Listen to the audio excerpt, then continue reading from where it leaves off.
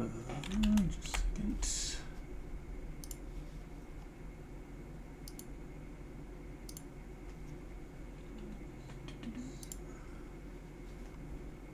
There we go.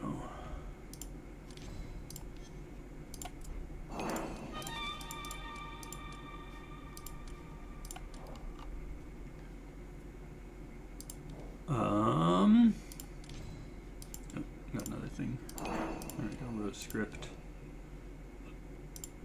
Let's banner. Here we go. Time for some polls.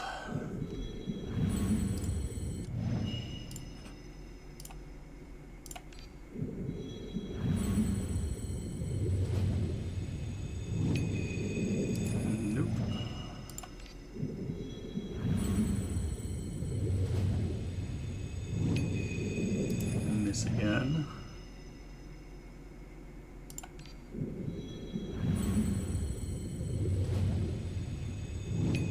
Miss again. Just looks like we're going to pity. Yep. Alright, this should be it.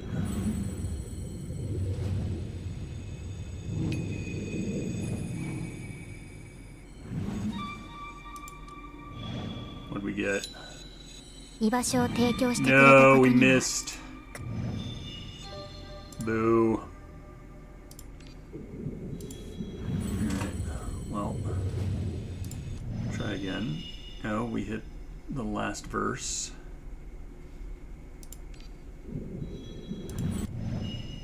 Alright, 1, 2.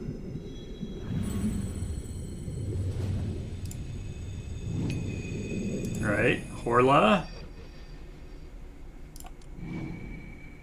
Come on. Please be Horla. No, Liz again? You serious? Oh my god. How many rolls do we have left? We have 30 rolls left. So right now we are at... does this tell me how many things? Because we hit Liz, then we hit the weapon, then we hit Liz again. So there we go, finally. Woo! Hit back-to-back Awakeners at least. There we go. We got her. That's what matters.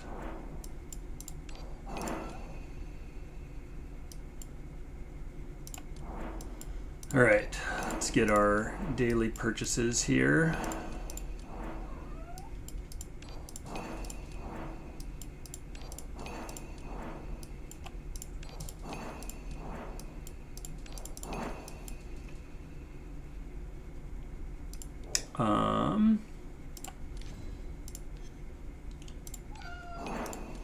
There we go. Handbook.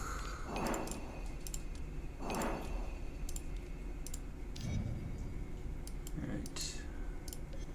Well, I guess we can enlighten Liz twice.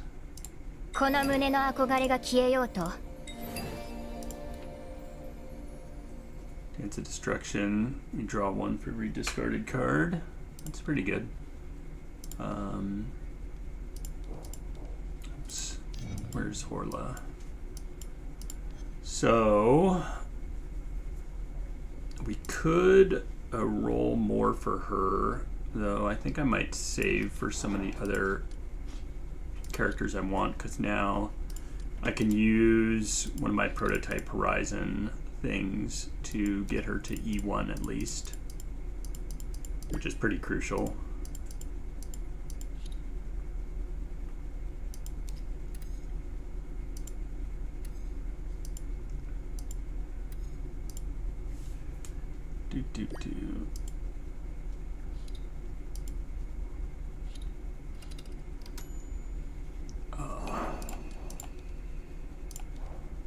All right.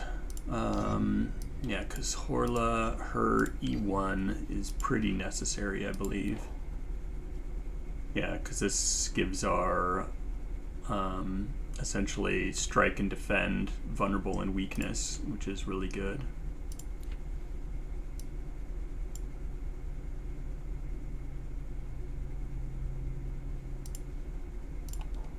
So we're also going to want to level her up.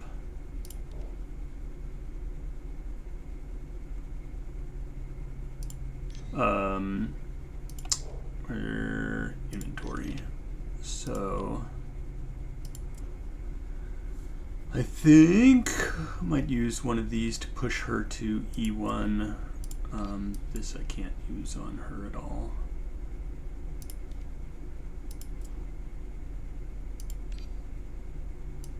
So it's really sad that we hit Liz with both of those. I think if we had hit, what's it called? What are the other? We had hit, oh, I guess we already have Tinkt set. I guess we can't hit the other characters that we would want. Cassia would have been alright. I think we have Tinkt at, what do we have Tinkt at right now? She not, yeah, she's already at E3. Who do I need? One's on, yeah, Cassia would be alright.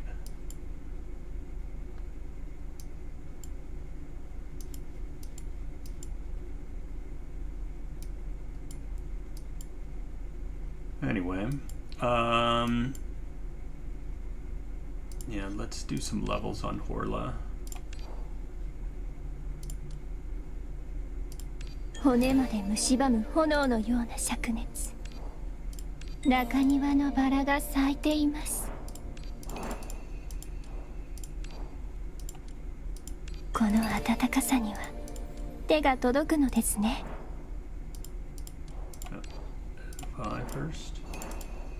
中庭のバラが咲いています。骨まで蝕む炎のような灼熱。Alright, so we need to get some materials.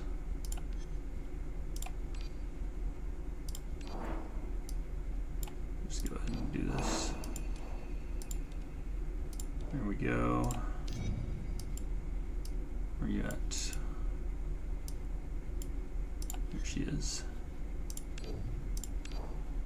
この暖かさには手が届くのですね。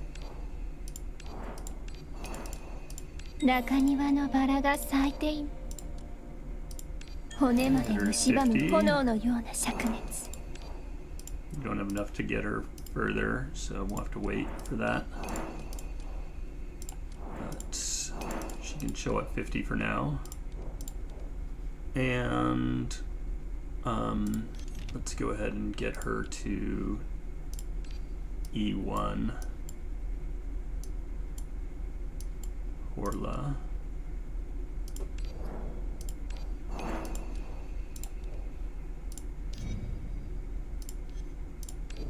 There we go. 私に近づく人はいつも Nice. 人生で一番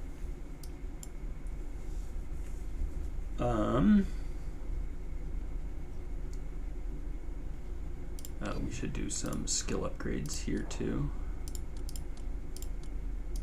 骨まで蝕む炎のような灼熱。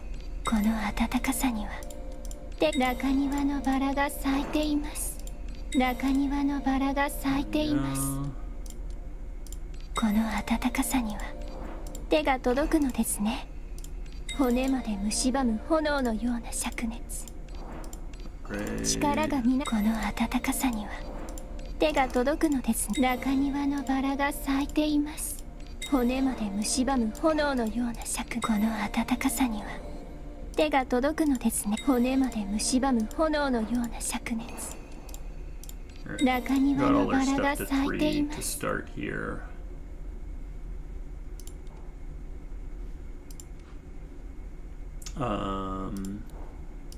骨まで蝕む炎のような灼熱。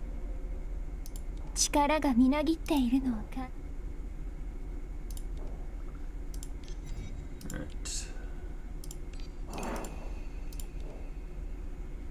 Alright. Should we try her out in the arcade? Well, we should find a lineup for her, first of all.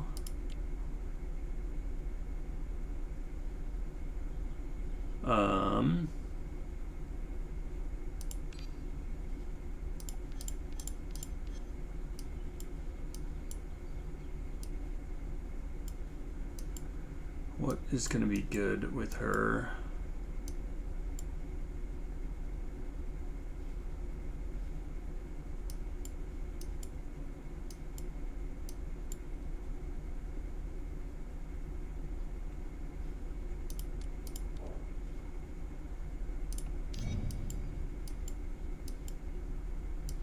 Oops.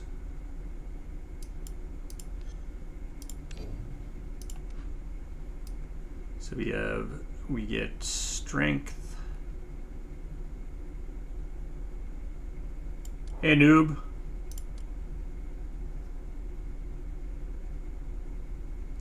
Hey Arata, how are you both doing? Think I'm probably gonna do some, I just unlocked Horla since her banner is today. So I got her unlocked. I leveled her up to 50 for now. I'll need to do some more stuff, but I'm deciding. Oh, you got into an accident? Ugh, I'm sorry to hear that. Hope it wasn't too bad, like you're not injured or anything.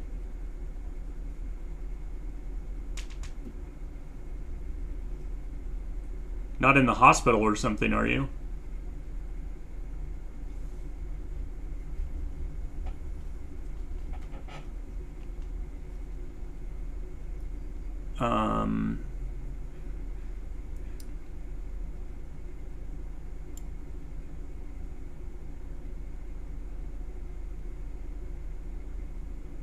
Slipped on a downslope riding a scooter. Oh, ouch. Scraped your knee, elbow, lost your glasses, and your phone screen's cracked. Oof. That sounds painful, but I'm glad it's not anything permanent or that's going to require a very long recovery. Oof. Still painful though. Sorry to hear it. Hope things get better quickly.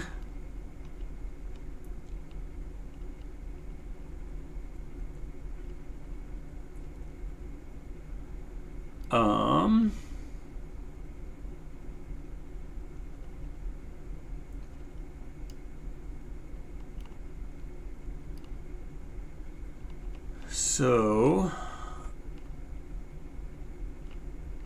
well, I think I'm going to mess, since I don't have her leveled up to 60 yet, I'm going to, I think, jump into, I wanted to go through the second chapter of Astral Reign.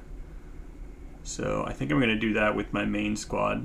By the way, I don't know if you, oh, you didn't get her from your polls?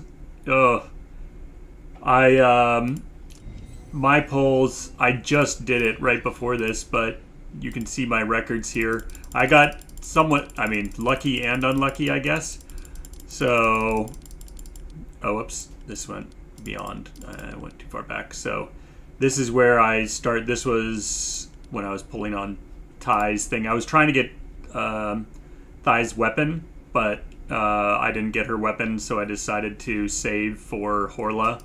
But so had, rolled up until Pity, got Liz with my first one, but then next 5 roll I got Horla's weapon thing, or her wheel, Then rolled again, nothing, rolled again, nothing, rolled again, got Liz again. And then right after that, I hit Horla. So got lucky that I rolled without going to pity and got her. So it worked out. I had like 90 rolls and I spent 55 or whatever. Yeah, I spent 55 of my 90 rolls to get Horla. So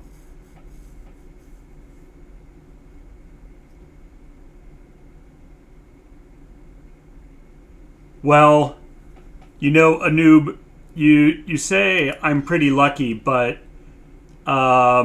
so I used this to roll for Horla, and I what is this? This one's called what? The I forget which one this is. Fated Sori Awakening or something. So if you go to, does this have, yeah, Fated Sori Awakening. So I tried to pull for her. I hit Wanda and Daffodil, so I missed Horla with this one when I did it, and I hit her weapon, but I missed her.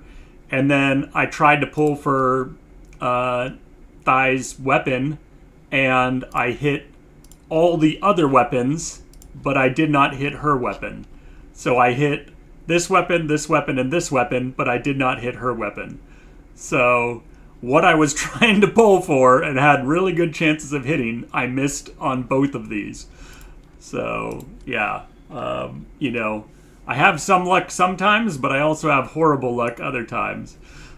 So I did get a my E3G Helot off that though, which was good. So now Helot's up to or Katena, whatever you want to call her.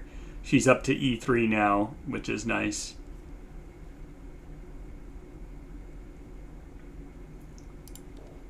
So yeah.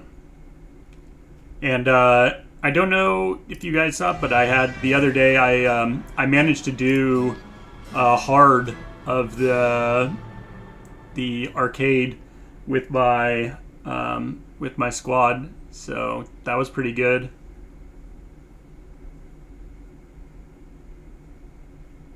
Yeah, now G-Helot can nullify the shield. Very nice. And she gets that card that starts in her hand and lets you pull one of her cards from the deck.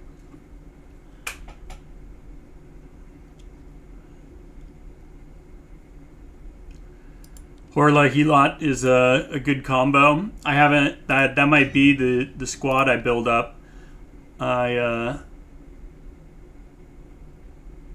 I was up against Doll Inferno was my final boss for it.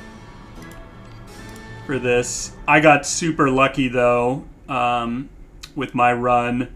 I got the Arachne portrait on the first. Like I just started with the Arachne portrait, which is huge. So I got super lucky.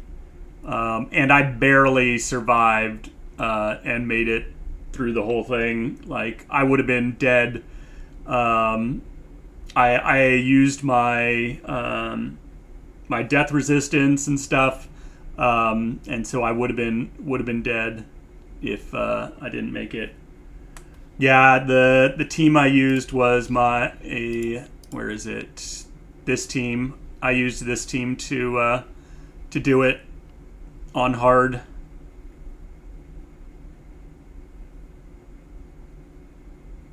So still a bunch of like pity powers and stuff like that.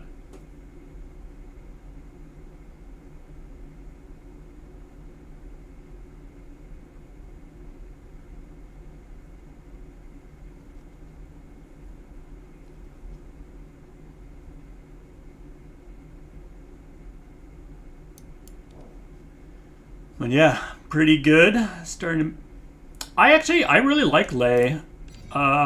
Just because she has like % missing health that she heals for with her ultimate, with her Exalt. the restore percent health, especially if you use like a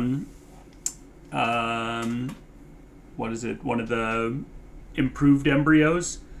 The percent restore is really nice. Yeah, I mean, the strength ramp doesn't help me, so that's a bit of like non-synergy there. I mainly just use her for the percent health. I also use her for the 0 cost. Yeah, the Scion. Yep, Scion of Purity. I also use her for the 0 cost for using Arachne's Pursuits. So this is helpful for that as well. That way you can just like pursue really easily and do a ton of pursuits if you use this. So I could probably have someone better, but yeah. Luckily I don't need this because I don't need the strength bonus. But yeah, there might be better things I could do for the healing for counteracting like the damage we're taking from Arachne. But yeah.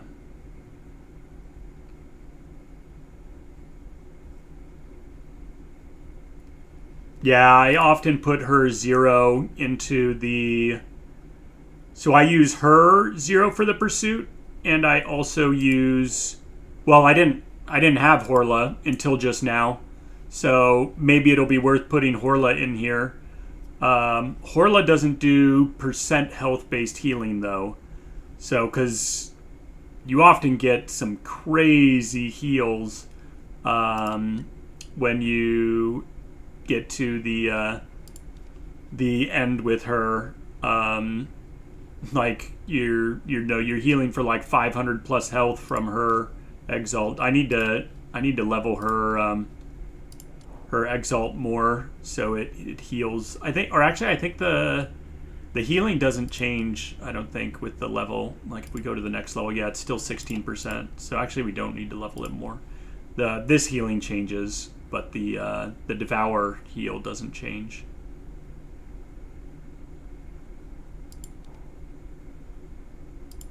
Yeah, the reason I use... Oh, you can have a faster Exalt rotation with Horla? Does Horla have a way of getting stuff into the space quicker? That's why I use Daffodil right now. I use Daffodil to accelerate my Ultra Space. And I just use her 0 cost.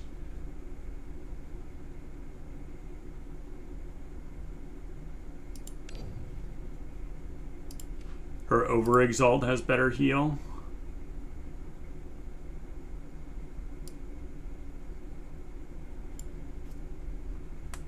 Oh, 3 stacks Universal Metaphor, which can you... Yeah, you can use the emotional trigger stuff. You can get extra healing.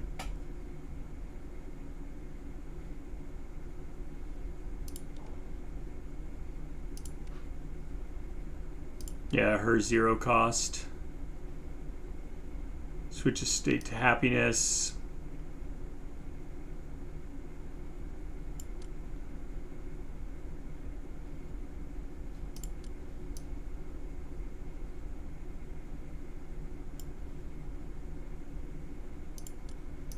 This is grief, increases our HP recovery.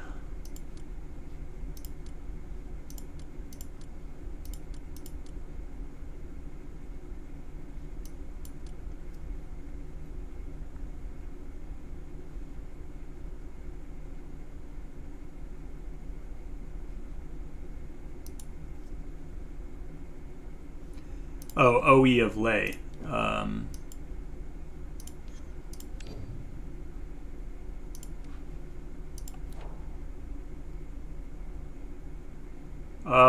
It's just 100% more strength, and all Awakeners gain crit.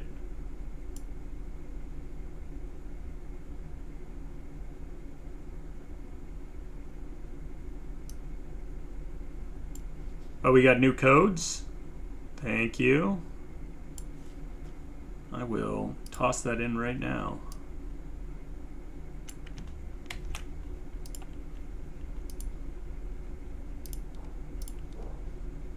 Do.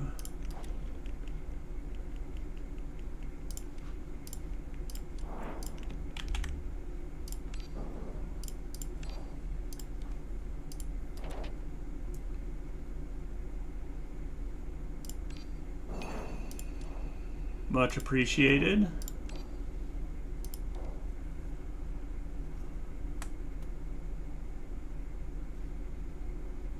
They refreshed the old code? ここのみんなは子供がほとんどね。あの紳士は You 髪 can が use 真 it っ白だ again? し、あのしかめっ面のお兄さんは片う。 Interesting. Let's try that. Yeah, it says I've already redeemed this.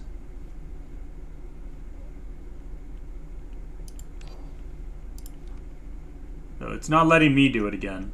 あの子、欲望を前にした人間はいろんな表情をするから見ていて飽きないわ。でも人間 Let's see. All right, I think let's just jump into the campaign here. We're gonna have a bit of movie time, but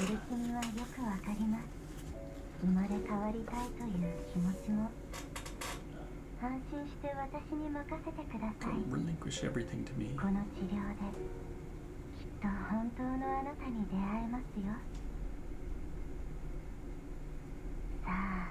This part I'm not gonna read out loud because it doesn't let me pause it.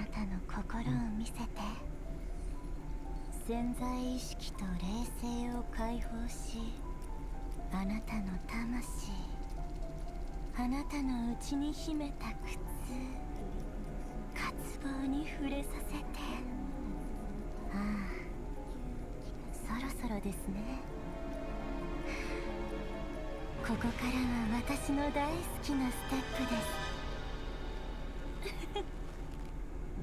悲しみ、恐怖、無力感、神経伝達物質が Hello, Clementine. あなたの真実を告げていますよ。でもまだまだ足りません。もっともっと見せて。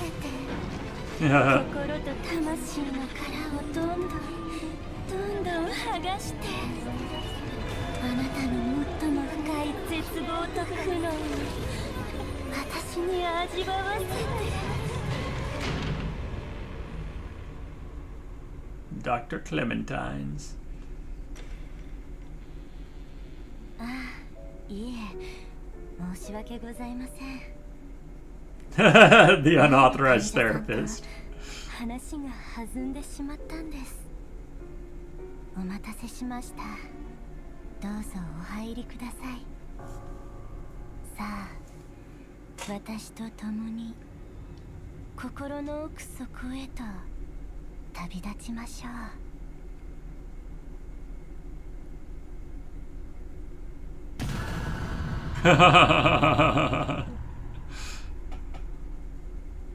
Clementine, what are you doing?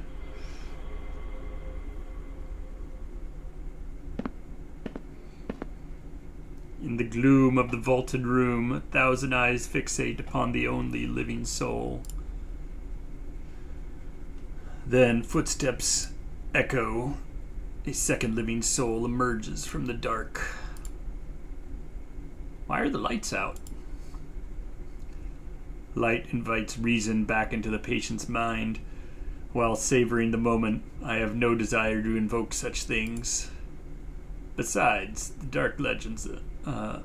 dark lends a certain sweetness to the agony and despair I draw from their enemies, or from their memories. I can read. As you wish. I only care to know, has he been dealt with? You're always so impatient. A fly caught in my web has no hope of struggle. Move faster. My schedule must be kept. Someone's broken in. I can sense them. Quite frankly, I'm curious to see who this second fly might be.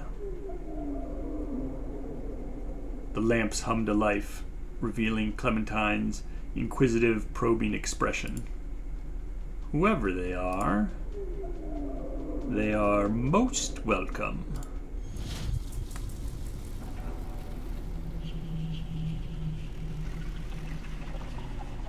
The only person holds half of Londonium's. Londiniums. That's what it is. Londinium. It's weird because in some of the translations it says Londinium, but in chapter 1 of Astral Reign it was calling everything London. I wonder if that was just like mistranslation from like ChatGPT translate, because I know they haven't finished like hand translating everything, but it was interesting the switch from Londinium to London. I mean, obviously this is sort of supposed to be representative of London, but okay, so this is First Arc is another world where it is actually London. Okay,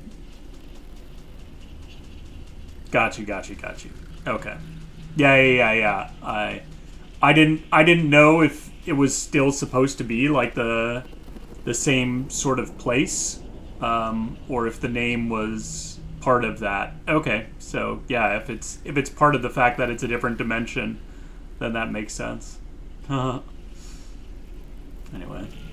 chitinous clicking, an omnipresent skittering drone, a repulsive alien skittering courses through your veins, surging with blood until it forces it into.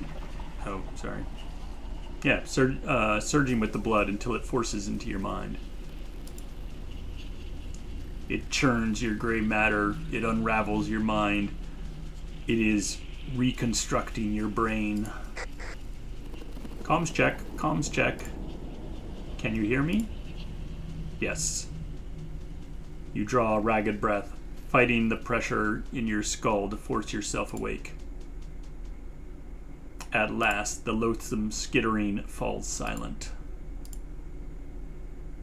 You're standing in what appears to be a sanatorium, empty, silent corridors flanked by endless doors that bleed into the dark. A sanatorium? Why am I even here? You're asking me? Perhaps I should schedule a tune-up for your body. Clearly, your memory modules are malfunctioning.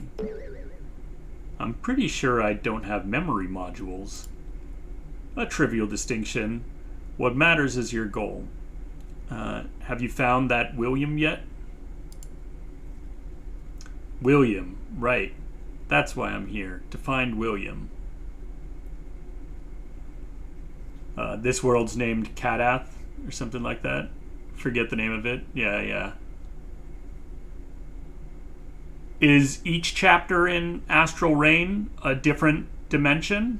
Or is all of Astral Reign in the same dimension?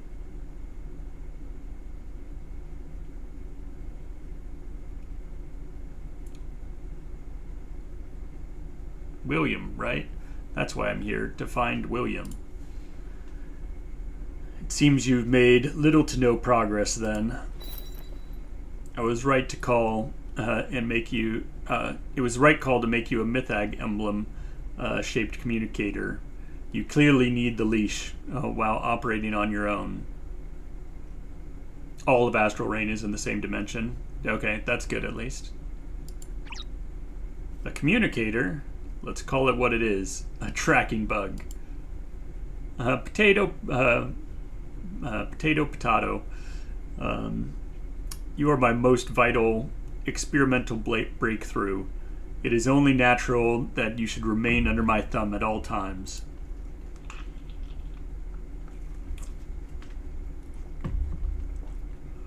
To be honest, if I didn't have a laboratory to rebuild, I would never have let you out of my sight, regardless of how much you insisted on finding your dear senior.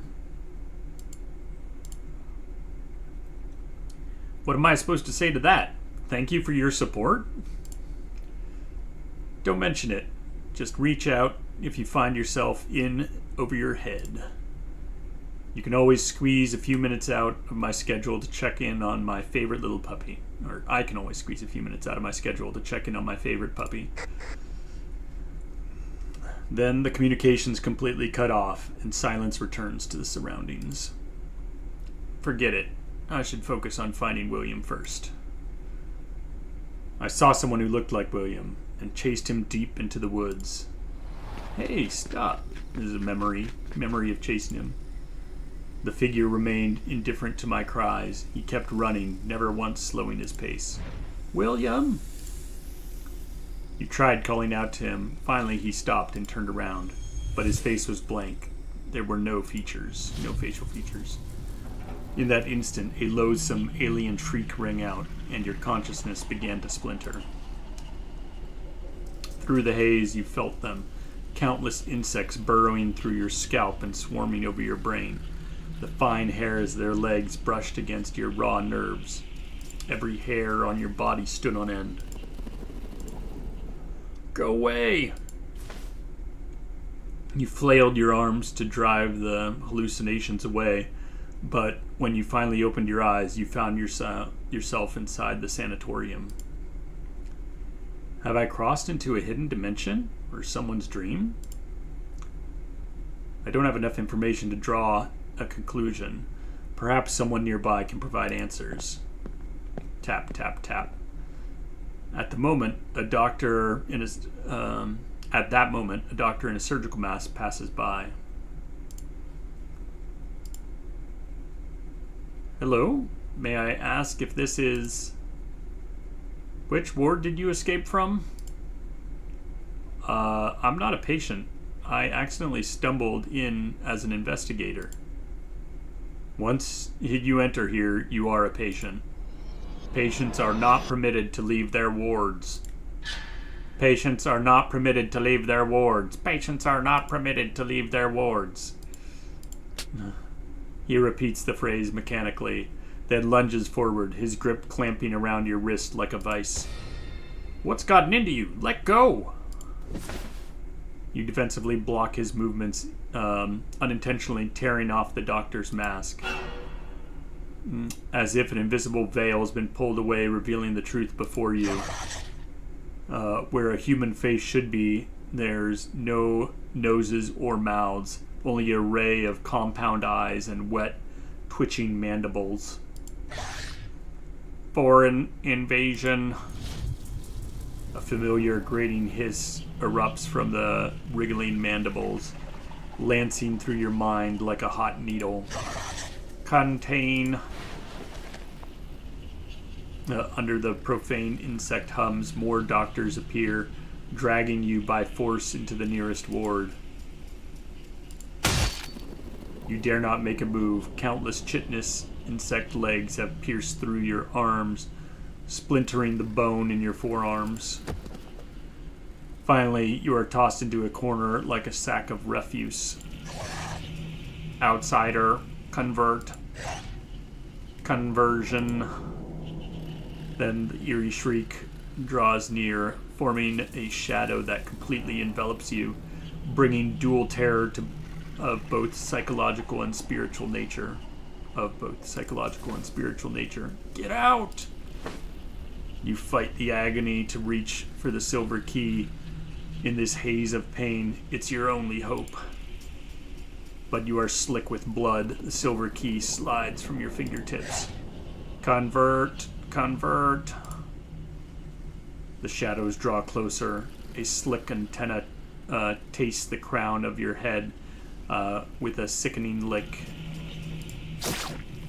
Your brain suddenly throbs with pain as if something has pierced through the cerebral cortex, delving deep inside, penetrating the soul. Suddenly, a piercing bell shrills through the sanatorium, as if vibrating from the very depths of your soul. Outsider invasion? Contain outsiders. After a brief, strange insect chirp, you see those terrifying figures moving away. Along with them, the light is also fading. The light outside the door gradually narrows into a thin line and then completely vanishes. You are cast into darkness, abandoned in this strange place with nothing but your wounds. Dun dun dun.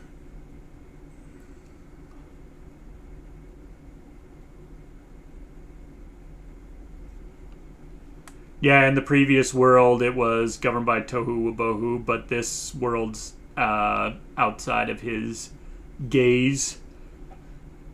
It's the property of someone else. Exciting. I imagine we will learn more.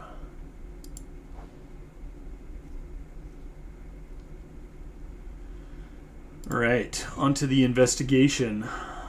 Let's take our main squad here.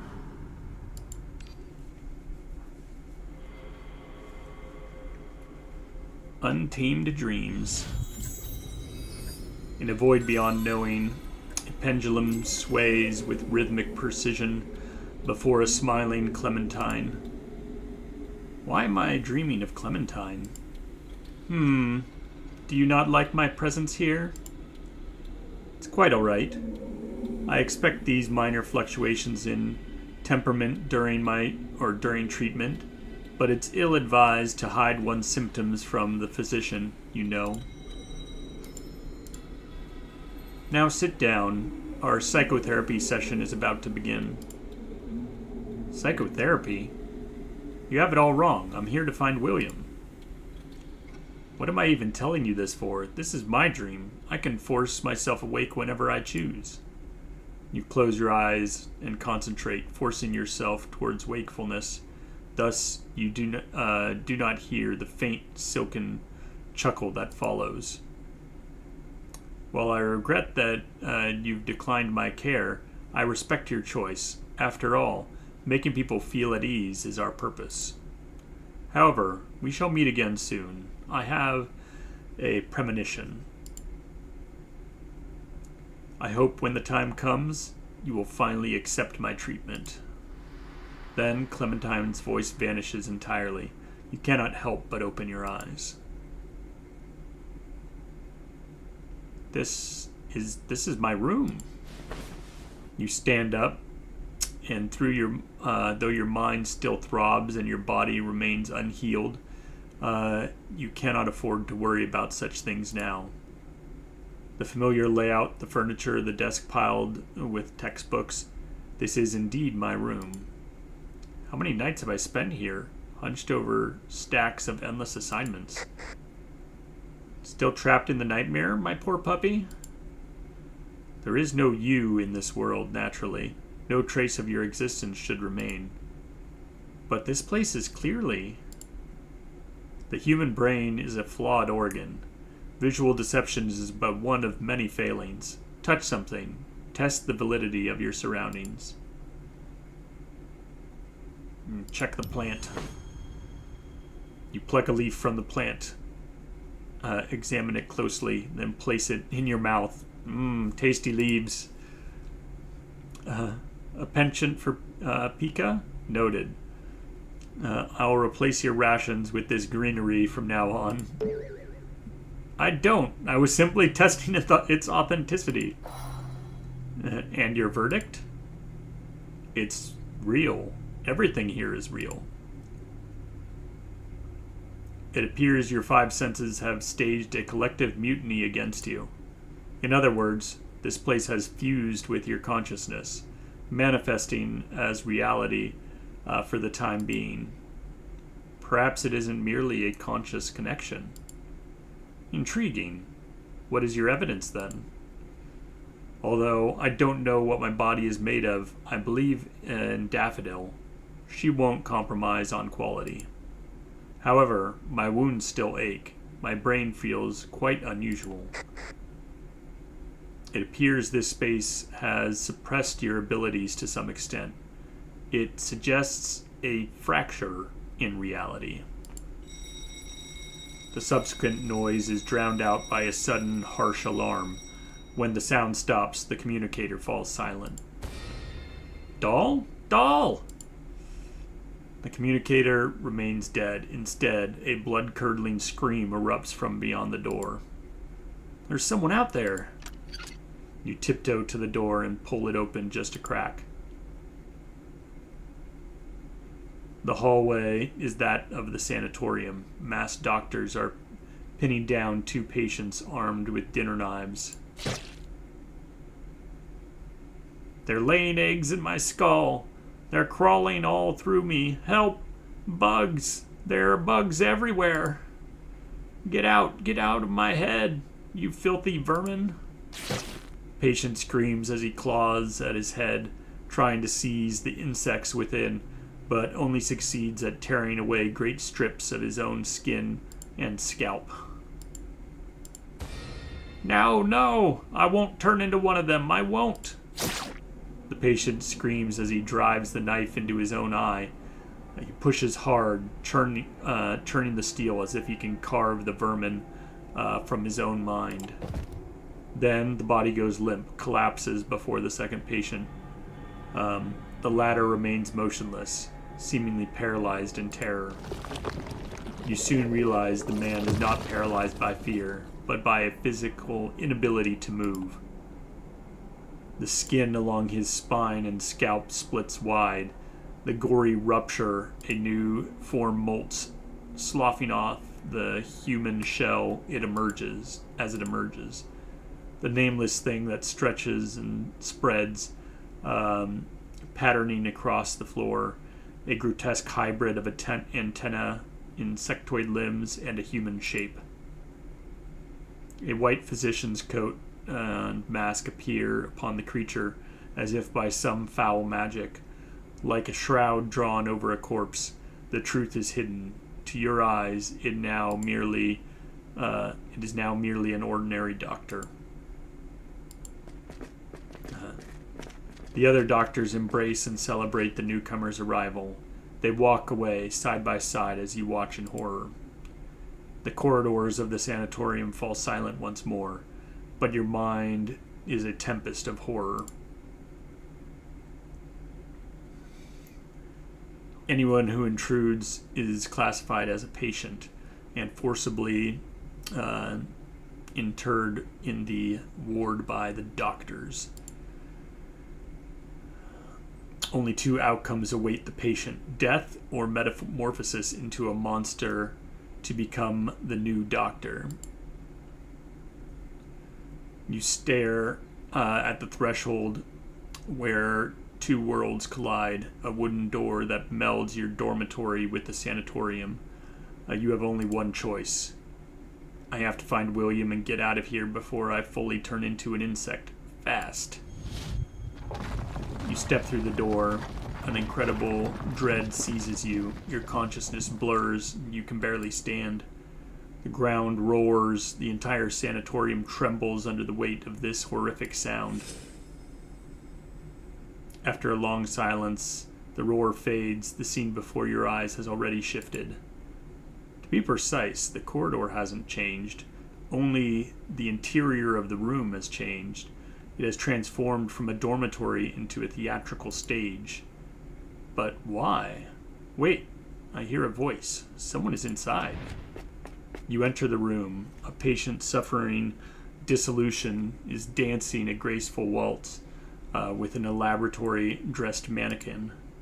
Hello? Why are you in this room?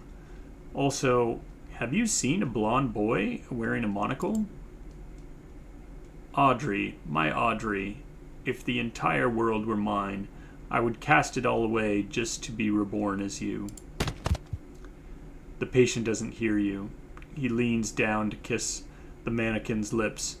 As he does, his head slips from his neck and rolls to your feet with a wet thud. The hollow, sightless sockets of the mannequin flicker with strange light, like white tears or a silent plea for help, oozing slowly towards you. Now that desolated patient finally looks up at you. William, another man after her? Doesn't matter. Audrey belongs to me alone.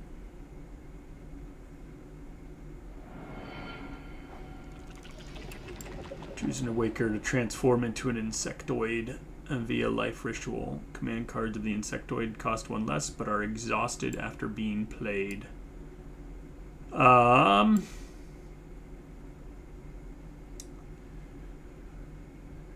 suppose Lay's cards can get exhausted. That's alright by us.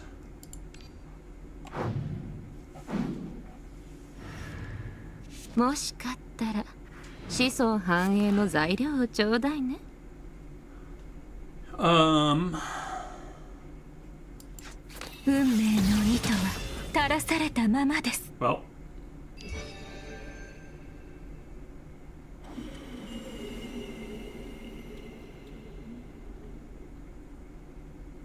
In an instant, the scenery before you becomes blurry, illusory.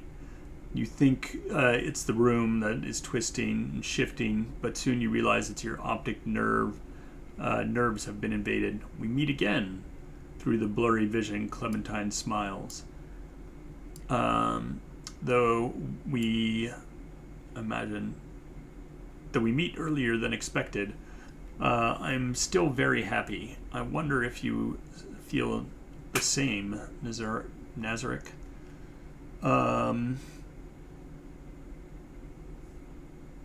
Hey tubers, I'm doing pretty well. Going through some more Morimens story.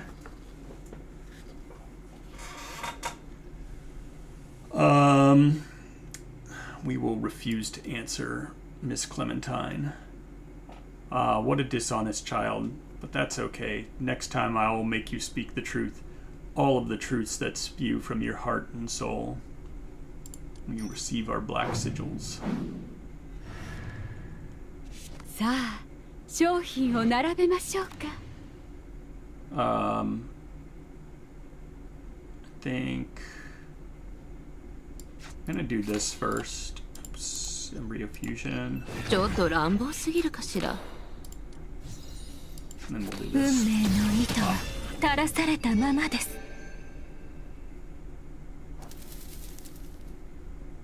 Destroy a command card and receive black sigils.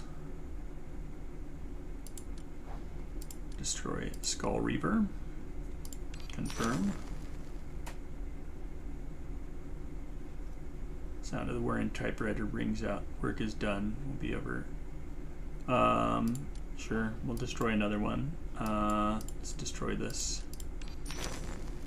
Alright.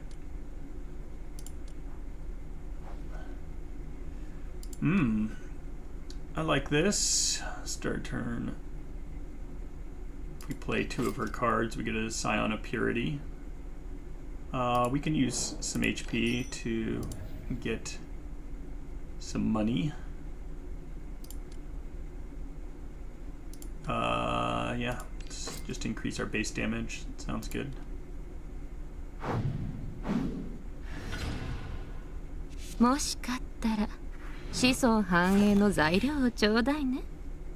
Alright. I think we'll use this first to put it in our ultra space. 運命の糸は垂らされたままです。抗うことなかれ。私に任せて。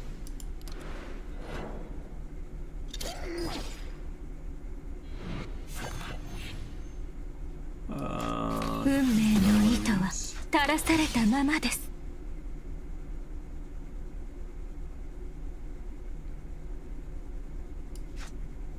Let's 未来はすぐそこにあります。 defense.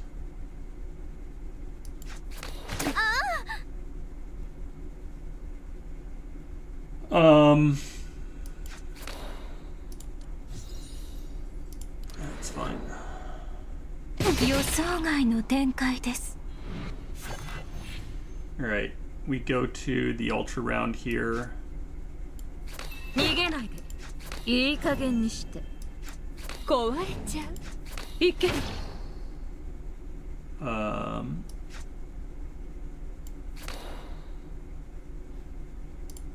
Oh, let's see. Let's go to the ultra space first. Now we activate this. ここに紡ぎ、ここに測る。ここに判決を下す。 We will use defense 運 first. 命の糸車が動き始めました。 We'll go ahead 果 and て do ない this. 首よ、その要望を示せ。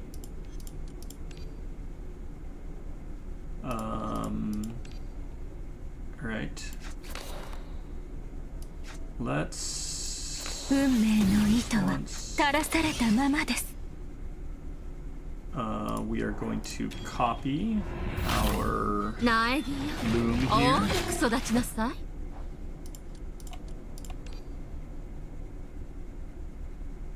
Good. 運命の糸は垂らされたままです。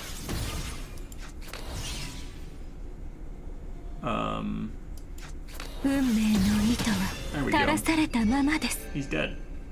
もう We 終わ had り？ plenty of 興 pursuits 味 we が湧 still いて could き have たばっ used. かりなのに。 So we were fine. Easy win.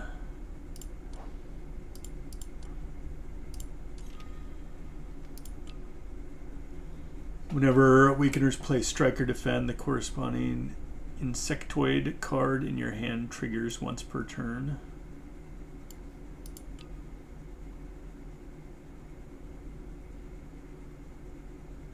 All Awakeners gain 2 Exalt Power stuff. Or offer rate of insectoid exclusive relics increased by 300%.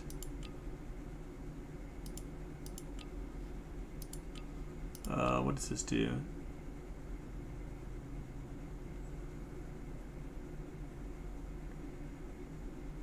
It's interesting. Oh, this like insectoid based stuff.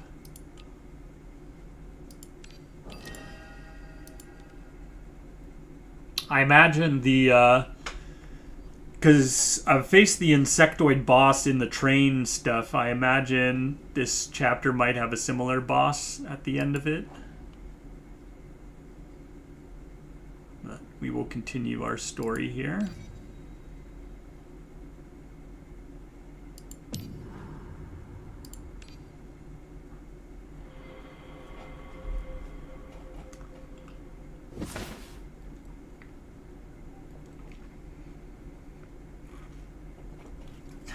Yeah, I'm not surprised.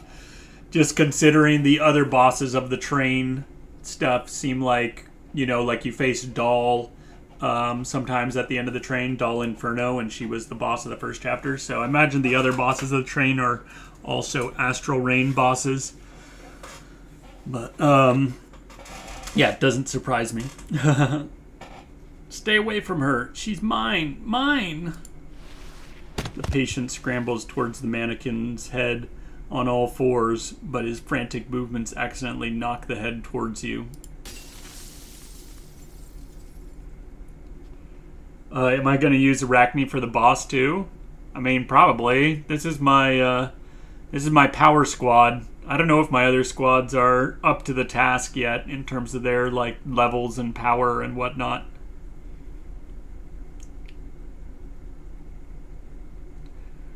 The white tears and hollow eye sockets finally touch you. They shatter in silence. Oh. White light floods your body.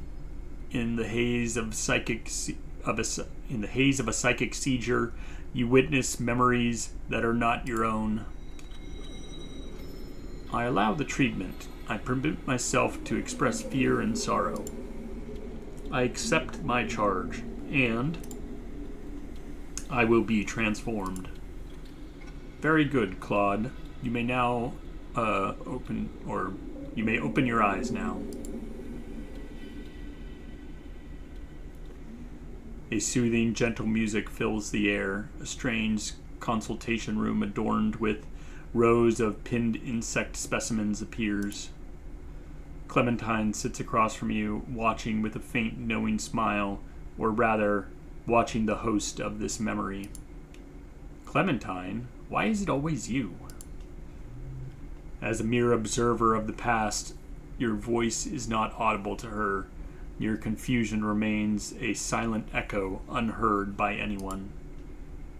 Relax into the music. Imagine your consciousness drifting away from the flesh, dancing in the void. Excellent. Now let us return to our topic from last week. You decided to propose to Audrey after seeing her perform so intimately with Leonard. What was the outcome? The host of the memory, the patient Claude, clenches his fists. He is a coil of tension, rage, and bitter frustration. His body has already given the answer. I see, but perhaps that isn't entirely a bad thing.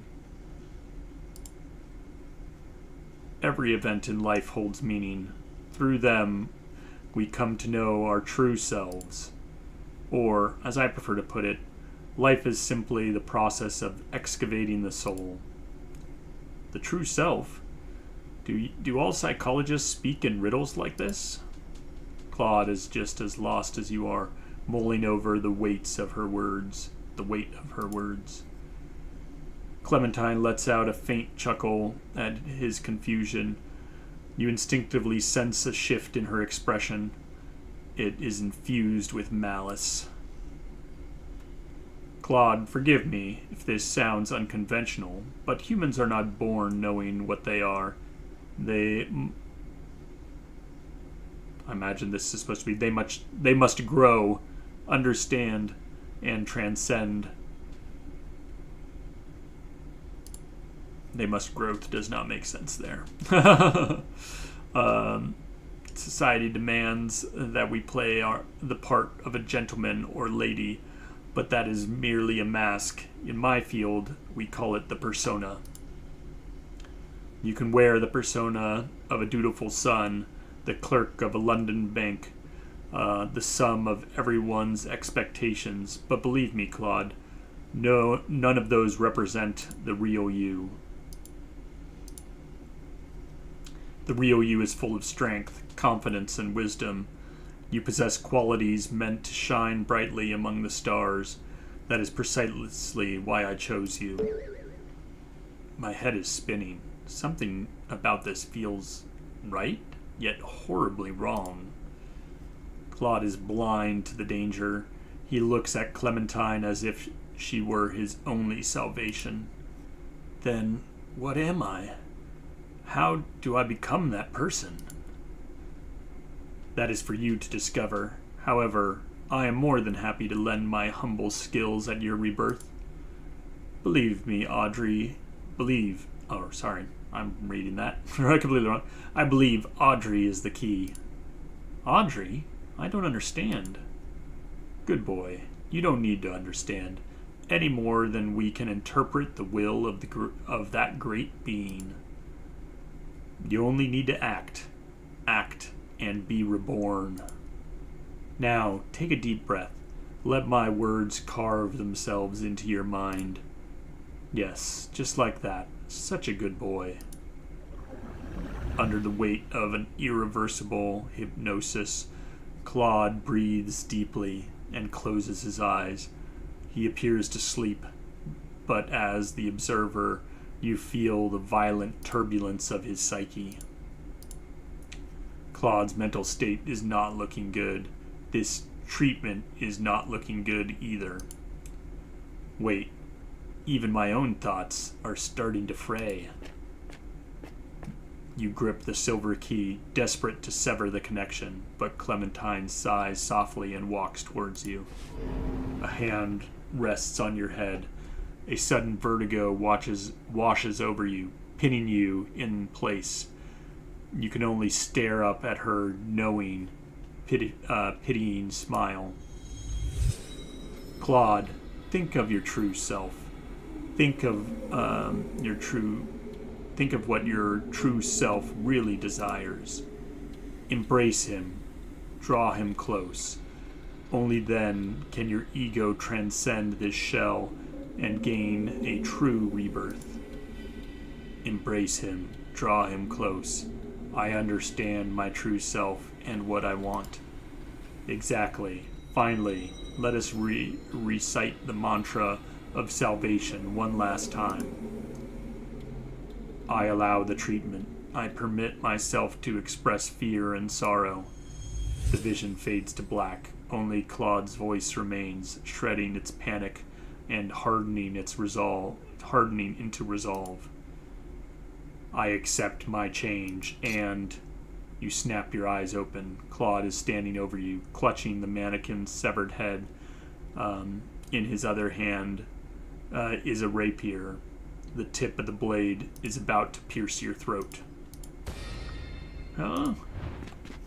You dodge the strike and lunge towards the exit, only to find the door has sealed itself shut. Open! Damn it, open up! Open? You mean the door? Impossible.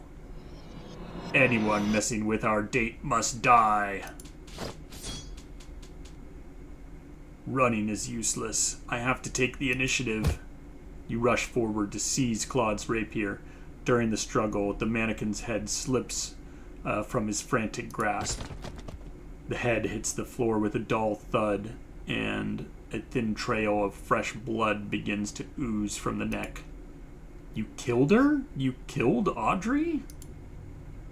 I killed Audrey? That's impossible. I loved her. You snatch the head from the floor and shove it into Claude's face, forcing him to witness the rhythmic drip of gore. Look at it, Claude. Look what you've done. You killed her the moment she rejected you. As if the veil is being torn away, the mannequin begins to warp. The fabric, skin, and wire frame dissolve, melting away to reveal the raw, bloody meat beneath. Audrey? I remember now. It's all coming back. Yes, I killed her. I murdered my Audrey. Ha ha ha! Claude collapses into hysterical laughter. His sanity fractures. The very room begins to heave and tremble. A violent gale surges from nowhere, hurling you through the doorway and back into the corridor. You catch one final glimpse. Forgive me. Claude kisses the mangled lips of the mannequin and drives his blade through his own throat. This time, Audrey does not pull away.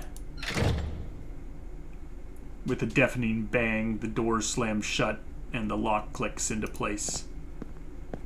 In sudden silence, the rhythmic tap of familiar footsteps echo from the distance. The doctors, hide now! You press yourself into the corner shadows, feeling a sudden, soul-deep chill crawl through your veins. You do not need to understand. You only need to act. Embrace him. Draw him close. Become your true self. The treatment was a trap. Through cunning rhetoric, she drew a false equation between marrying Audrey and becoming the true self, turning Claude into a murderer.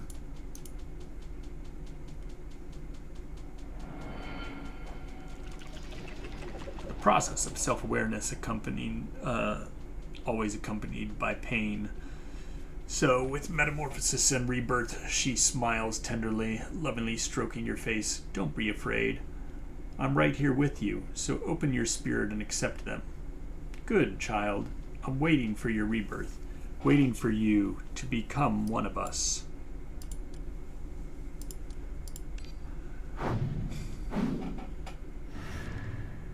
Sa, 商品を並べましょうか。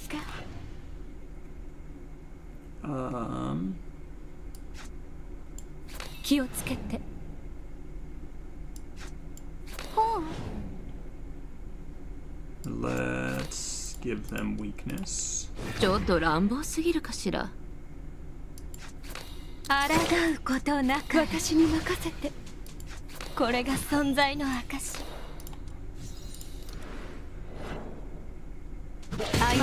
Sort of wasting 修正せ my ねばなり health ませ by ん。 using Lay's thing, because I think these guys are pretty much all gonna just die to this. 運命の糸は垂ら Oh, された no, ままで there's す。 one still alive. Alright. Let's use the guiding strings. いい加減にして。 Defense.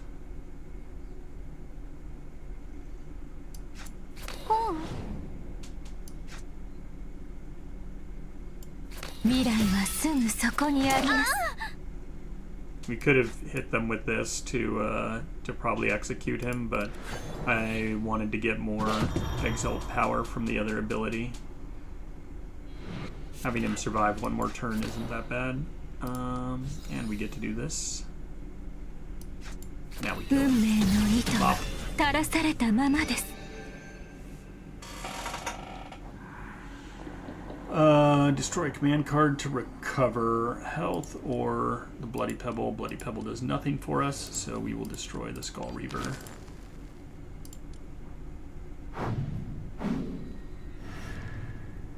もしかったら子孫繁栄の材料をちょうだいね。 I kind of like that I no longer have to navigate around the silly map. It kind of felt pointless before. I mean, it gave you some choices in terms of direction, but I like just going into the battles myself. Let's see. Do I want to just pop this? This will just kill them all. Well, it doesn't quite kill him. So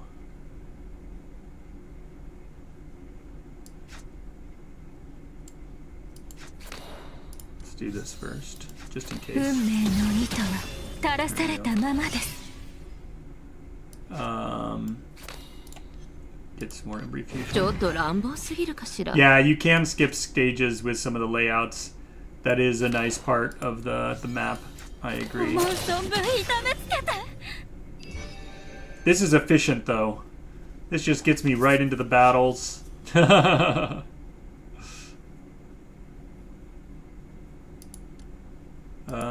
Counter.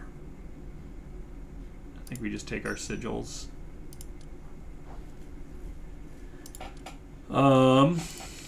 Get key flare from the first posse. Let's do a reroll.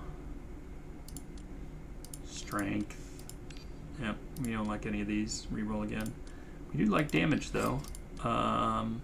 Takes 120 to upgrade, so doing this won't give us any upgrade. We can get shield from annihilation. This is going to be the last battle we're going into, so I guess we'll just take this.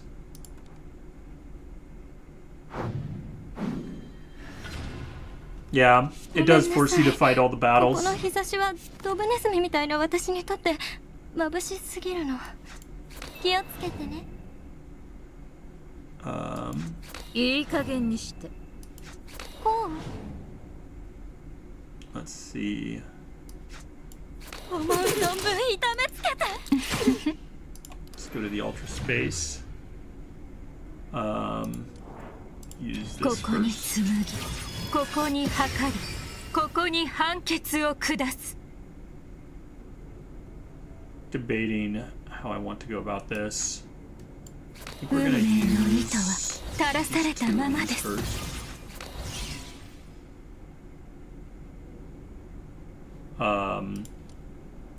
We can duplicate the loom again. 銀の鍵が道を照らさんことを。運命の糸は垂らされたままです。 Then 壊れちゃう。運命の糸車が動き始めました。 Yeah, we just final verdict them both. 気をつけてね。運命の糸車が動き始めました。 bye. いよいよ食事の時間ね。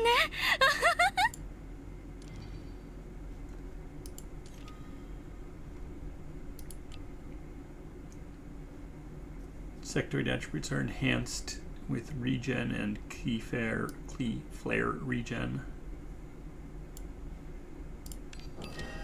Yeah, so far pretty easy to clear these. We're just going straight into a boss here, it looks like. No additional things. Or is it to... I think this is just like the boss pair, right? Yeah, Arachne gets you through the mini fights really quickly.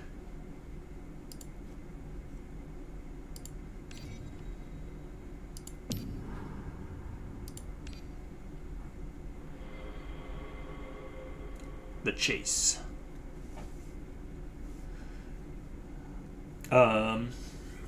Just 1 second.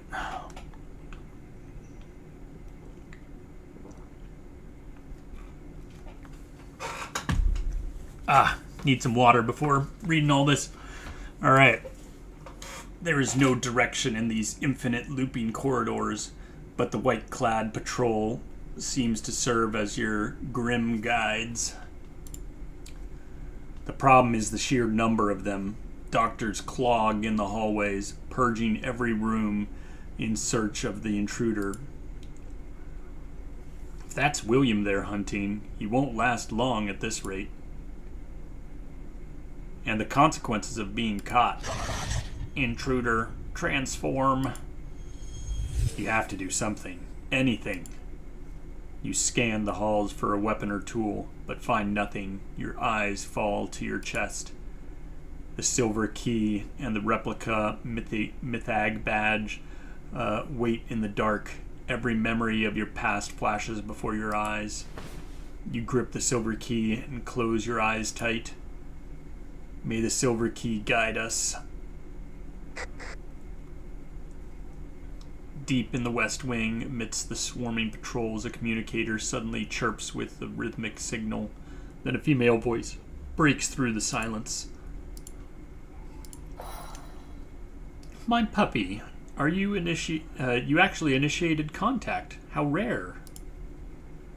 I found the cause for our last blackout. It was the spatial interference of your current location. Simply put, you are trapped in an unknown domain. It obscures reality and hijacks cognition to erode the mental and the mental and physical state of anyone inside. The interior is in constant flux. These shifts create energy spikes that disrupt our comms. Given how deeply your consciousness is tethered to this space, if you die here, you will be lost. You'll be trapped in this void forever. But I won't allow that. I've upgraded the research on this domain to the highest priority. I just need you to feed me the data. Dull Inferno pauses, waiting for a reply that does not come. What? So thrilled at the prospect of escape that you can't find the words? A response finally comes, but not in the voice she expects. Intruder. The patrol teams in the West Wing freeze, drawn by the voice. They gather beneath the ceiling vent where the communicator is lodged, staring up in unison. Dull Inferno. I retract my previous statement. Giving you that communicator and letting you act alone was a catastrophic mistake. I overlooked the most critical factor, your courage and wisdom as a keeper. A silence falls over the comms for a heartbeat.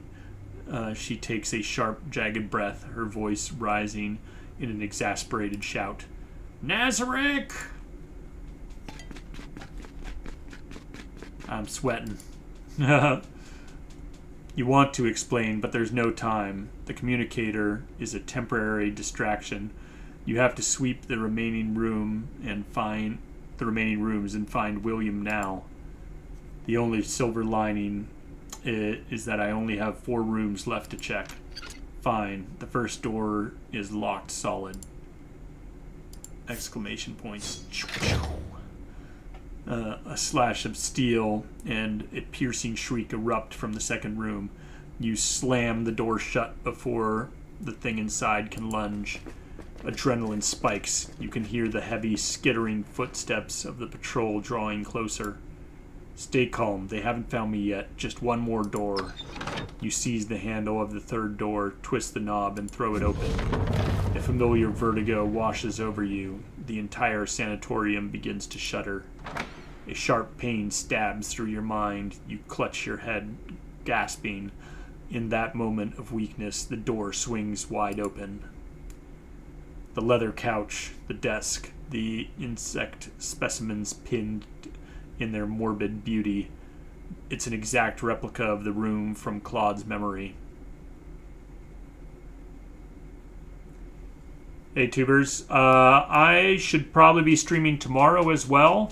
And then on Friday, my parents arrive, so I will not be streaming for like a week after that. But yeah, so I should still be doing some streaming tomorrow. Why is Clementine's consultation room here? Wait. The dormitory, the stage, the clinic, every room is bound to an owner. If the owner dies, the room vanishes. That means these rooms are psychological projections of the inhabitants. A cautious and correct inference. You beat that little guy to this conclusion by 6 minutes. Without warning, the fourth door slides open, revealing a familiar, smiling figure. Albino? I knew the Sculptors Association was behind this. Oh, not only do you know my name, but the association as well. How intriguing. I suspect your uniqueness extends far beyond mere knowledge. Albino's smile deepens as he leans in. He inhales sharply. It seems he is sniffing you. You can see them, can't you? Those memories, those hidden truths. Memories?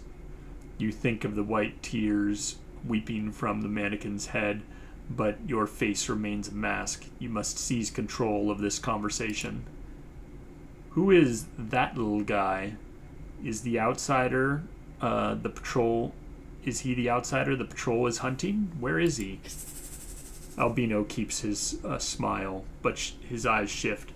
His golden vertical pupils glint with a cold, excited light.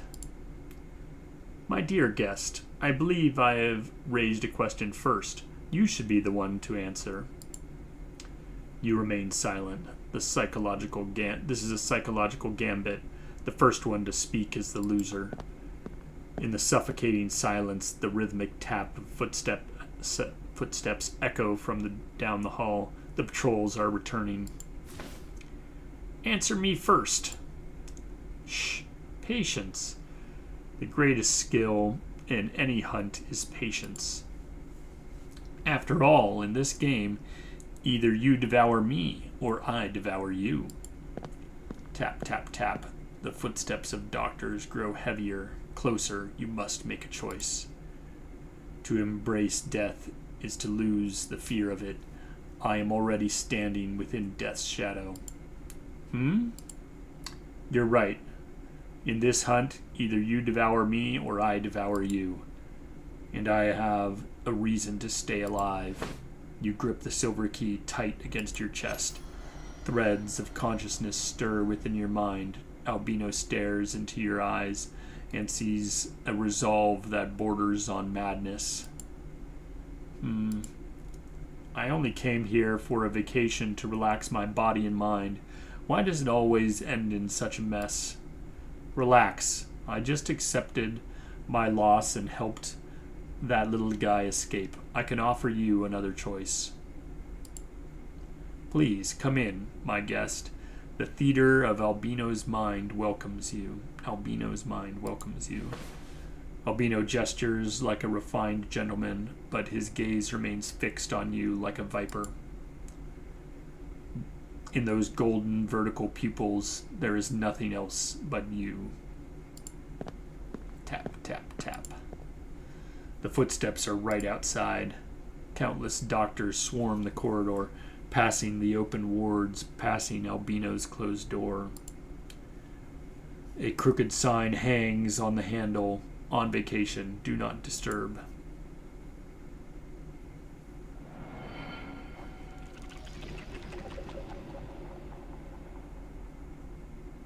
Alright, this is the same text as the last time, so I'm not going to read that again.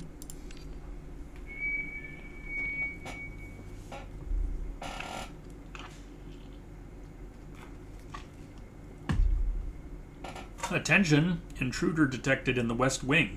Patrol teams initiate sweep and clear. Repeat, intruder detected in the West Wing. Patrol teams, initiate, sweep, and clear. That voice on the broadcast, it sounds so familiar. I can't place it. No time for that. Foreign personnel. That has to be William. I need to get to the West Wing.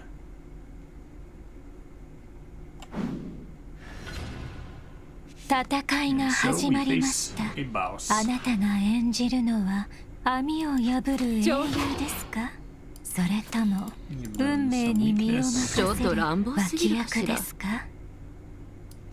無駄な抵抗はおやめなさい。気持ちいい？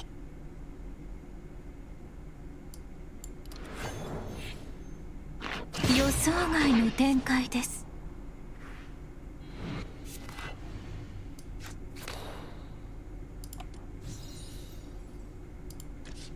Still haven't drawn our 気をつけて。 stuff. It's alright 気を though. つけてね。ああ！私に任せて。未来はすぐそこにあります。Do we want to use this?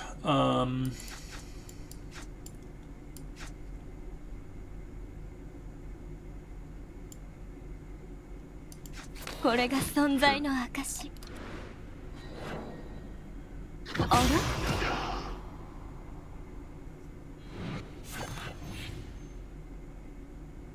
Let's use the 運 loom. 命 Get の that 糸 into our は ultra 垂らされ space. たままです。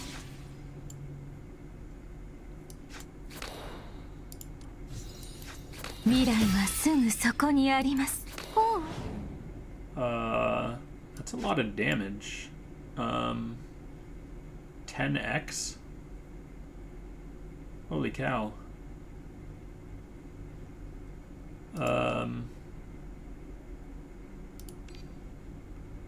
Yeah, that is a bit 銀の problematic. 鍵が道を照らさんことを。いい加減にして。気をつけてね。いい加減にして。We can survive with a whole 8 HP. That is gonna be a little bit of a problem there. Luckily, we have a percentage heal with you. 甘美な死を飲み干して。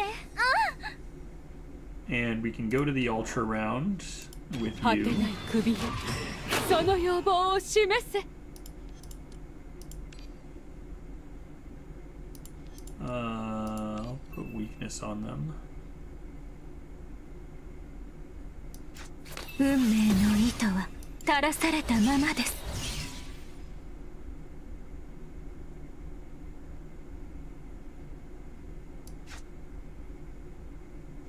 さあ、 Do that.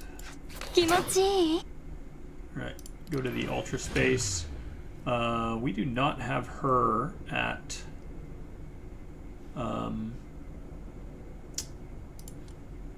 thing yet, but if we duplicate one of these, this should give 銀 her の鍵 some が道を exalt 照らさん power. こ There と we を。 go. ここに Use 紡ぎ、 this. ここに測る、ここに判決を下す。 First, we 運命 want の糸 to は垂らされ increase たままです。 our damage. Now, はあ。運命の糸車が動き始めました。 there we go. Easy, right? なかなか It wasn't even close. It's not like we ended up at 8 HP at all, right? That never happened. Just breezed through that.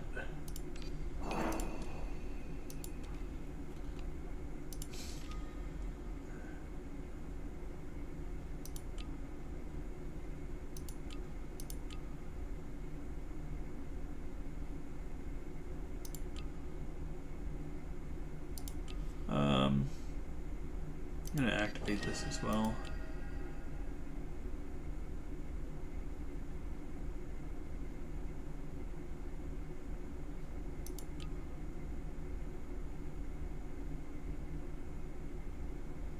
Should probably save up some of these for these things. These are pretty good.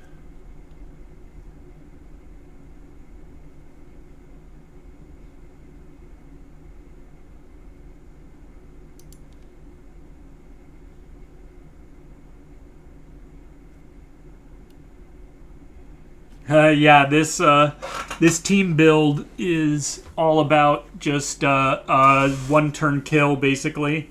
You build up, like, I don't know if you've played Slay the Spire 2 tubers, but you basically build up like a Doom thing. It's called Final Verdict with this, and once that bar fills up and covers their whole HP, it just executes them instantly and they die.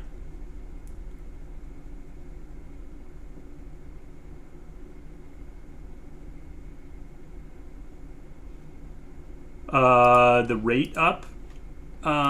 Is there a rate up for portraits?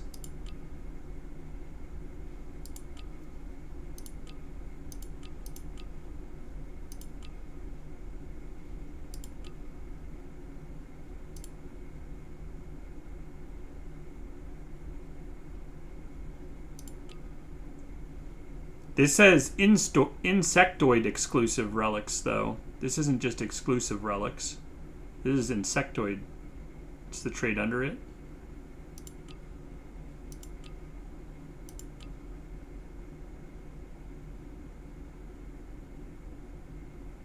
Am I missing this somehow?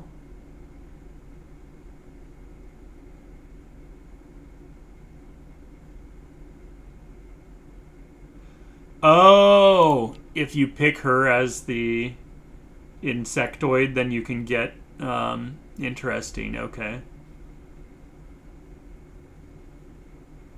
so you can make her the insectoid, and then you can use like this to get her skills. Suppose that's one way to do it.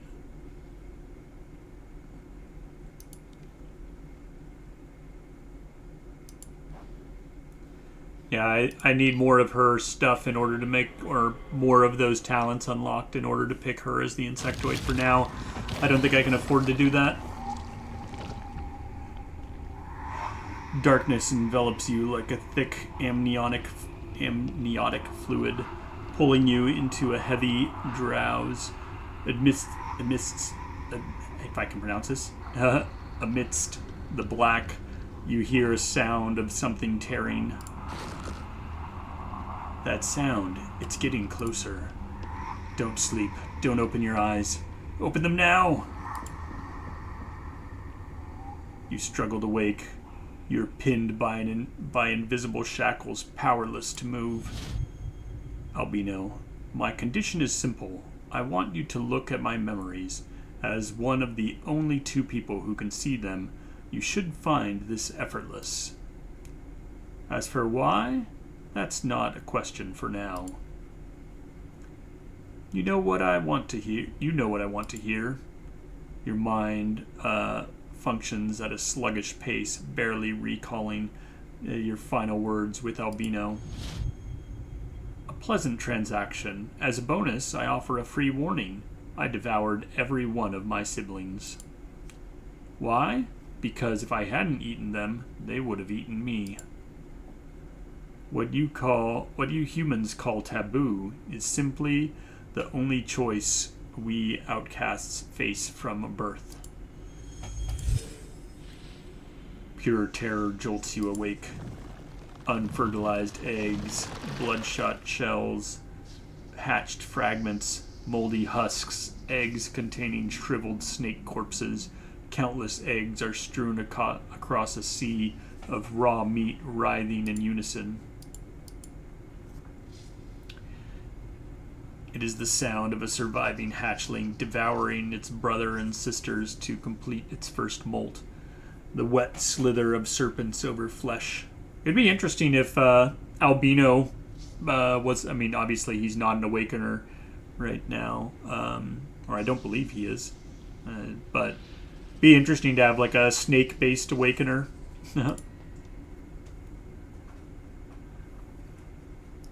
In this moment, you finally understand what Albino meant by the only choice.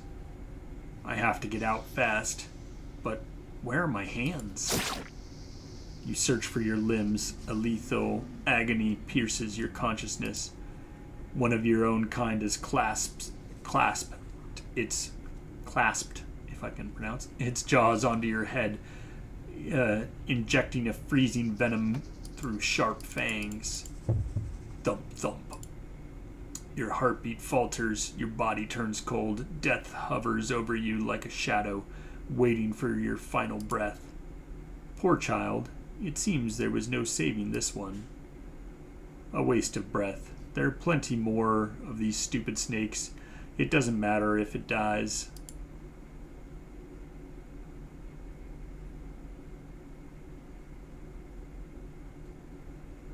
Who did I get from the Caro paid banner?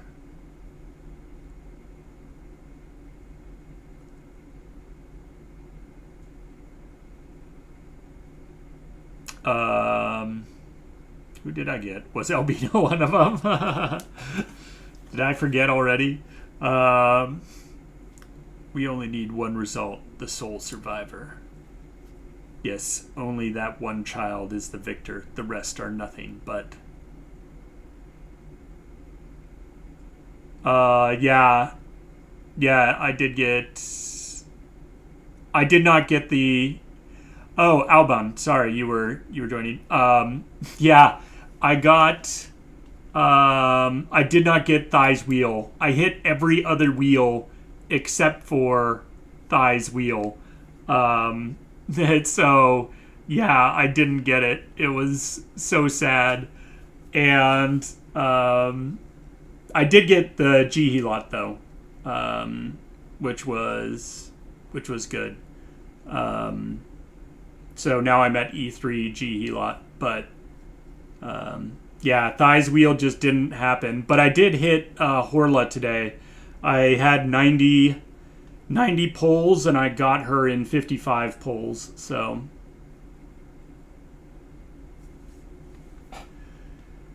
Yes, only the one child is the victor. The rest are nothing but failed products. Failed products. That's how they define you, because you do not meet their standards. You do not fit their mold. But Albino, you are the victor. You are the only survivor of that predestined slaughter. Standing here before me is a perfect counter to their definition. Albino. Oh, you've fallen silent? I wonder what does that indicate? I thought individuals like us were above the laughable constraints of human mortality. But they weren't wrong. Really, I'm just an incomplete experimental subject. That is a simple fact. Poor boy, it seems your psychological fractures are deeper than I imagined. Watch your tone, Clementine. I have no use for pity or hollow comfort. Hee hee. The serpent bears its fangs. Is it because I touched a nerve? No matter. I'll pardon your lack of courtesy. For this moment, you are still my patient. But now, back to our topic, Albino. You have surrendered yourself entirely to the status of the other, defined solely by the gaze. The other? What a fitting term. Humans are the subjects of this society, the collective self, while we, Albino smiles, the angle of his mouth perfectly measured, fixed in place like a calibrated machine. We are merely anomalies. No matter how we attempt to integrate, we are always traitors. No, it would be more accurate to say we are born as traitors. Clementine offers a thin smile, the kind only used for social etiquette. Alban, can you be Clem's patient too? You need some treatment from her? Clementine. I am to understand this bout of abnormal emotion triggered by your assignment to the Sculptors Association? It's quite all right. I truly empathize. Being betrayed by one's creator is a profound agony. Albino. Is this a standard consultation? You are far gentler to the humans who've come to seeking your salvation. Treatment is tailored to the individual. I have simply chosen the therapy that best suits you. Because your identity, your self-perception, both reveal your essence, a cold-blooded snake. A warning bell rings in the depths of your soul, forcing your consciousness to snap out of Albino's memory. What happened? What was that? Let me guess. Either you were discovered, or that little guy was. Soon, the omnipresent broadcast provides the answer. Intruder identified. Species, human. Name, William. Target is currently in room 208, O208. East Wing. Patrol teams proceed immediately to purge the area. East Wing, O208. And now I'm in the West Wing. Your expression suggests you intend to carve a path all the way there. Such resolute determination. But resolve is a currency best spent at more critical moments. Albino smiles and hands you an object. A map? How did you... The question remains unfinished. With a perfect practice smile, Albino shuts the door, leaving you locked out in the cold. That was the second time I've had a door shut in my face. I'm starting to get fed up. Unable to fathom Albino's logic, you find yourself joking to mask the tension, but your objective is clear. East Wing, room 208. William is there. Hearing the footsteps outside fade into silence, Albino adjusts his frames, his fixed smile never wavering. The purpose of memory is to be recalled, to be stared at, scrutinized just like the other. But this time, I am not the object of the gaze. Instead, the thought of observing his prey at such close range causes Albino's smile to widen. He knows exactly where Nazarik's neck is most fragile. He has noted which part of the body will yield the best flavor. All of it will grow more delicious as it marinates in time. Run then, flee, the hunt is far from over. Your flesh will become delectable amidst your exhaustion and fear, a true delicacy, because when you gaze into the abyss gazes back at you. Yeah, Albino's not an awakener, right? Tell me I'm not crazy. He should be. He seems like he would make a good awakener. Anyway, we'll continue.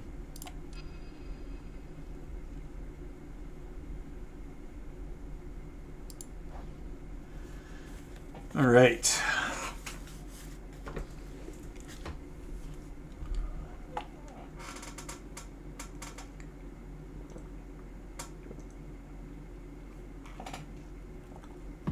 Let us continue our exploration of the chapter.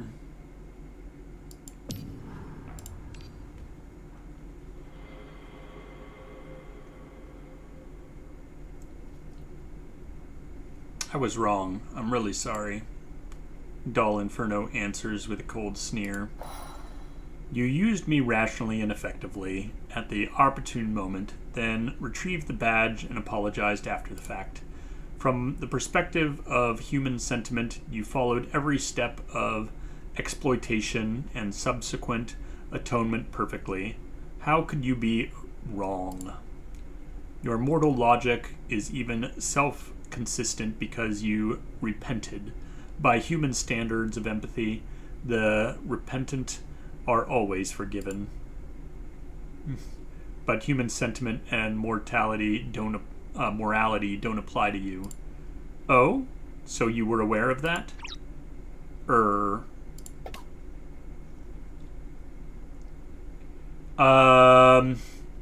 Final boss of chapter 1. I think I used a emergency gnosis, unfortunately. I almost killed her, but I needed one more turn. I barely did not survive one of her hits. And so I think I had to use an emergency gnosis to kill her. But I did get through it.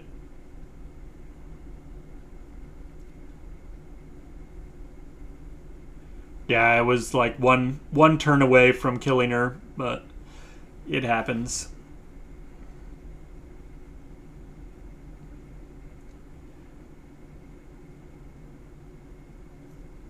I did get to face her again in the train.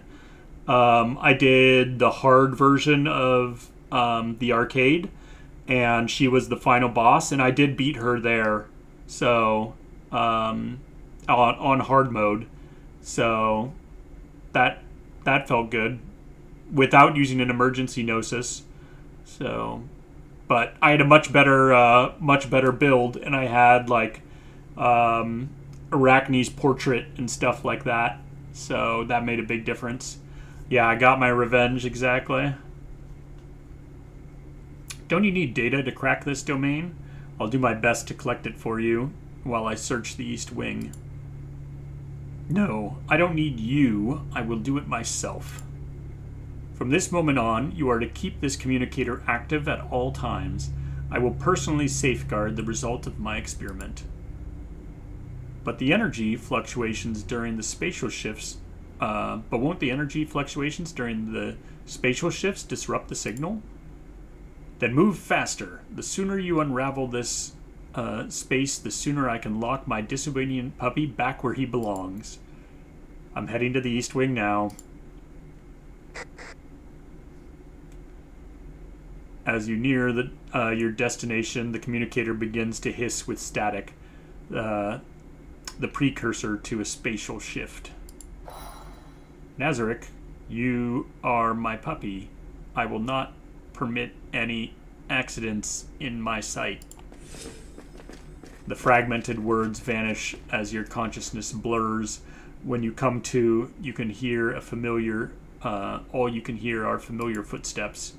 Patrols have arrived. Their numbers are beyond counting, swarming the area in a coordinated search. Looks like William has already left room 208. Yeah, G-Doll is very sassy. It's funny. He isn't the type to sit and wait for death. He's looking for a way out. These patrols are the proof. I have to find him before they do.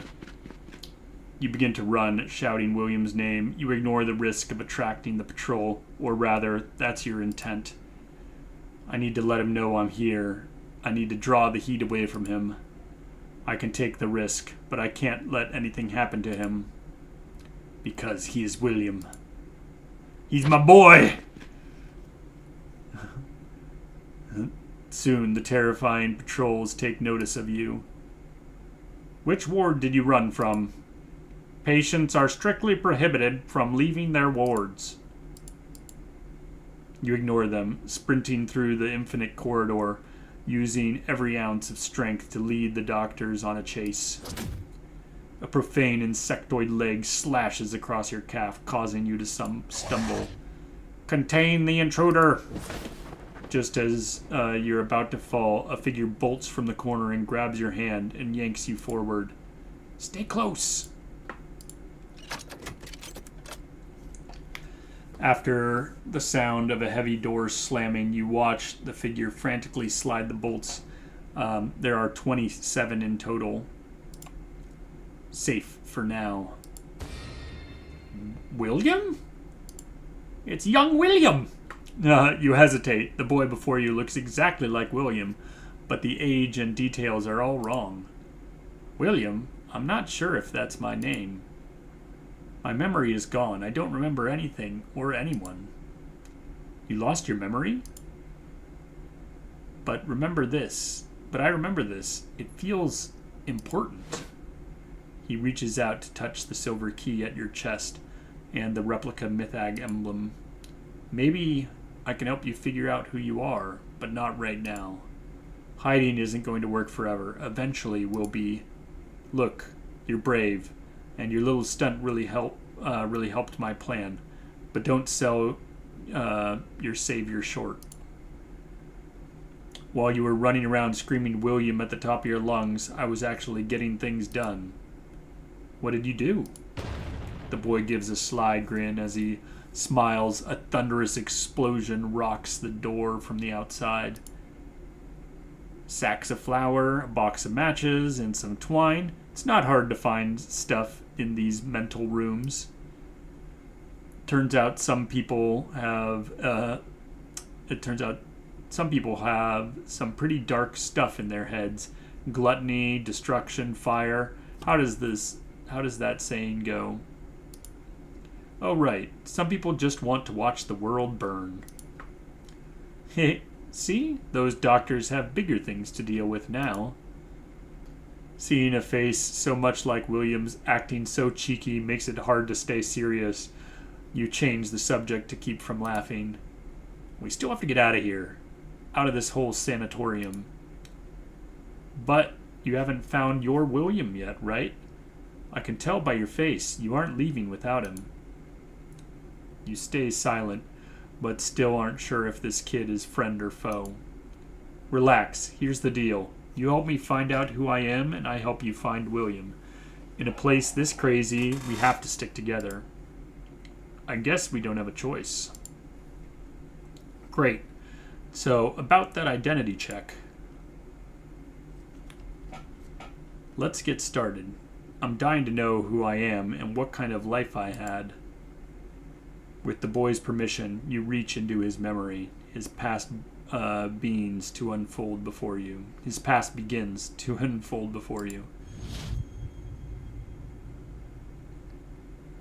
We don't always have to use violence. This is a sanctuary for the mind, not a slaughterhouse. We should be more gentle. Ah, but of course, he was just a little bug to fly into our web after we built this place. He's a vital specimen. I can't wait to taste his memories. I hope they're delicious.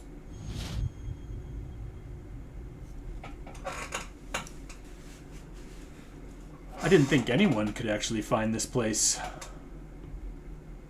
Since we can't have you ruining our plans, I'll have to ask you to disappear for a bit. Wait, I know that voice. That's the voice from the broadcast. Show me more. I need to see more about that person. You're shouting into the void of his consciousness, but you aren't the one in control of the viewing. Boy, his grandpa was an evil wizard. His mom was a short-lived witch. I don't know why I put little in there. He's a little curse. He'll probably kill us all one day. Kill him! Kill the freak! With the screams come stones. Hard pebbles pelt your head and eyes, drawing hot blood. Through a red, blurry haze, you see your enemies, a pack of innocently cruel children.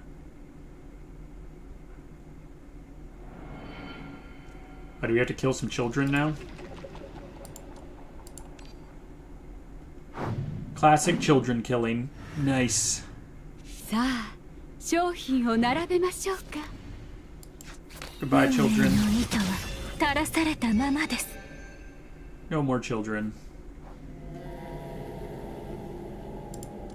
Pathwalker's remains. Turn start, gain counter after using exalt. Remove permanent counter and gain 200%, or gain 500% as temporary counter. Interesting. Acquire the silver relics.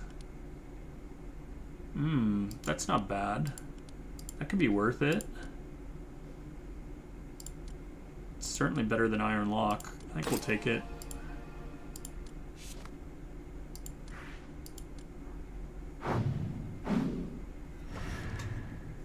ごめんなさい。ここの日差しはドブネズミみたいな私にとって眩しすぎるの。I'm gonna do this first just to 気持ちいい気持ち get い some い stuff before I kill them all. I guess we'll do this 未来はすぐそこにあります Bop.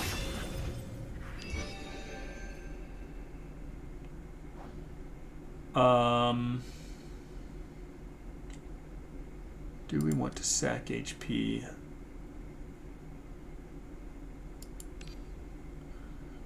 Yeah, refresh. I like this. Disc is good. We will not have enough money to upgrade it by using this. Not have enough money to buy that. So I think we just chill. ごめんなさい Wretched ここの日差し Jackson. はドブネズミみたいな私にとって Goddamn Wretched 眩しすぎる Jackson. の気をつけてね What a jerk. 私の愛を受け取って。無駄な抵抗はおやめなさい逃げないで。気をつけてね Yeah, Arachne definitely makes makes the early missions pretty easy. Just one shot all the kids. Though we won't one shot him, and we're not drawing our looms here, unfortunately. We could use this to draw more though. 未来はすぐそこにあり We ます can draw a loom. We do not. Sadness. We'll use our embryo for healing next turn. いい加減にして。ちょうだい気をつけてね I guess we just chill. あれ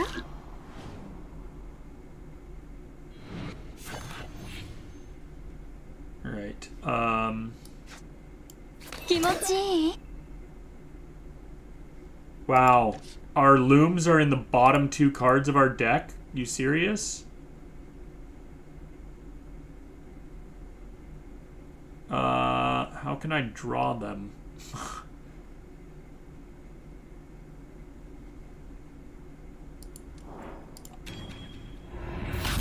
甘美な死を飲み干して Let's see. This is going to be a little bit of a problem. 果てない首よ。その要望を示せ。 Draw a card. There we go. Let's... Do we annihilate here? How do we do this? Okay, so first we rouse her. 無限の糸の中にて Then we ただ一 annihilate. つの奇跡を織りな Use す Dimension Shuttle to pull this from here. That gives us a space to put 運命の this 糸 into は our 垂らされたままです space.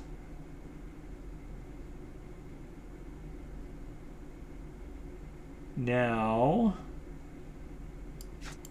未来はすぐそこにあります壊れちゃうほう all right. Now we can enter the Ultra Space.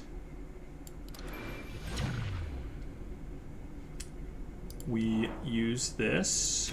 ここに紡ぎここに測りここに判決を下す We dupe our loom. 苗木よ。大きく育ちなさい。 Well, luckily I didn't even have to use the I didn't have to use the draw from this because I got a insight from her exalt.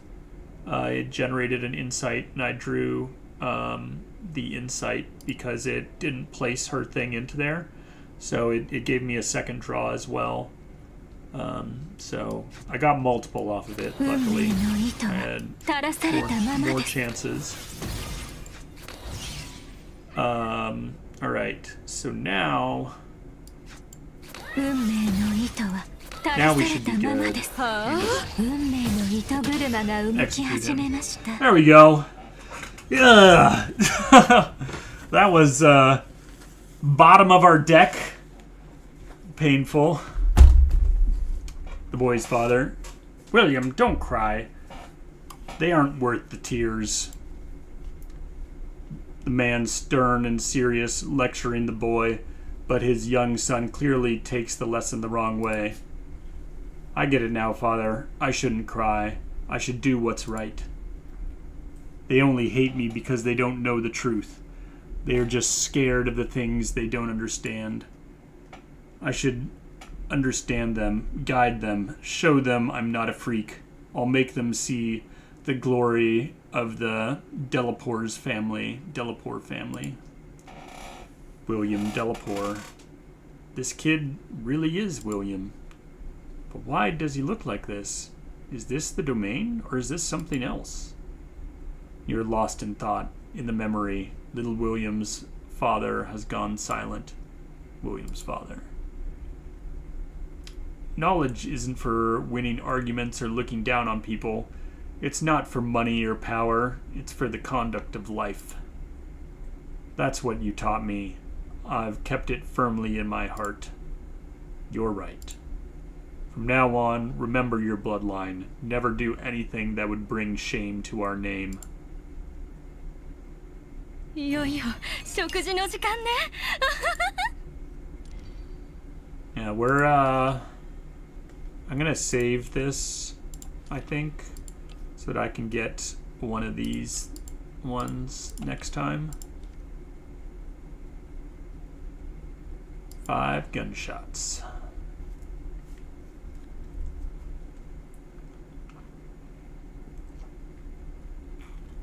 Give me just a sec. I'm gonna refill my water here. Be right back.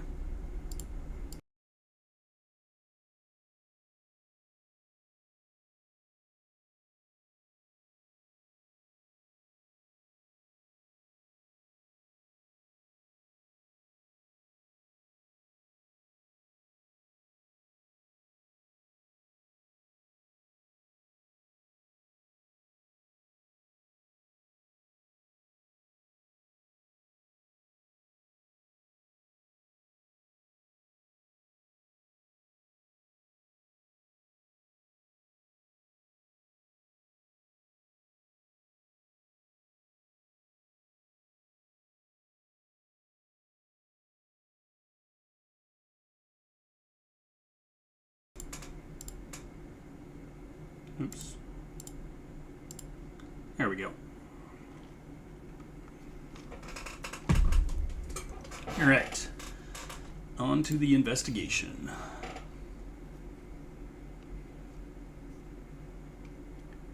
I don't know if we need to do something else to be a bit more defensive, because we are being very close to getting killed on multiple occasions. Wait. Oh. This should not be equipped on you. Why is that on you? I think some of these were for something else.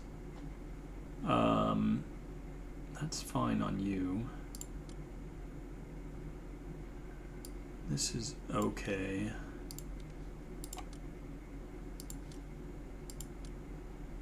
I don't know why I had that on you.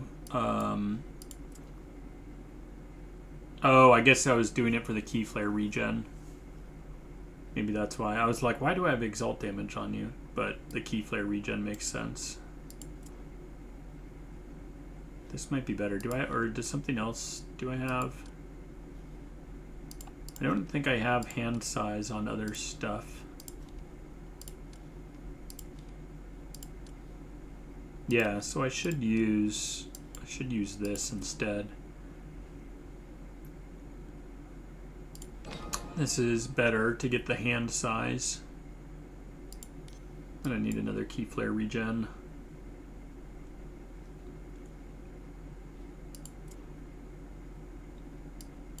Oh, I guess that's why I was using this. Yeah, because the other option's this one, so... Yeah, okay, that makes sense. I think this is better, though.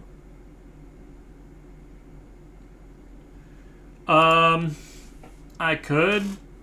I mean, the only purpose for Daffodil is her exalt, really.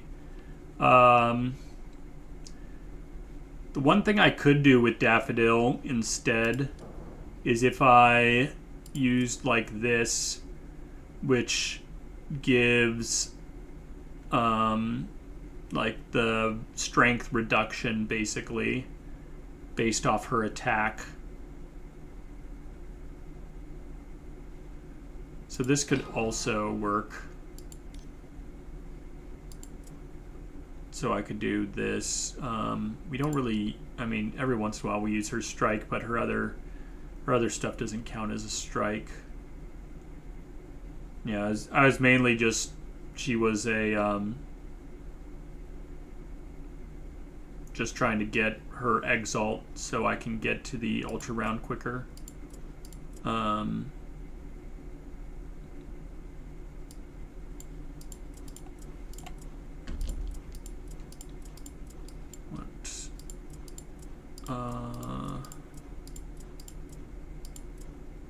Yeah, I think just this is fine.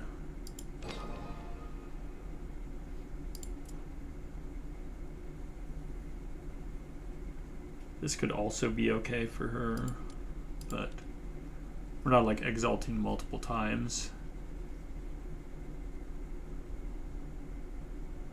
She does have ways of giving the whole board vulnerable, so this could get us a little bit more defensive using this one, just because it'll reduce their strength a bit. Let's try it, see if it helps. 5 gunshots. Or did you mean consider switching out Daffodil for somebody else? I mean, the main reason I'm using Daffodil in this is just to accelerate how quickly I get into the Ultra round, because she's able to put her card into the Ultra space.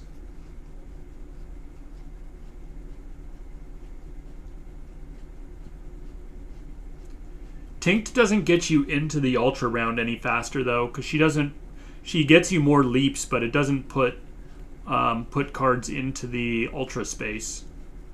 Or at least to my knowledge, it does. From all my usage of Tinkt, I haven't been able to accelerate getting to an Ultra round a turn faster. Bang! A gunshot cracks through the dark. Little William is hit in the calf while fleeing. He crumples to the ground, sobbing. Yes, Father, I'll keep it firmly in my heart. Bang! A second shot. The boy jerks as a bullet tears into his left shoulder. His voice has gone hoarse from crying. Father, I never forgot. I just wanted to make you proud. Make the family proud. Bang! A third shot. His left arm is reduced to a bloody pulp. Little William lies face down on the floor. He's stopped crying. He lies on the basement of the ancestral castle, sprawled beside the altar. His father called evil and profane.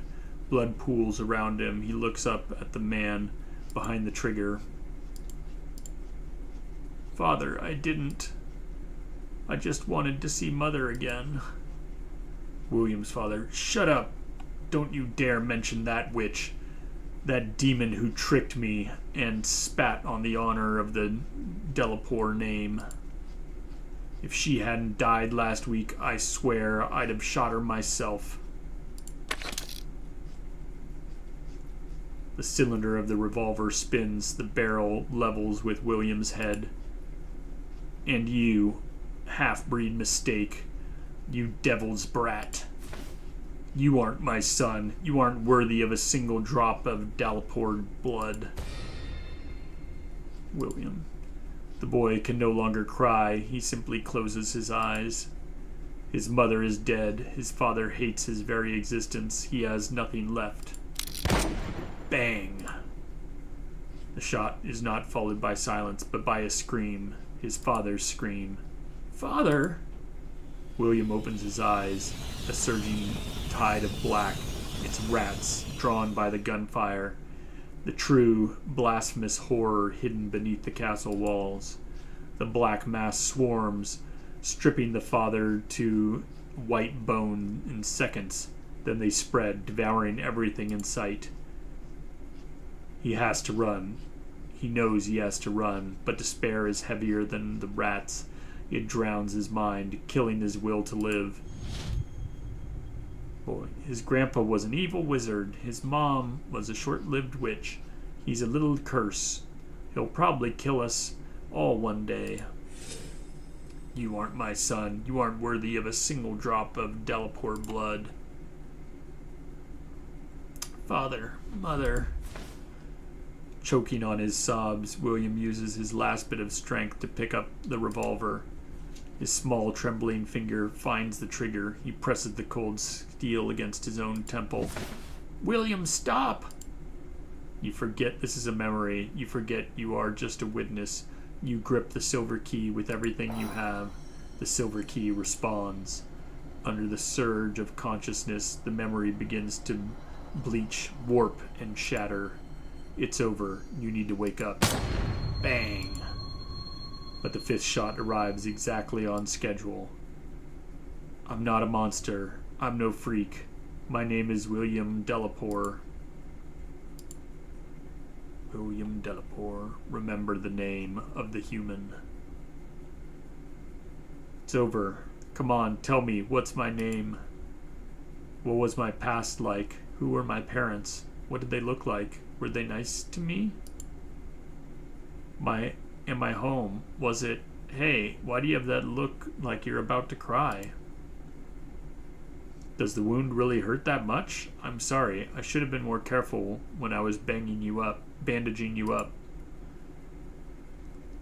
You look down at your leg. Every bandage is clean and tidy, applied with meticulous care. He even tied the ends into a neat, pretty bow.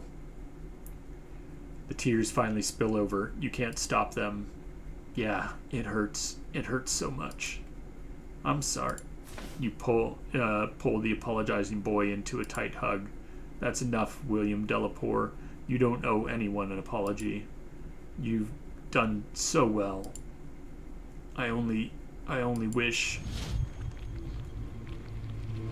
Don't die, William. Don't be so brave. Don't be so selfish. Just live. I just want you to live. You wish what? I have no idea what you're talking about. You close your eyes, trying to force the tears back, trying to wash away the poison of his past. The future is what matters. No, the future is all we've ever been after. A future we aren't dissolved. William, people think the past makes you who you are, but sometimes it doesn't matter, just like where you were born. Where is this coming from? I just want to know who I am. That's what I'm telling you. Your birth, your blood, what people say about you, none of it defines you, not the real you. The real you is something only you can choose. You shape it, you become it. Knock, knock, knock. The door answers before William can.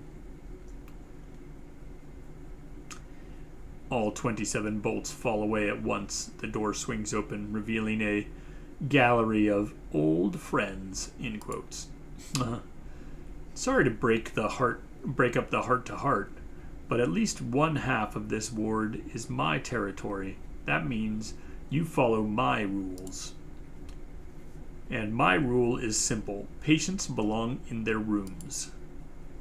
The modified swarm behind Herbert surge past him, pouring into the room to contain you. Once again, you tighten your grip on the silver key. We must fight them.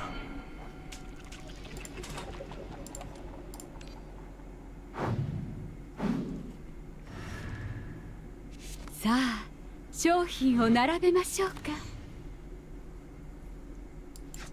運命の糸は垂らされたままです。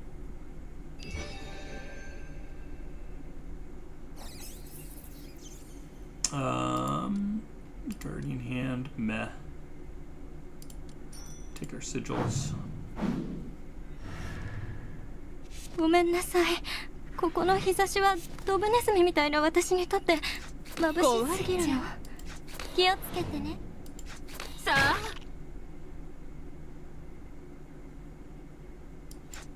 運命の糸は垂らされたままです。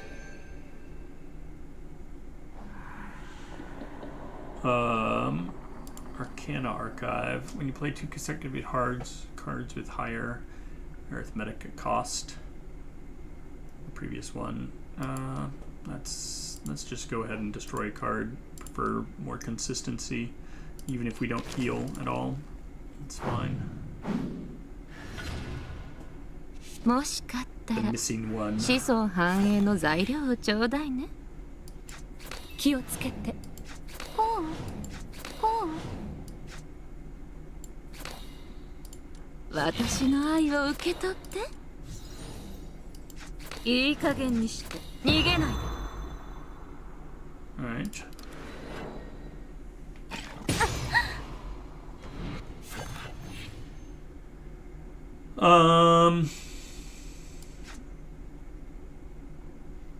Do you want to do this or do we want to loom first? Let's do this first. 運 Loom. 命の糸は垂らされたままです。気持ちいい？私に任せて。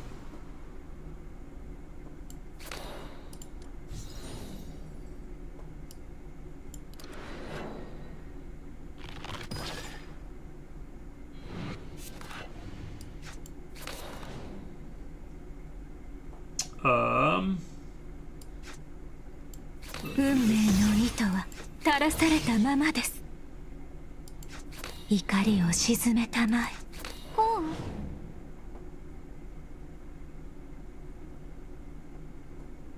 Go to the ultra space.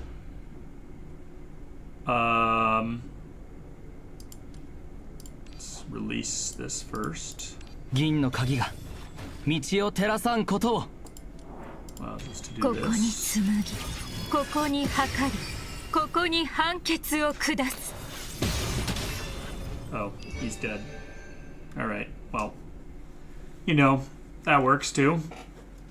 I guess we restore health at end of turn. Neither of these really help us.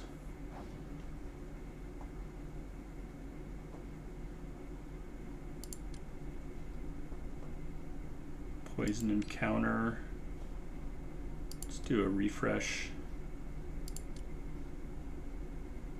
Temporary counter. None of these are really very good. This is alright. Guess we take this one. Upgrade it.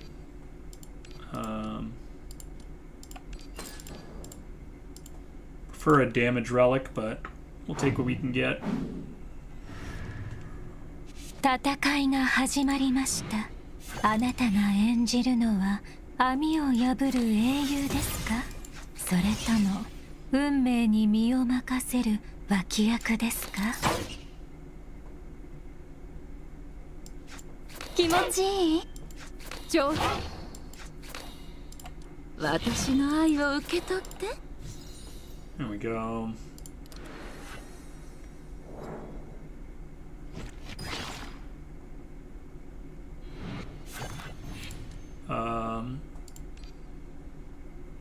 Yeah, I'll use my health sack to heal here. 無限の糸の中にてただ一つの奇跡を織りなす。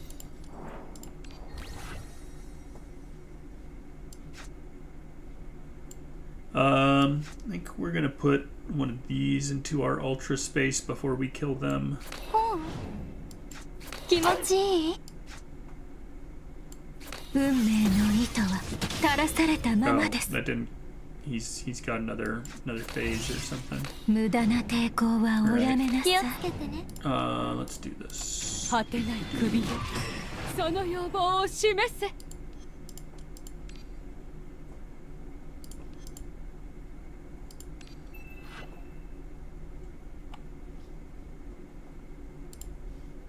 Oh, you weren't on live, Alban?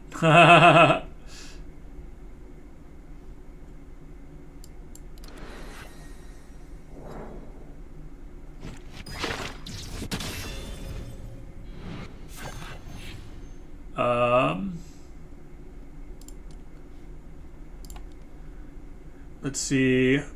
I think we might just annihilate and pull Loom out of here. This should just kill all of them. We'll go ahead and just toss one of these into there. Bop. There we go.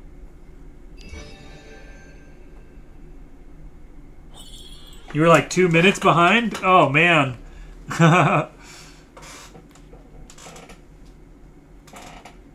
Let's just get our 50. We're not going to gamble it here. さあ、商品を並べましょうか。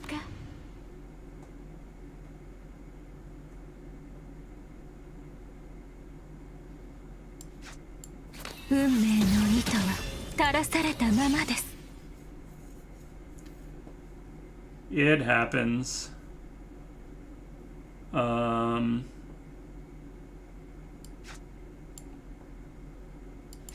私に任せて。 Guess we're just gonna chill. I should have duped that Eternal Loom.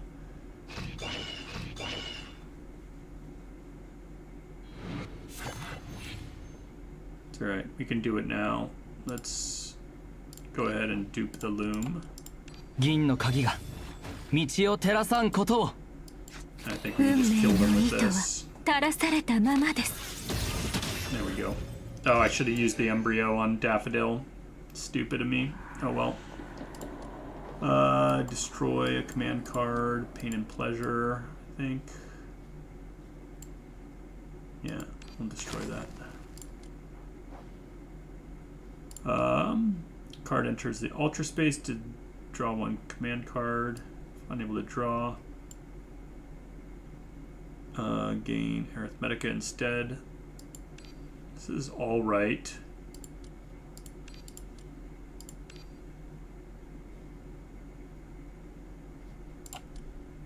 We'll take it and then we'll re-roll. Re-roll again. This is good. Also, all of these are good. Let's go ahead and take this one though. We could sack some HP for one of these, but I don't think that's really worth it. We'll just go with what we got. もしかったら子孫繁栄の材料をちょうだいね。 Right, we can go to the ultra round. We already have our other stuff set up here. So, oh, what? Dimensional chains. Oh, I should have noticed that he had dimensional chains on. This should drop off though when we go to the ultra space. Right? No, it doesn't. That's a problem. Hello? I have made a horrible mistake.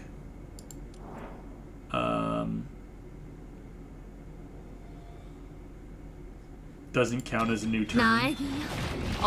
Yeah, so we don't lose our debuffs. Well, I guess we just do this a bunch. We'll stack up some of this for next round, and then we'll just annihilate and do stuff. But yeah, that is certainly not ideal.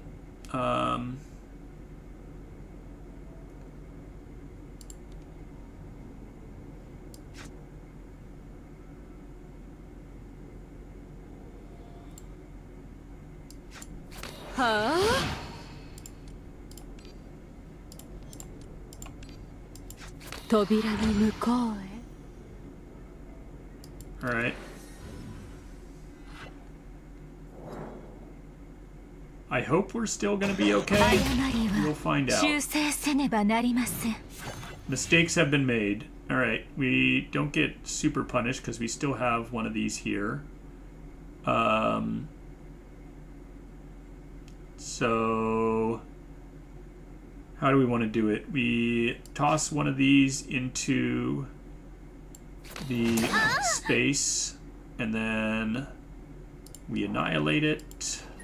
Get it back. Use your singularity warp. ここに測り、ここに判決を下す。 Now we use this to kill. Oh wait. First, we want to dupe that card. 銀の鍵が道を照らさんことを。 Now we use 運命の this. 糸 Kills off は that 垂らされ guy. たままです。 And we'll use this. 運命の糸車が動き始めました。 Refresh our guided strings. 果てない首を We got this. We're fine. No mistakes were made. It was all part of the plan, you guys. I don't know what you're all so worked up about. 運命の糸車が動き始めました。 See? It's nothing. なかなか素敵なお首が手に入りましたわ。 It's all part of the 新しい plan. Just you know, wanted to make things interesting.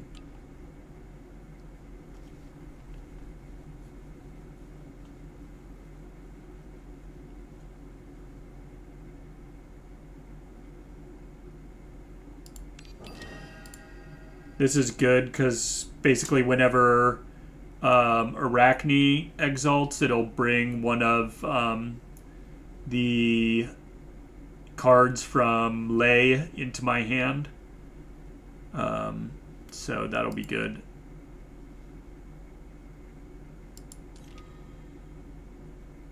Oh, I guess we still have another one left over. That gave us 2, I guess. Or I forgot we were saving up. Should I grab this one as well? Or do I get more of this? Insectoid attributes are enhanced.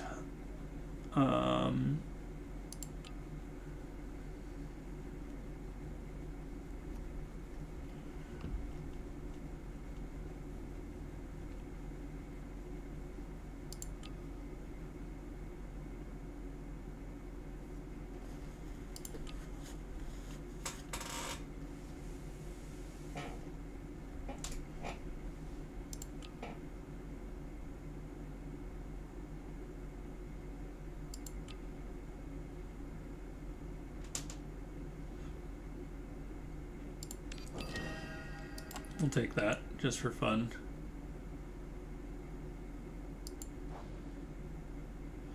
Curiosity kills the cat.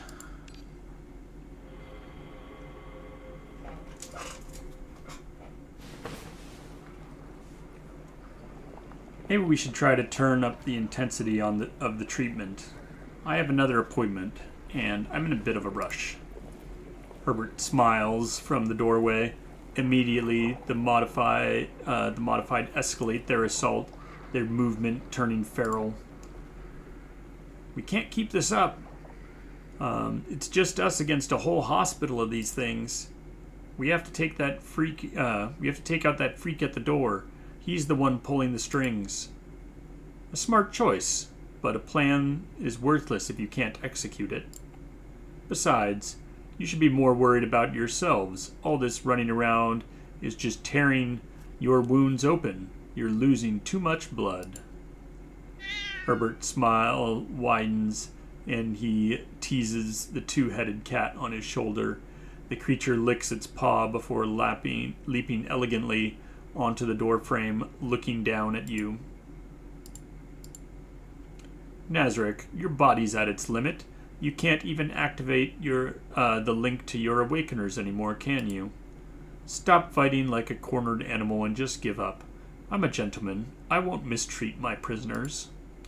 Right. You'll just treat us until our minds are blank slates, just like you did to William. Young William. But I'm not letting go. Those memories are everything I have left of them. Ignoring the stabbing pain in your skull, you reach for your chest. Doll, are you there? I am. Always here. I am always here. Good. Get that special function ready. I didn't think you knew about that. It took a sneak peek at your design notes.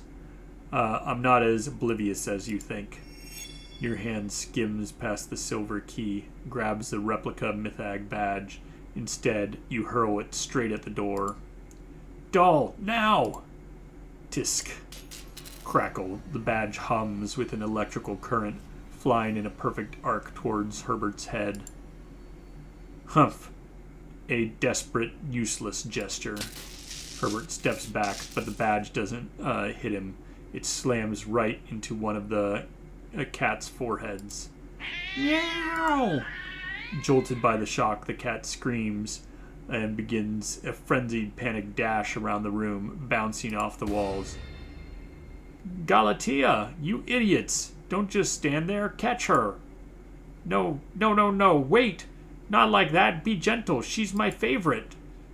The room dissolves into pure chaos. This is your opening. You still won't step inside this room, will you, Herbert? I was right. This is a mental sanatorium. Patients stay in their wards and doctors move between them. William and I are both patients. Those things are the doctors, but you, Herbert, you are just a visitor. So what? I'm not the one who needs healing. We'll see about that. William, now! On it! Using the distraction, little William slips towards the door. With a grin, he shoves a bewildered Herbert straight into the room. The moment Herbert steps into the room, a violent hum vibrates through your skull and the very walls of the ward. The room begins to melt, reshape itself, buckling under the weight of multiple conflicting psyches. It's impossible for you to keep your footing. Nazareth, get out! I'm shutting the door! William reaches for you from the hall, but another hand is faster. Herbert, like I said, I have an appointment. Maybe you should stay here in my place. A hand clasps around your throat from behind, yanking you backwards. Your vision swims as you struggle, your arms flailing. In a panic, you touch something, and your consciousness is dragged into a memory. Albino.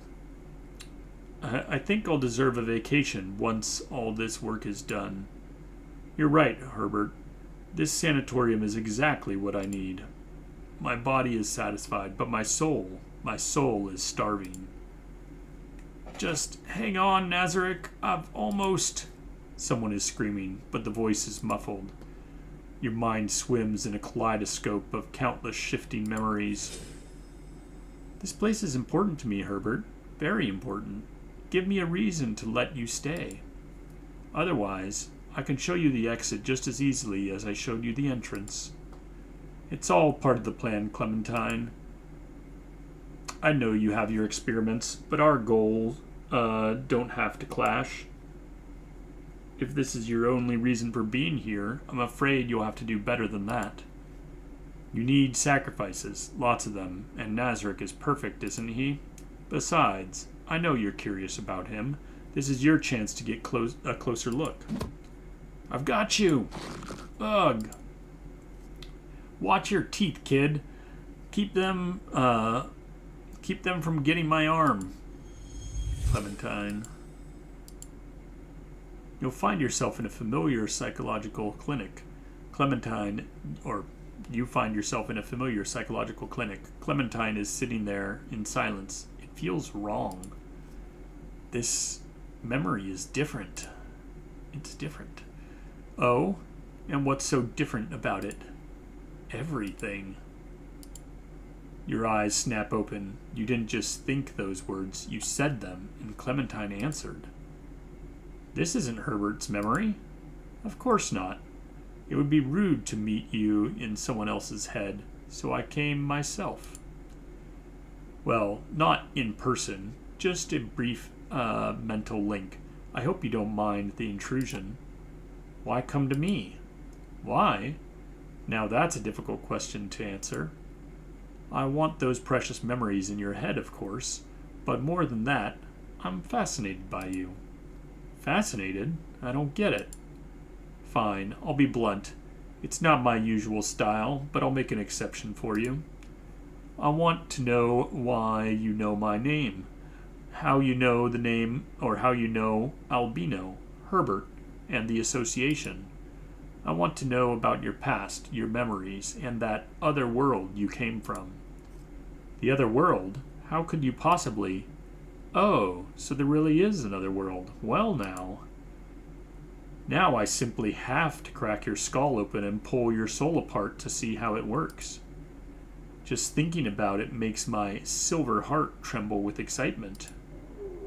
Clementine stands up, her smile radiating a pressure that makes it hard to breathe. Wait, you don't have to do that. I'll tell you everything. Just let me and William... No, just let everyone go. Clementine, you aren't like Herbert. I know you aren't. What a shame. I'm afraid I have to disappoint you. Because, you see, this is my hunting ground. In a blur, she's right in front of you. Her hand presses against your forehead. A deafening, insectoid buzzing floods your brain, shattering your thoughts. You lose all strength to resist. Yes, there it is. I see it. The Keeper, Mithag, and... She sees Tohu Wabohu. Yes, she sees the eye! Bang! The sound of a door slamming echoes. But not in this room. Not in this scenario. It's the sound of young William shutting the door of this mental room. Like fog burned away by a gale, the madness vanishes. You're back in the corridor, gasping for air. Your vision blurry from the lack of oxygen. Little William stands before you. Phew, I finally pulled you out of there. Guess what else I snagged? Your communicator. Run. What? We have to run now. No, the one who really runs this place, she found us. William doesn't hear you. At that exact moment, a series of booming crashes echo down the infinite hall. Hundreds of doors being thrown open. The sanatorium is fully awake, and it's hungry. A piercing alarm screams through the building. The hunt has begun.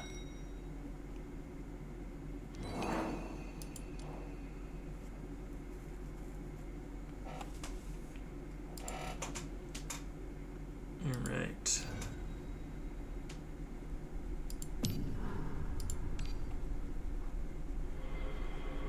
Counseling invitation. The alarm rings non-stop. It's a physical weight on your chest, a threat, a warning, a toxin for the mind.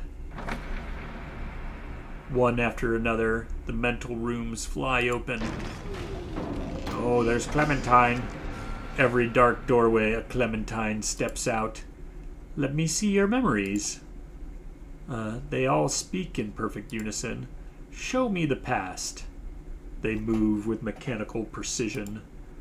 That made you who you are. Yeah, the memories. That made you who you are. They are coming for you from every direction. Oh man, run! You're already moving. You frantically rush through the corridors, dragging William along. Behind you, countless Clementines begin to choke the hallway. Data collection.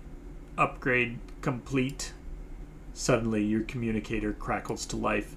Doll, you finished the research? Not quite. I've just optimized the signal to handle the spatial interference. But I have made progress. I've deciphered the energy fluctuations of this domain. I can now replicate them through your device. This is the key to eventually tearing this place apart. And in the meantime, it works as a weapon by stimulating. No time for a lecture. Give us the short version. Watch out! A swarm of Clementines surge from the left, nearly tearing you and William apart. You grab his hand and veer into the side passage. A swarm of Clementines surge from the left, nearly tearing you and William... Oh, I thought I just said that. Why did that... Anyway. Doll, We're in a hurry. What's the bottom line? The bottom line is space-time is constant. Only the matter inside it changes. This sanatorium is the same. The shifts are just a facade. The core is unchangeable. But the rooms change all the time. Only the corridor stays the same. Then use that brain of yours. Why doesn't the corridor change? Is someone holding it steady, or is it anchored to something that can't change? Someone is holding it steady, anchored to a specific thing. You suddenly remember Clementine's office. As the true ruler of the sanatorium, Clementine is the one pulling every string. Her room must be the anchor. I have a theory, but I can't confirm yet. Tuber is saying, characters in this game are seriously creepy, visually and in action. Yeah, I think that's the point. I mean, this is supposed to be sort of Lovecraftian horror, so it's very fitting for the theme. I like it. I have a theory, but I can't confirm yet. Then go confirm it. Find the core of this place and end this.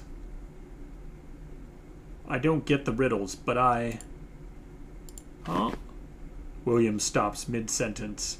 The path ahead is gone, choked by a sea of clementines, countless identical clementines.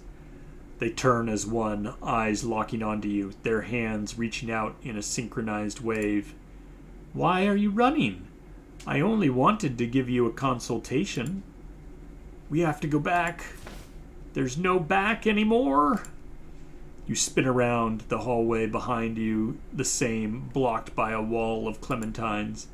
Why are you running? I only wanted to give you a consultation. Those behind you reach out as well, their movements perfectly mirrored.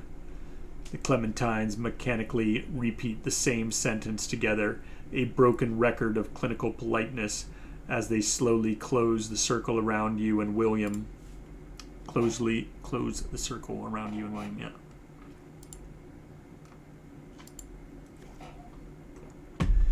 A consultation? That's just a lie to cover up what you're really doing.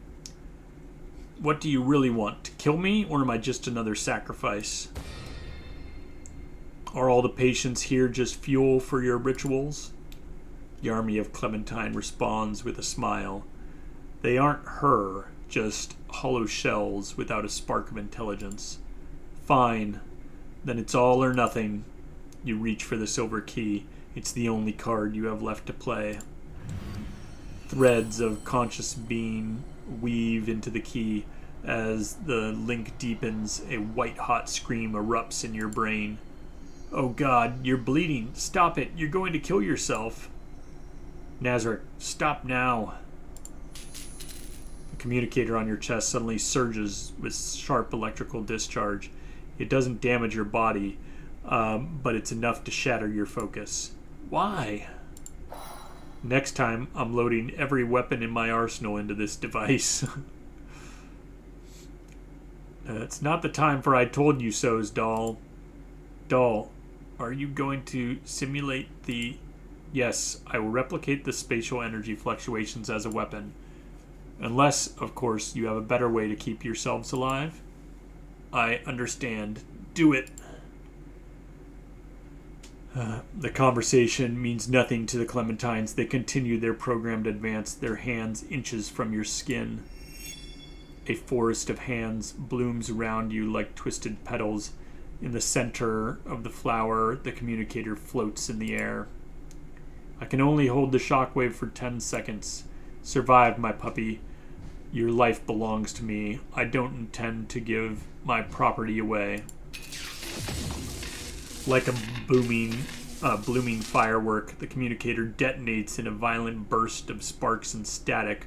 A wave of invisible force ripples outwards, tearing through the mental space. Every Clementine freezes. You grab William and run for your lives. Clementine. Blood begins to seep from the pores of the Clementines. Their skin splits and buckles, unable to contain the truth hidden underneath. They're insectoids. Like popped balloons, the flesh bursts into a spray of gore. Insect legs and compound eyes erupt from the carnage, reassembling into a singular grotesque nightmare. Why? Running.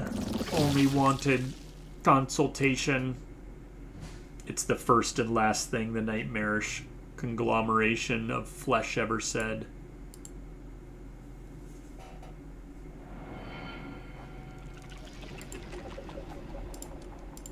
Do. さあ商品を並べましょうか。 This will not quite kill them all. So 運 go 命 ahead の and use 糸 it. は垂らされたままです。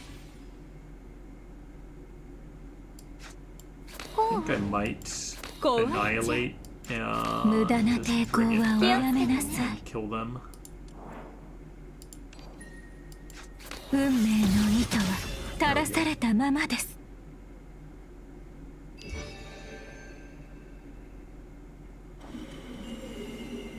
You run left.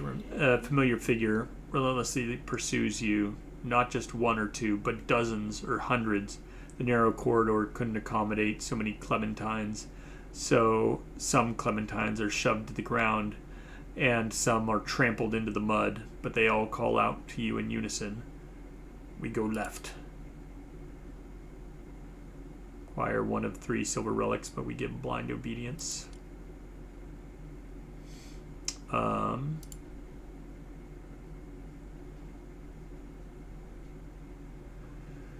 Get some key flare, or we get heals and shields improved.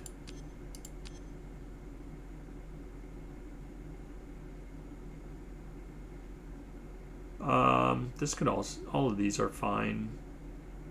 I think we'll take the heals and shields though.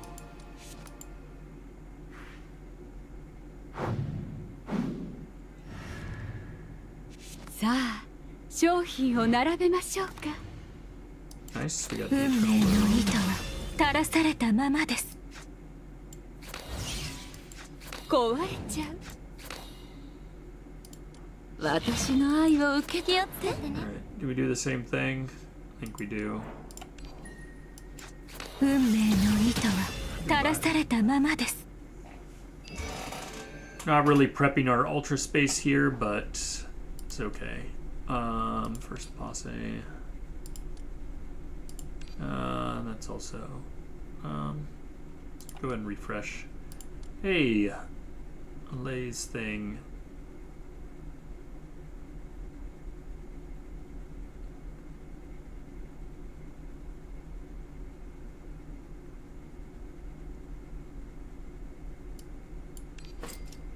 Sure, we'll just take it. Why not, right? ごめんなさい。ここの日差しはドブネズミみたいな私にとって眩しすぎるの。気持ちいい？いい加減にして。ほう。私に任せて。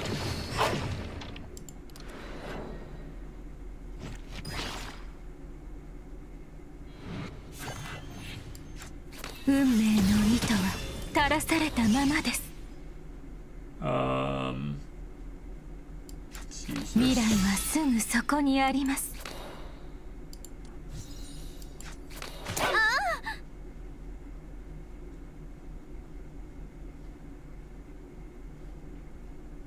That's fine.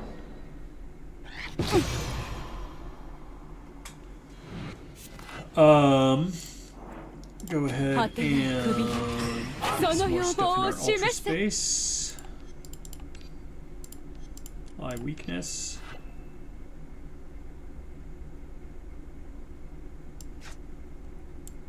はあ。 未来はすぐそこにあります。 Healed here.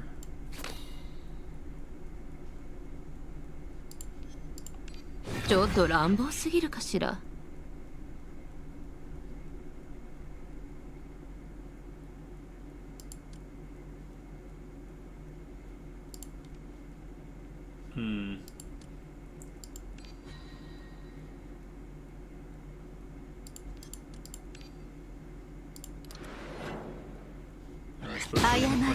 health anyway. 修正せねばなりません。 Didn't really need to do that, but we're just burning this anyway, so get rid of you.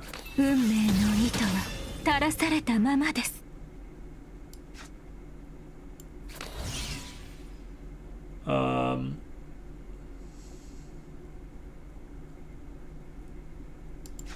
無限の糸 I の think 中 I'm に actually gonna do this. ただ I'm 一 gonna つの annihilate, 奇跡を grab 織り one ま of す。 these out, 運 and 命の trigger 糸は the 垂 end ら of された turn まま thing. です。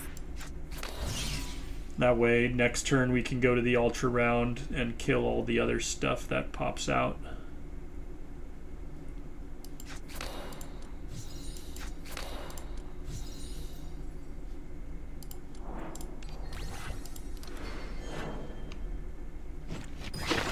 Am I going to finish the chapter today? I don't know. It depends. 運命の糸 Probably going to play for another, I don't know, hour and a half, maybe hour 45 minutes or so.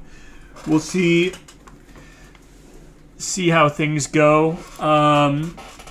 So probably won't finish it, but maybe I'll be inspired to get all the way through it.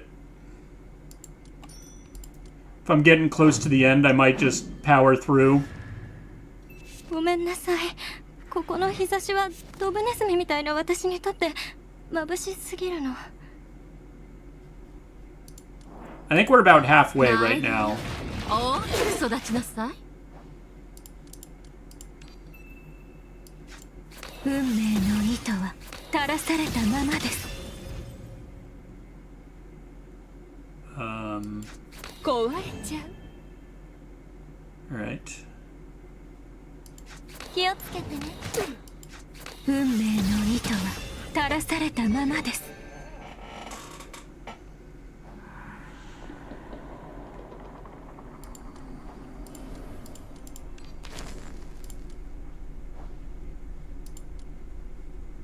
We'll take the damage amp.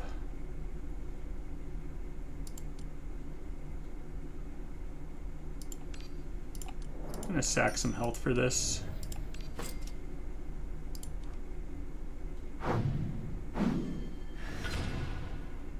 ごめんなさい。ここの日差しはドブネズミみたいな私にとって眩しすぎるの。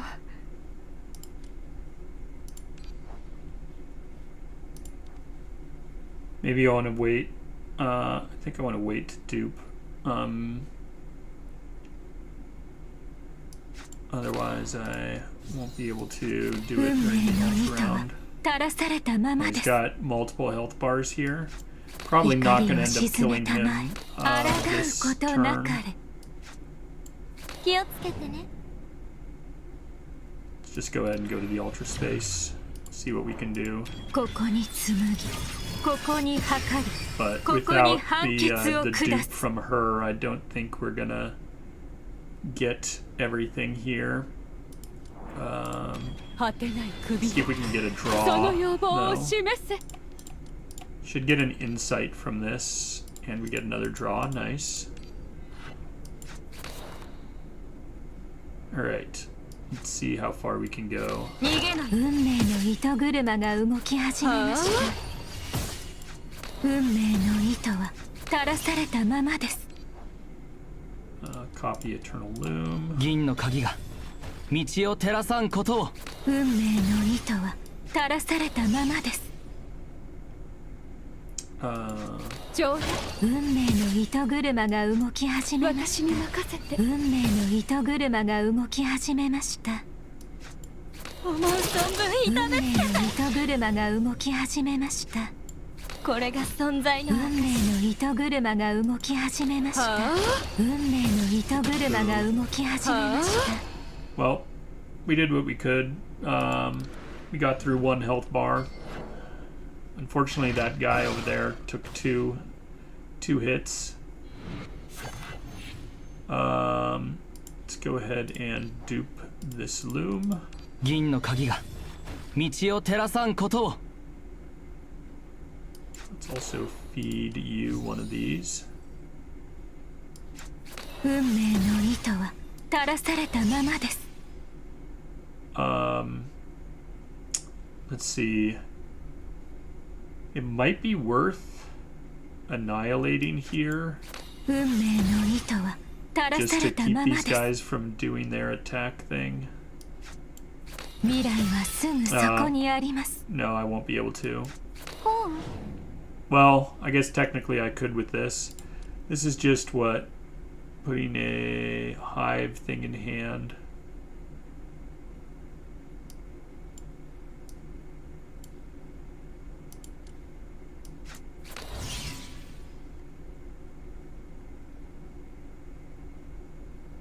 Screw it. We're doing it. We're pulling the trigger. 苗木よ、大きく育ちなさい。運命の糸は垂らされたままです。 That's fine. Alright.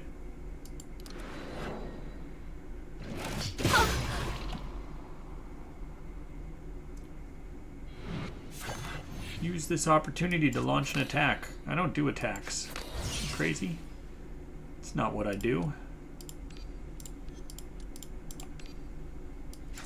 無限の糸の中にてただ一つの奇跡を織りちょますっと乱暴 Can す do ぎるかし though ら。 is feed you some stuff. We can do some healing. 甘美な死を飲み干して Do some more healing.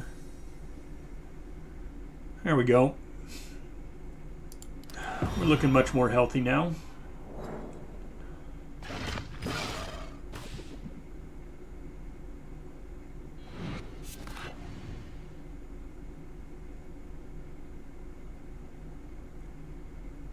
Uh, 気持ちいい 逃げないで。いい加減にして。未来はすぐ oh, そこにありま he's す。 doing a lot of damage again.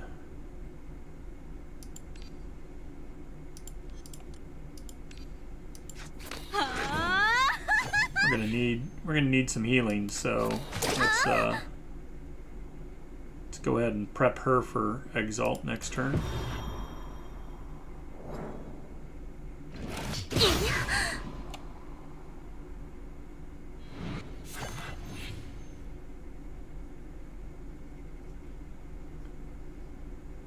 Can we? Yeah, we can dimension shuttle. All right. Let's dimension shuttle.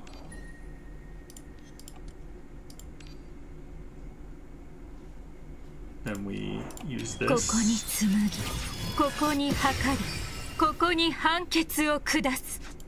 これが存在の運命の糸車が動き始めました。行け。運命の糸車が動き始めました。気持ちいい。運命の糸車が動き始めました。運命の糸は垂らされたままです。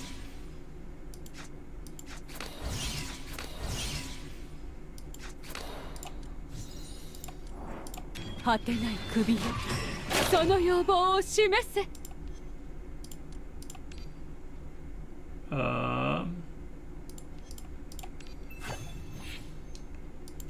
気をつけて。運命の糸車が動き始めました。気持ちいい。思う存分痛め運命の糸車が動き始めました。 Bam. There we go. もう終わり？ Got 興 him. 味が湧いてきたばっかりなのに。 Yeah, we're exactly halfway through. 18 out of 36.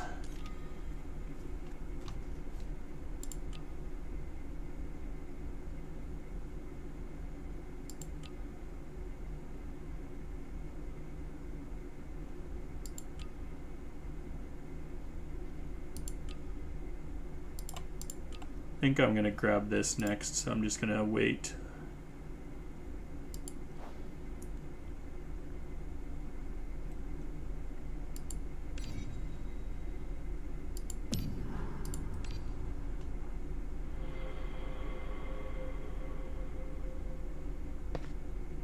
So heavy. William staggers, one hand on the wall, the other supporting your weight as he drags you forward. Hang on, Nazarick. We're almost safe. Don't lie to me. There is no safe in this place. William doesn't answer. He silently pushes open a nearby door and pulls you inside. The wooden door won't stop the thing that owns the sanatorium, but there's no other choice. Cough, cough. You collapse, hacking up blood. The explosion saved you too, but the feedback has shredded your physical and mental state. Being drained by a cross-dimensional link is a toll on your body. Is a toll your body can barely pay. Young William, you're coughing up blood, and you won't stop bleeding. I'm not dead yet. Don't worry about it. I'm serious. My body, it's not like yours. It's harder to break than it looks. So, is that why you shielded me? Because you thought you were invincible? Thought you could do whatever you please? You don't have to answer. A single image keeps flashing in your mind. I couldn't watch you disappear again. The words die in your throat. In the distance, the heavy thud of footsteps returns. The Clementines are hunting.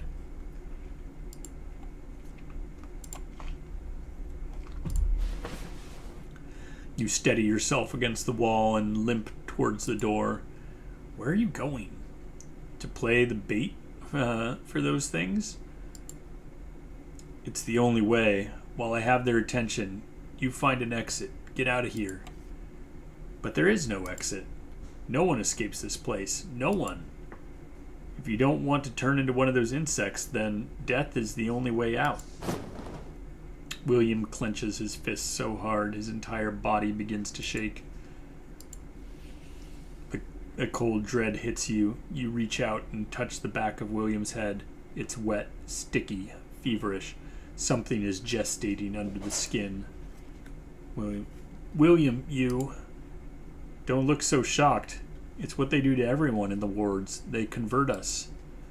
Those monsters plant a seed, a parasite in you, and then when those things crawl through your brain, they breed, they multiply until there's nothing left of your soul. William reaches back to touch the wound. His hand comes away soaked in blood. He winces, the pain finally breaking through his mask. It hurts, Nazarick. It hurts so much. I'm sorry. I should have found you sooner. I should have. William shakes his head, reaches out and brushes the silver key on your chest. Back there, during the emergency surge, the energy surge, I remember things. In those flashes, I saw you. I called you the Keeper. Keeper, Nazarick. How did you know? Or how do you know? The title from another world hits you like a physical blow. While you're stunned, William slips past you into the hallway and slams the door shut. William, no! Stop! I don't need you to. I won't die that easy. I promise. Just come back. Please. I can't. I won't lose you again. Silence falls on the other side of the door. After a long moment, William finds his voice through the thick, and though it's thick with emotion. Nazarick, you changed the subject when we saw those memories, didn't you? Was my past really that pathetic? It's fine. Maybe it's better. I don't remember. I'd never been the type to sit around and wait for death.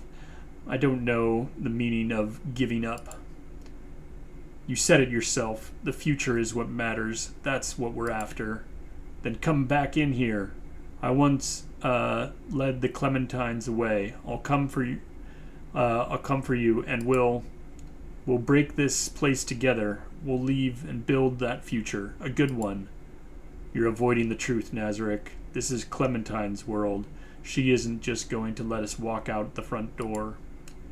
Our only shot is to find a chance to hit her where it hurts, and for that, someone needs to be the bait. And what? William chokes back a sob, covering his eyes with his sleeve as the fragments of his life return to him. The world is burning, Nazarick. in the little bits of memory I have left, I saw the smoke. Little Bill, a sweeper from the filthiest gutters in London, he'd run a mile for a quarter penny just to deliver a letter. Nessa Smith, only 11 years old, she worked as a knocker-up, sold matches, picked through the trash, anything to keep her family fed. And Henry, the carriage boy, worked from 4 a.m. to midnight, 20 hours a day, just dreaming of a scrap of roast goose at Christmas. So many names, so many faces, they're all gone. But maybe the people here still have a chance. I saw them in the other wards. They're new. They still want to live. The world is on fire, and the living souls are nothing but kindling. But it shouldn't be like this. The smiles, the rages, the tears, the hope, it all turned to ash. People shouldn't just vanish. Their lives shouldn't be erased like they never existed. Don't be afraid. Don't hesitate. When the world burns, someone has to stand in the way. I want to be the one to stop it, even if I only save one person, because even if the world's burning, it's still beautiful. It's still worth fighting for. It's still worth dying for, isn't it? You're the keeper. You should know better than anyone. You cannot speak. You cannot close your eyes as the ghosts of your past return. The classmates and seniors who vanished into the dark. The tombstones bearing your name and the names of countless non-existent people. The souls screaming in agony of dissolution. The companions who laughed and bled at your side, who once lived with such fire. And who else is trapped in this place? What were their stories? Oh, that went too fast. Tears burn behind your eyes, hot and bitter, but you don't dare blink. When I came here, all I wanted was to find you, William. But the story has moved on, Nazarick. We're in the middle of it now. Your tears finally fall. In that moment, something in your soul shatters with them. Don't be afraid. Don't hesitate. When the world burns, someone has to stand in the way. Because the world is worth saving, even if it's going to burn down or is already burning. I understand. We're going to save everyone in this hospital. William, you draw them away. I'll find Clementine's room, find the core, and tear it out. Roger that. And thanks. Thanks for coming back for me. Then the footsteps, hundreds of them, they swarm past the door, following William's trail until the sound fades into a terrifying silence. You press your hands to your face, rubbing your eyes fiercely until they sting. Right. Midpoint of the story. The brave adventurer gathers the party and storms the villain's lair to stop the end of the world. Funny that it says midpoint in the story. We're at the midpoint in the story. This is where the real fight starts. You open the door and walk in the opposite direction of William. You head towards Clementine's office. How do we know where her office is? Towards your duty as a keeper. The world might burn to ash one day, but it's not happening now. Not today.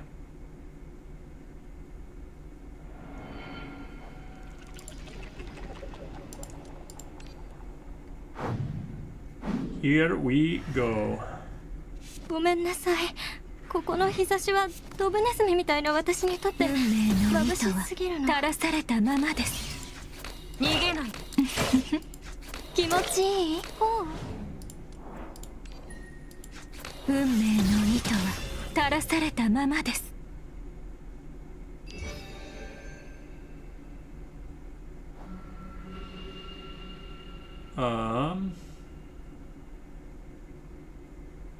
Engrave insight. Sure, we'll engrave it on internal loom. That's fine.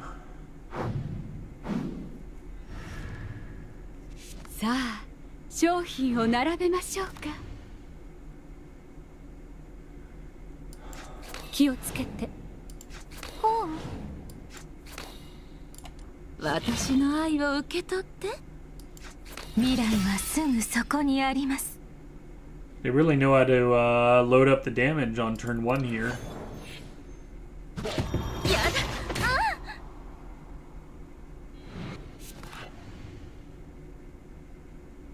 だ。上手。ほう。気持ちいい。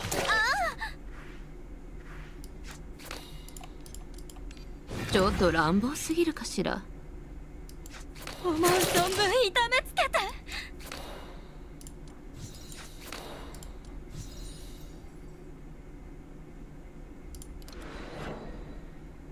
今。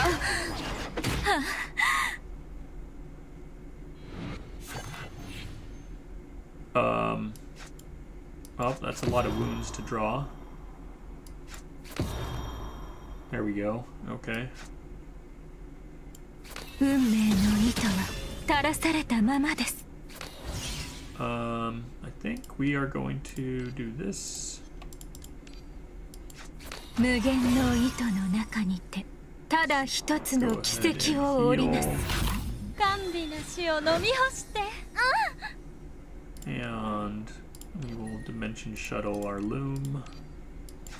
運命の糸は垂らされたま There ま we です。 go.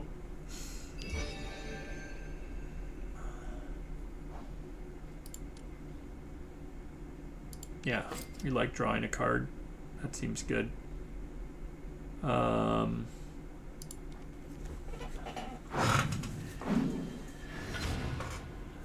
もしかったら子孫繁栄の材料をちょうだい。 Feel the evolution. 運命の糸は垂らされたままです。果てない首よ、その要望を示せ。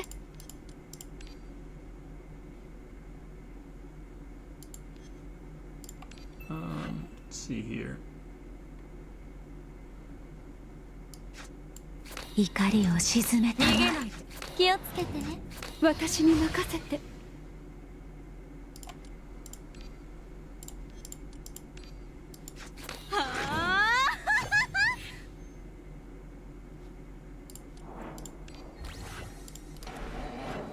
All right.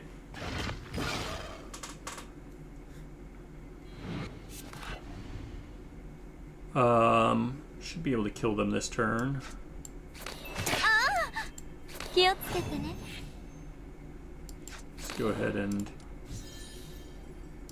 use some of these to ちょっと乱暴すぎ get る some かしら stuff。for future rounds. 壊れちゃう。行け。ほう。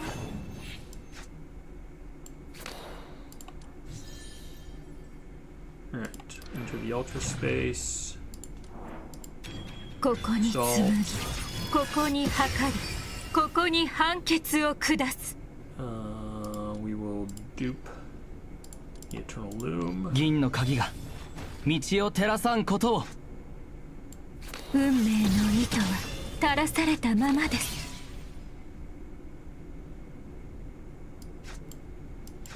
上手。運命の糸車が動き始めました。苗木よ、大きく育ちなさい。運命の糸は垂らされたままです。運命の糸は垂らされたままです。 This is quite easy, elite. Yeah, not too bad. I guess we just はあ。運命の糸車が動き始めました。 I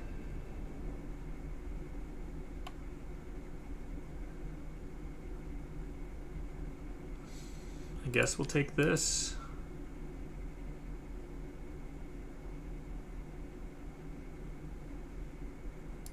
Yeah. We'll just take sigils.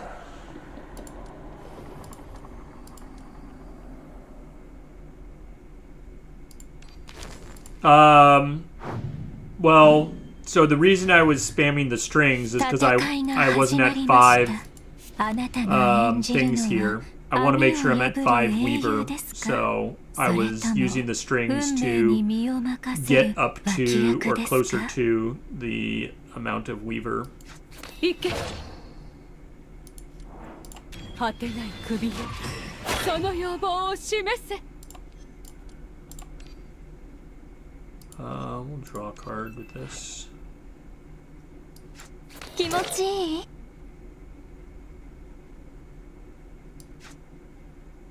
思う存分痛めつけて壊れちゃう運命の糸は垂らされたままです抗うことなかれ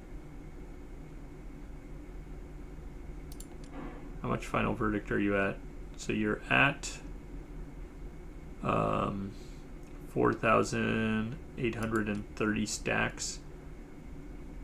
So this would kill you if I do that.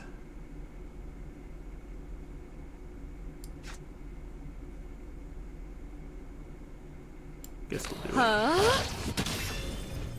There we go. Now we don't take quite as much damage. Take a good amount of good chunk of damage, but not quite as much. You want to do this first. 運命の糸は垂らされたままです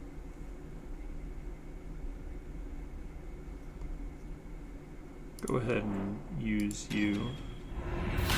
甘美な I 死を should 飲 have み干 maybe して used the strings just to ちょっと乱暴すぎる get かしら more damage on the execute of it, but that's fine.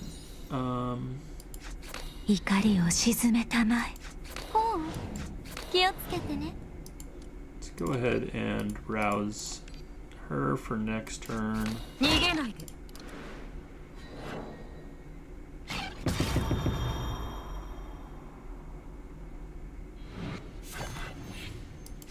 無限の糸の中にてただ You 一 wanna つの you 奇 sort of want to 跡を prep 織りなす for oh wait. I think we want to use this. 運命の糸は垂らされたままです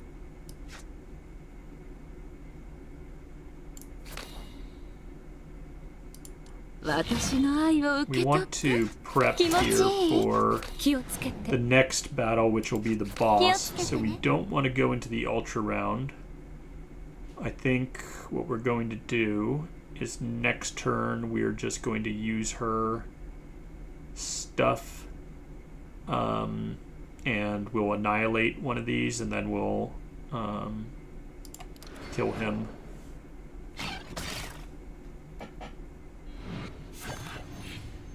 Alright, we are at 13 out of 13 cards. So we need to make space. I guess we do this first. Let's go ahead and Dimension Shuttle on one of these into our hand. Use this. ここに紡ぎここに測りここに判決を下す Feed her some embryos so she has more stuff for next turn or next battle. We need to dupe some other stuff. 銀の鍵が Do 道を照らさんことを that. Alright. 私に任せて運命の糸車が動 That き one of 始 them め was ま enough し to た kill him. Alright. Well, that works. Strength. No. Let's reroll. Oh, look at that. Look at that. We're gonna have an easy boss this time around.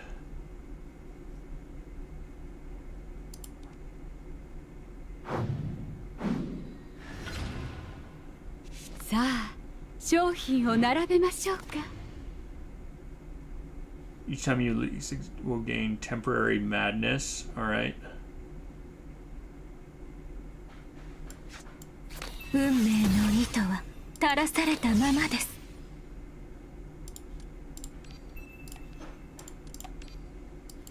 無限の糸の中にてただ一つの奇跡を織りなす。気持ちいい？ああ、さあ Doesn't matter if he gets temporary madness if we just kill him, right? ここに紡ぎ、ここに測り、ここに判決を下す。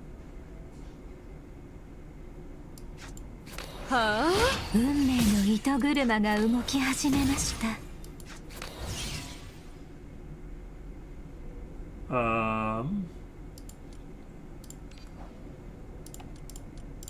銀の鍵が道を照らさんことを。苗木よ、大きく育ちなさい。行け。運命の糸車が動き始めました。運命の糸は垂らされたままです。運命の糸は垂らされたままです。行け。運命の糸車が動き始めました。果てない首よ、その要望を示せ。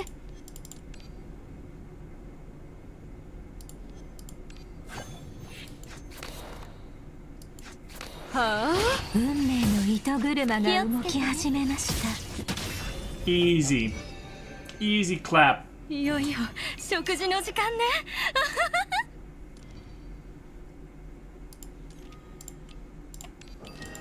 There we go.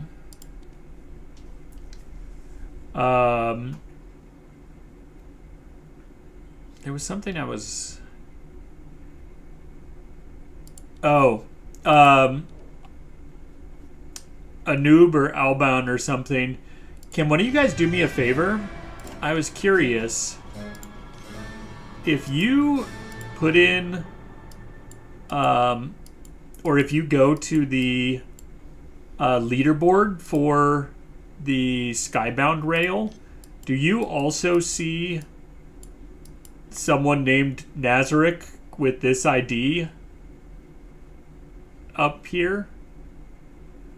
I'm curious if this is an Easter egg or if this is actually somebody else with the same name as me, because it also says I am the real Nazarick on here. And I'm like, what the hell? I like never see anybody else with this user ID. And so I'm curious if you guys also see with this user ID if this is just like an Easter egg thing.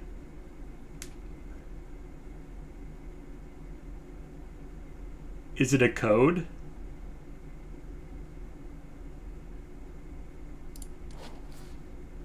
This user ID?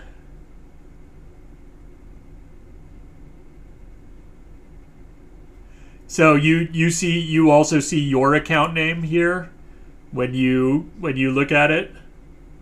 If you go to like this user ID? Yeah, that's what I figured. I thought it was like an Easter egg or something.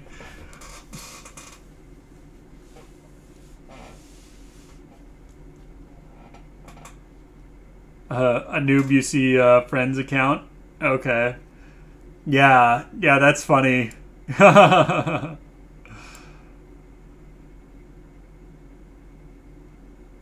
Is it a Saya reference? I don't know.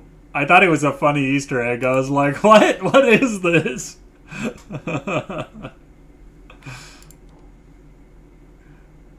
It's funny that you even have to scroll down the leaderboard to see it. You have to actually be looking through some of the stuff. But yeah, I'm glad. I'm actually going to get the get better rewards for this time, most likely, unless my rank drops or something. But it's nice.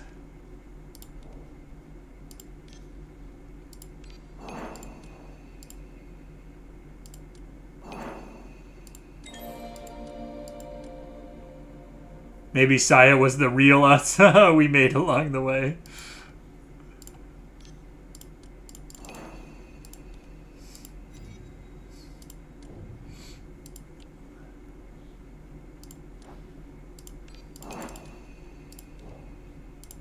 collect some rewards here.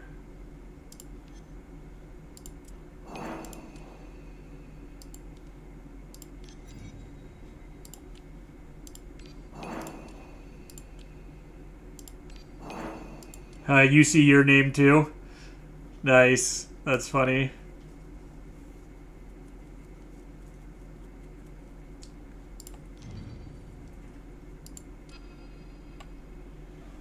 Alright, we continue.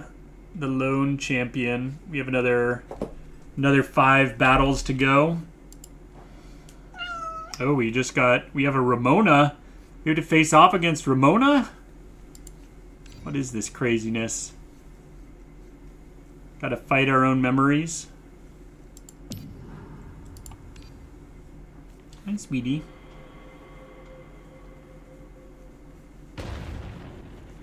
Such a good girl.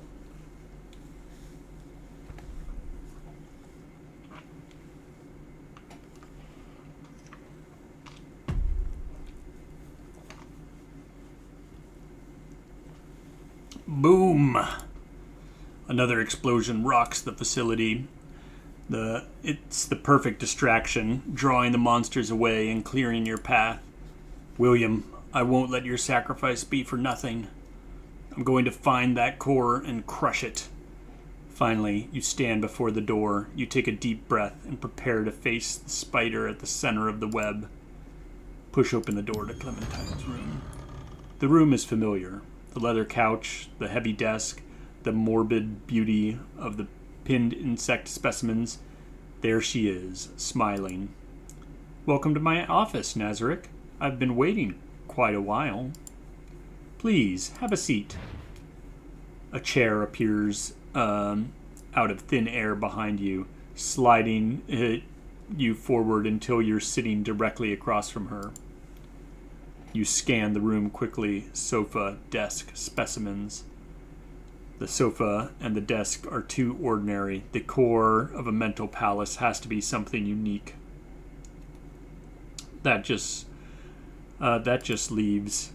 What are you looking for out of the corner of your eye? Ah, the insects.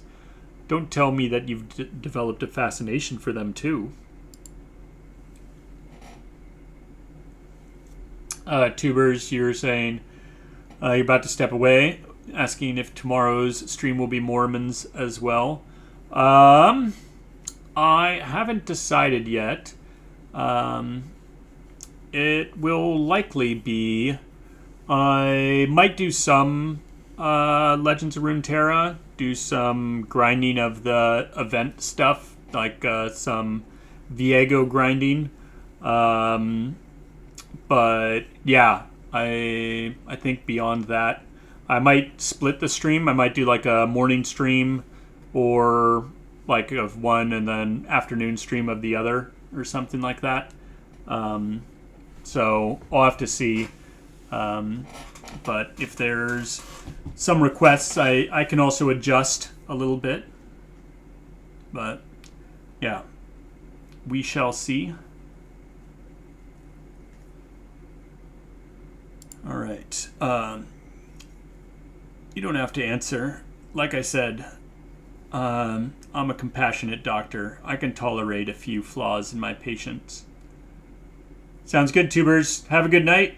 I'll hopefully catch you tomorrow.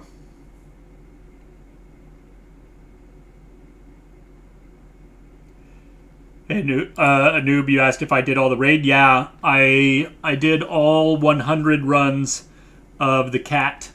So I've gotten all my rewards from that. The black cat has been captured with everything. So I've done my duty. You don't have to answer. Like I said, I'm a compassionate doctor. I can tolerate a few flaws in my patients. I'll give you a hint. What you're looking for isn't in those cases. You pull your gaze away from the specimens and look in her eye, and look her in the eye. Clementine, why did you build this place? What is this experiment that cost so many lives?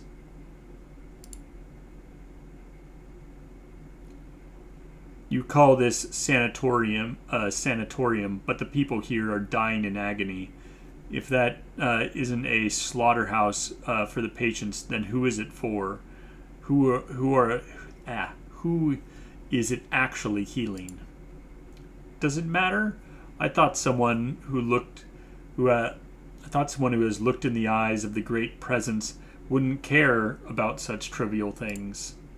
Trivial? Human life isn't trivial. It's never trivial. The patients aren't the ones finding peace here. They're just offerings. If I rule out the wrong answers, only one remains. This place exists to heal you, Clementine. You're the real patient. Tell me, what kind of trauma is so deep that you need a mountain of corpses just to fill a hole? Clementine looks genuinely puzzled. She doesn't understand your anger, but the confusion quickly melts into a laugh. If that's your request, I'll grant it. Since you've faced the great presence, I suppose you've earned the right to be one of us. What are you talking about? First, a little test. Don't worry. It's a simple evaluation of your self-awareness and how much humanity you have left. As she speaks, a familiar, heartbreaking figure materializes in front of you. Ramona! Your mind is saturated with her image. I thought you might want a reunion. No need for thanks. Please, enjoy yourselves.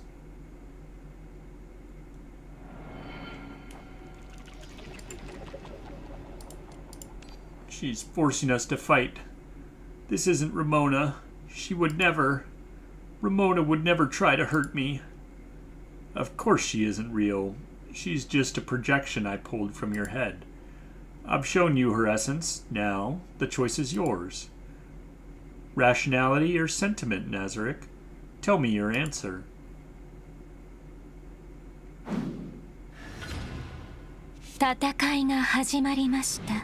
あなたが演じるのは網を破る英雄ですか？それとも運命に身を任せる脇役ですか？ Junk in our hand, per usual. 私に任せて。 This is a really bad starting hand. 思う存分痛めつけて。 Oh, is what it この is. 演疫法で世界を読み解く。 Really don't care.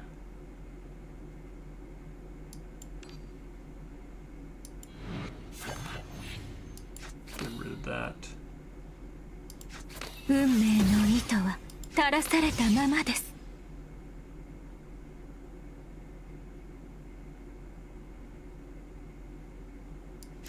未来はすぐそこにあります。壊れちゃう。気をつけてね。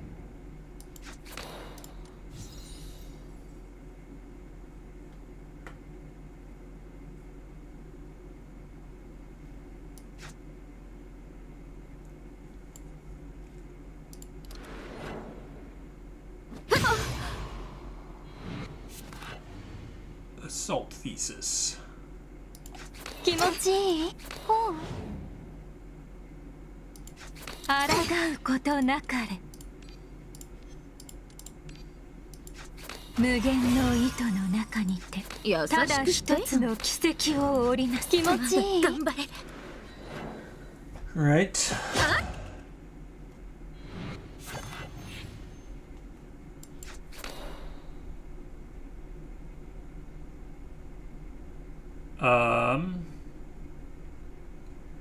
We could probably go to the ultra round this turn if we want.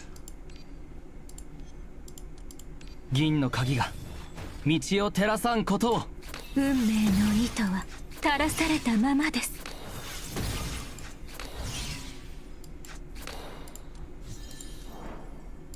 果てない首よ、その野望を示せ。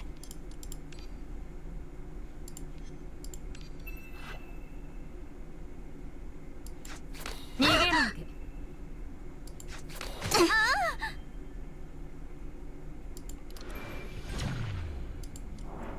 ここに紡ぎ、ここに測り、ここに判決を下す。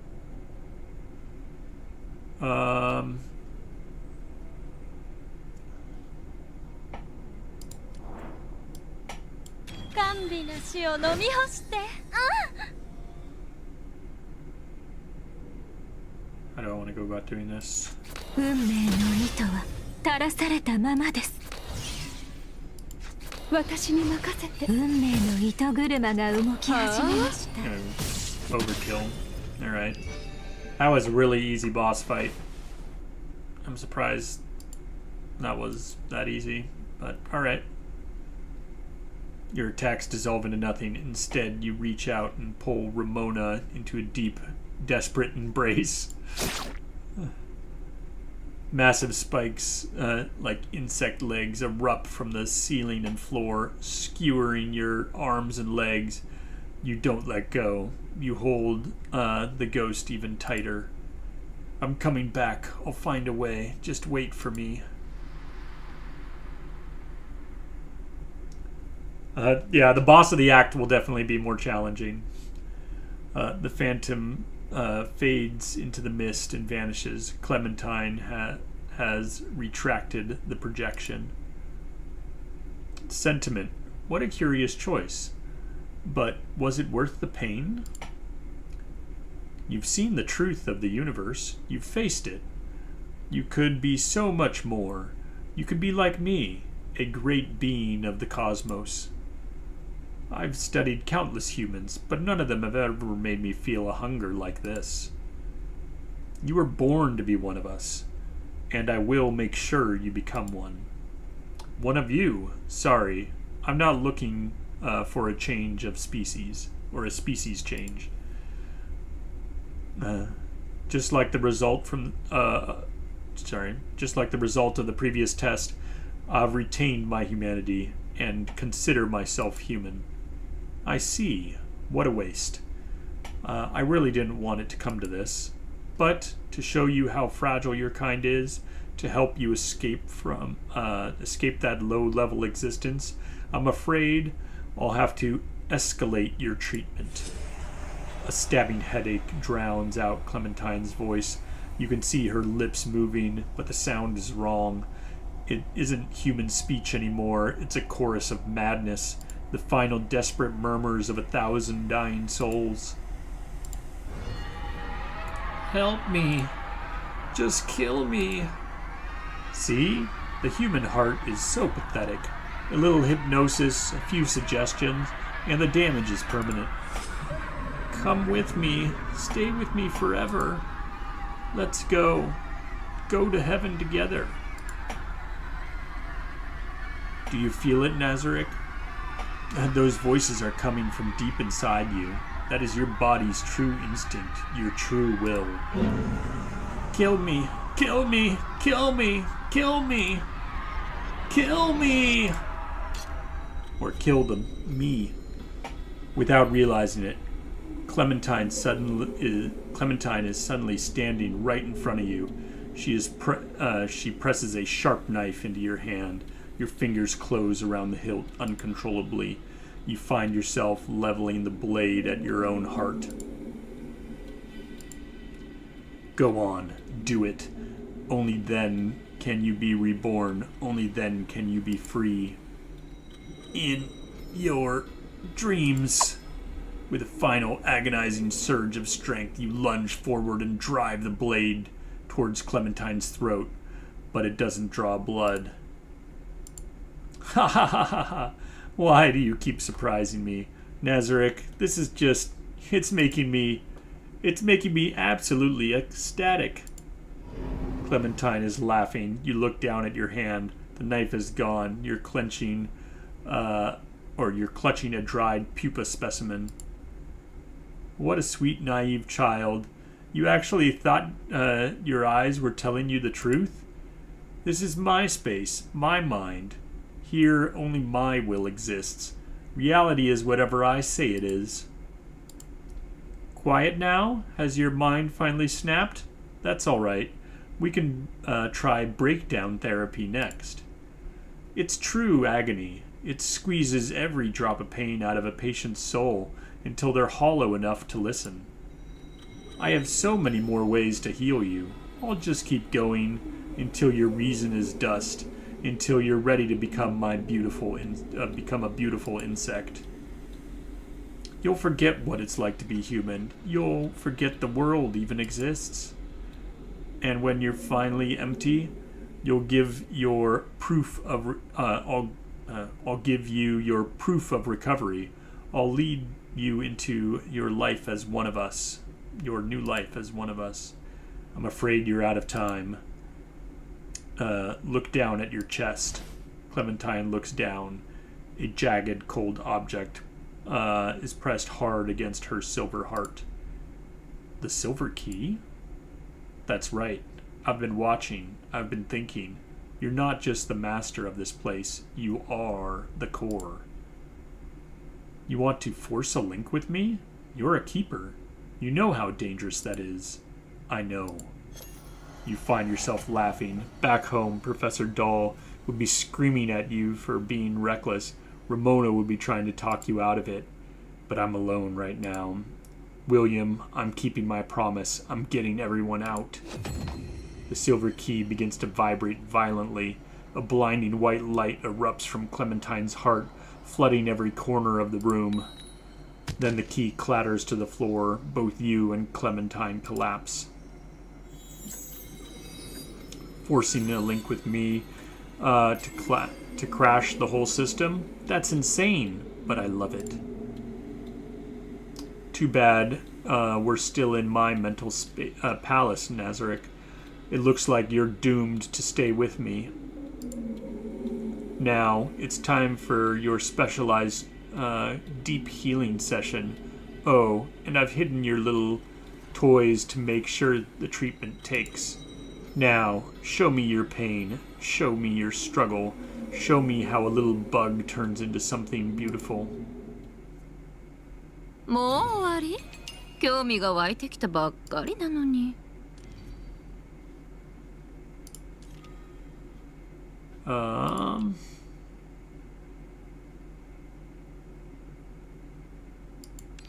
Sure.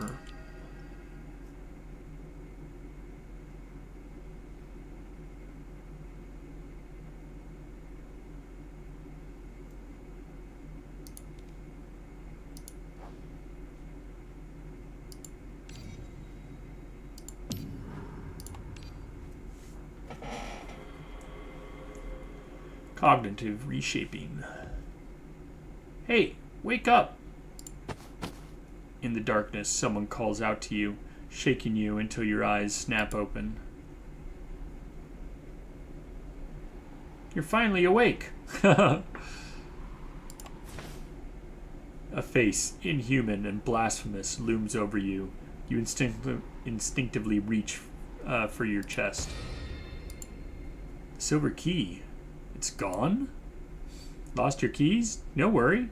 Even if you lock yourself in, we have ways to get you out. Ugh, are you crazy? What are you doing? You pin the inhuman monster against the wall, your arm crushing his windpipe. Shut up. I ask the questions. You answer. Nazarick, if you want to know something, just ask. I'm happy to provide the answers. Only now you realize there's a third person in the room. Clementine, I failed. I'm still in the sanatorium? To be precise, you are in my mental palace. The sanatorium is just a shell. Why tell me this? Why not? You've lost your silver key, and you're trapped in my domain. What can you possibly do? Complying with my treatment and becoming one of my kind might be your wisest choice. Without a word, you lunge at Clementine. Instantly, the air turns to lead, freezing your fist inches from her face. Clementine smiles. She watches you with quiet amusement until, under invisible pressure, you lower your hands. That's more like it. Good child. Remember to show your doctor a minimal level of respect and cooperation.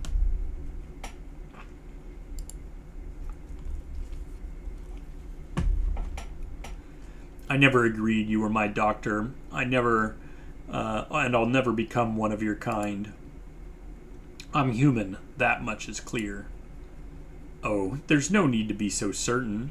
According to the embodied cognition theory, our minds are shaped by our bodies. A hungry judge passes harsher sentences, A person's satisfaction depends upon person's satisfaction depends on those around them. In this space, I've taken it further. Not only does your form affect your mind, but your mind dictates your form. You mean if I believe I'm an insect, I become one? Or I'll become one? Clever. First, scales will sprout out of your arms, and a chitinous shell will swallow your soft body. Then your vocal cords, your eyes, a 360-degree compound gaze to see the reality of this world and the cosmos. And finally, my favorite part, the resonance of the swarm. Ah, are you already so eager to leave? You halt your step, showing no embarrassment at being caught trying to slip away. Since this is treatment, it's only natural for a patient to explore the facility. Quite right. I'd love to accompany you, but I have a few minor matters to attend to. I suspect those minor matters are anything but. You pierce through her disguise, hoping to pry for information, but Clementine doesn't take the bait. I'll have to leave your tour of the facility in Berkeley's hands. I hope you don't mind. Leave it to me. I'll show him the liveliest spots in town first. See those glittering ores? They're the town's lifeblood. We all mine the mountains to sell to merchants. Once on the street, Berkeley introduces the town with practiced ease, gesturing wildly as he talks. I'm not interested, thanks. Listen up, everyone. This is the newcomer Clementine's brought for the life ritual. Berkeley shouts, clapping you on the shoulder. Through the movement, you can see the dissolution spreading behind him. Dissolution? This is Clementine's mental palace. Why is there dissolution here? Did the town suffer from dissolution? Are these recreations of the past? So it's possible? Oh, these memories are recreations of the past, so it's possible. As you ponder, the inhuman townsfolk surround you, their bodies scarred by traces of dissolution to varying degrees. Newcomer, have a glass of ginger beer. I brewed it myself in my own handmade barrels. It'll hit the spot. I want to give you this amulet from the priest. They say it helps you evolve during the life ritual. Me too. I want to give you... Countless gifts, slick with D-slime, are thrust towards you, but you only see their warm, gentle smiles. The warmth spreads from your heart, accompanied by a sharp, stabbing pain. You feel something growing in your flesh. You swallow your thanks, drop the gifts, and shove Berkeley aside as you bolt forward. Ouch! Hey, your gifts! Patrol! The newcomer is making a break for it. You sprint until your lungs burn, stopping only to lift your shirt. From the stinging patches of skin, insect scales have begun to sprout. Cognitive influence on form. I've doubted my humanity, and now the scales are growing? No, I'm sane. I'm just... Old cough. Who's there? Berkeley? A sudden voice startles you into silence. You duck into the shadows. Berkeley? Have you come to tell us the life ritual is starting? Thank God. Little Bella can finally be free and embrace a higher form of life. But the street is empty. The old man can only shuffle back inside, one agonizing step at a time. The priest said the ritual will elevate us. It'll cure these human diseases. The great ones who created us will protect us again. They'll lead us across the threshold of evolution. If there's only one spot, it has to be Bella's. She's only 6. If she's cured, she has her whole life ahead of her. The wind swallows his voice. You peek through the window and see a girl lying in bed, dead, next to a photograph. The girl looks no different from the insect-like villagers, but the photo, stained with dissolution, reveals the truth. She is a human. Or rather, used to be.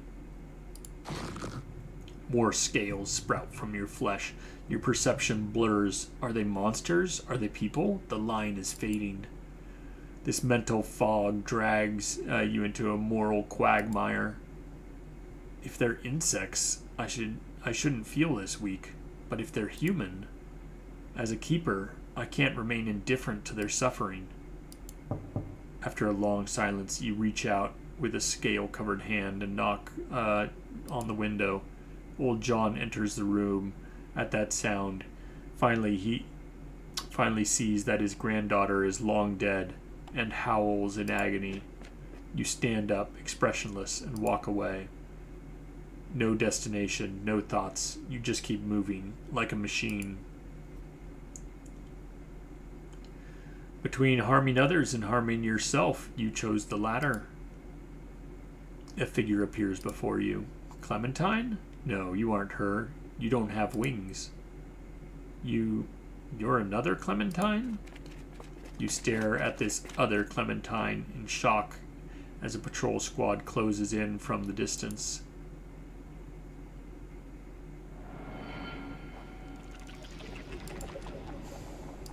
Do.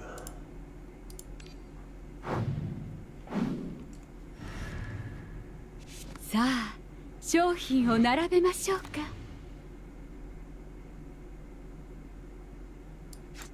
私に任せて。未来はすぐそこにあります。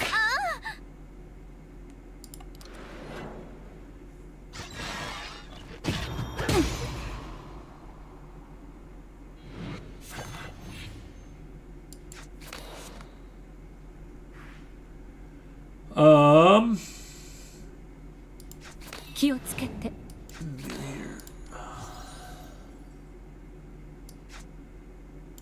思う存分痛めつけて。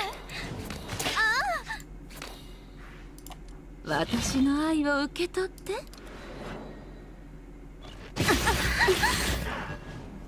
Well,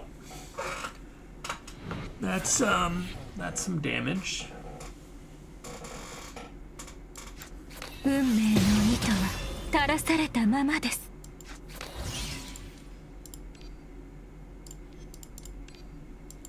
無限の糸の中にてただ一つの奇跡を織りなす。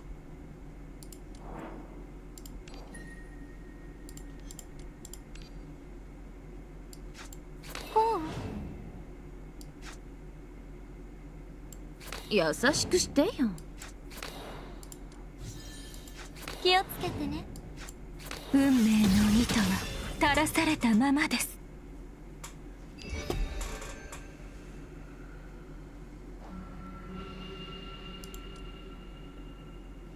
Nice. That is fantastic. もしかったら子孫繁栄の材料をちょうだいね。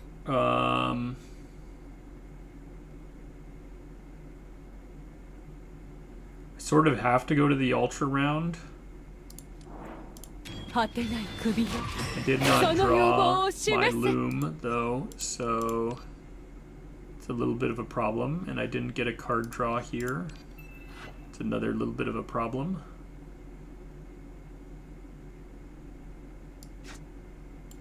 未来はすぐそこにあります」。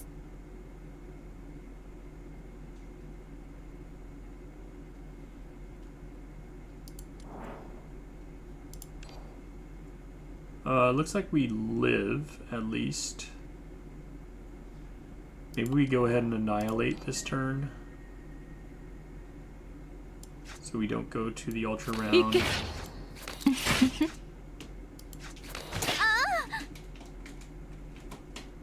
Then we can use a embryo to heal with Lay 予 next 想外 turn. の展開です。 There we go. We got a loom. 甘美な死を飲み干して。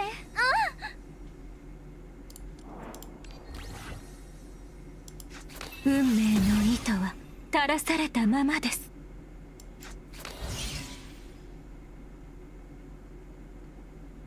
We pretty much have to go to the ultra space, unfortunately. I suppose I could have duped that loom before I used it, but our annihilation's on cooldown, so now I'm kind of forced to do this. It's most 怒り unfortunate, を鎮めたまえ。 but it is what it is. We just kill them with this. Let's 壊れちゃう。 go ahead and do some prep work for the next battle.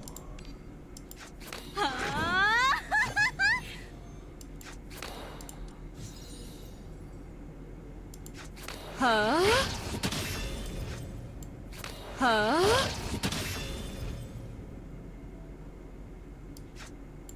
運命の糸は垂らされたままです。 All right.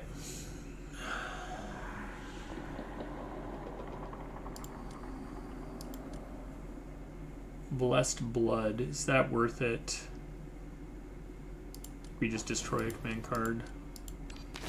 Better to get some of the more worthless cards out so we're more likely to draw our loom when we need も it. しかったら子孫繁栄の材料をちょうだいね。いけ。気持ちいい。未来はすぐそこにあります。私の愛を受け取って。 Yeah, 100 HP per turn is pretty consistent, I agree.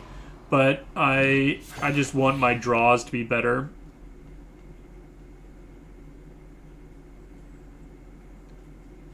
I got lay for my healing. 運命の糸は垂らされたままです。無駄な抵抗はおやめなさい。さあ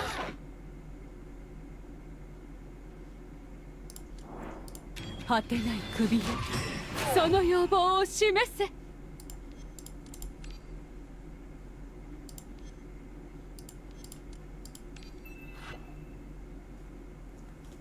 I think we'll chill.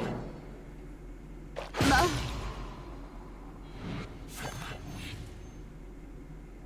All right. Let's. Oh, maybe I should have kept one of those. You can get another one with this. Let's do this first. 銀の鍵が道を照らさんことを。運命の糸は垂らされたままです。ちょっと乱暴すぎるかしら。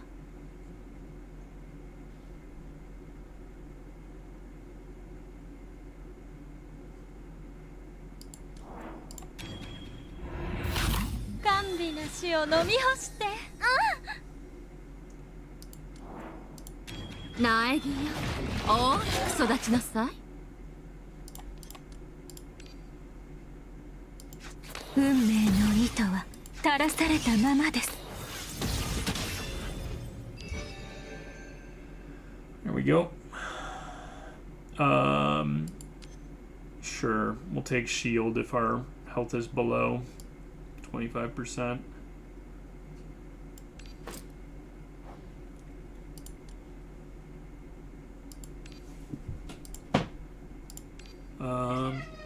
Hey, girls, stop fighting.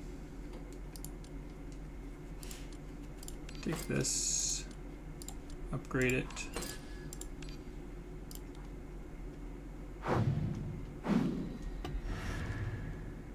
さあ商品を並べましょうか。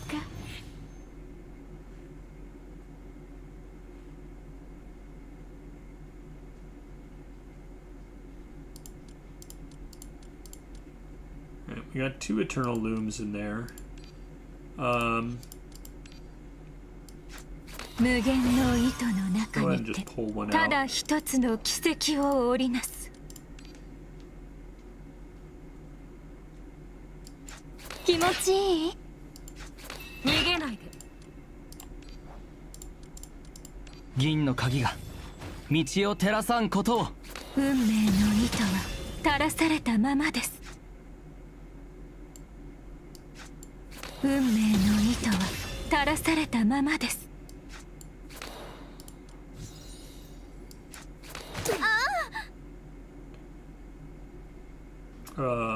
Oh, we still reactivated the ultra space. Darn it.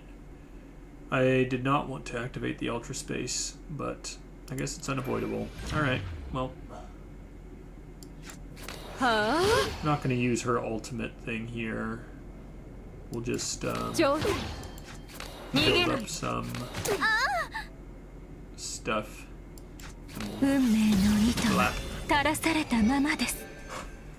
There we go.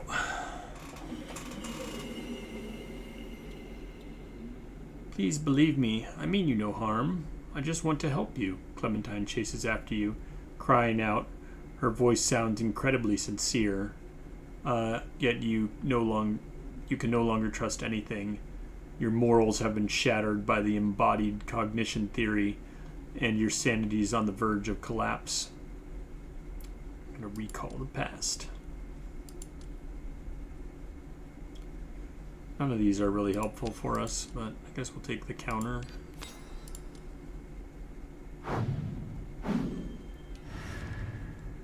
Moshikattara, 子孫繁栄の材料をちょうだいね。運命の糸は垂らされたままです。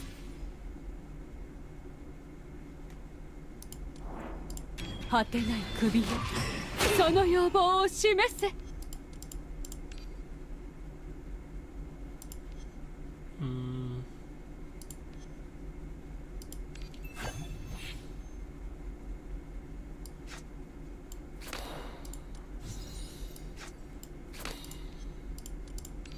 ちょっと乱暴すぎるかしら。私の愛を受け取って。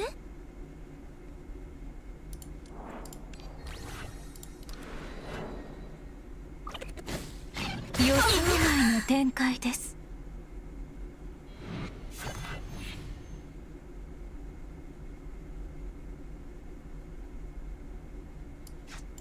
気持ちいい？未来はすぐそこにあります。いい加減にして。気をつけてね。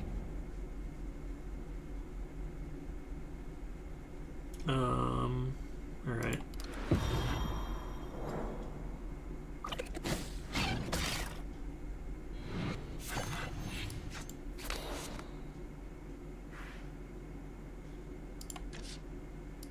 Wow, so those looms are just chilling in our deck, I guess.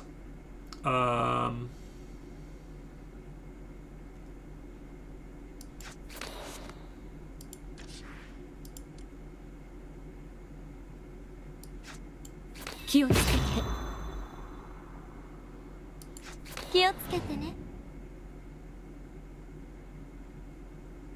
Guess we're just taking the damage and then we'll heal afterwards. 逃げない。抗うことなかれ。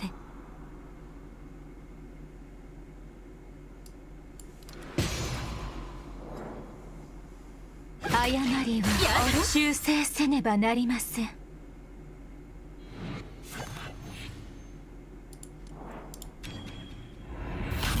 甘美な死を飲み干して。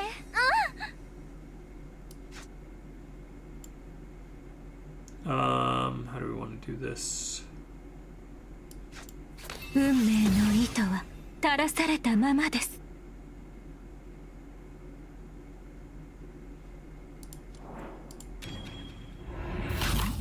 苗木よ、大きく育ちなさい。運命の糸は垂らされたままです。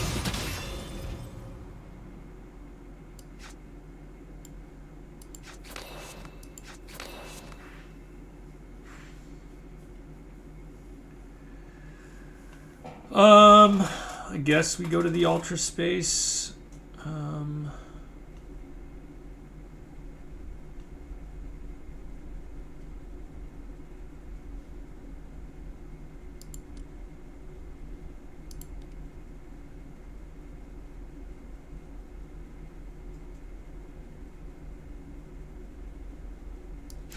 運命の糸は垂らされたままです。 This is really unfortunate. I wanted to be all prepped for the boss round, but it looks like we're gonna have to use some of our stuff here. Just most ここに紡 unfortunate. ぎ、ここに測り、ここに判決を下す。運命の糸車が動き始めました。 Well,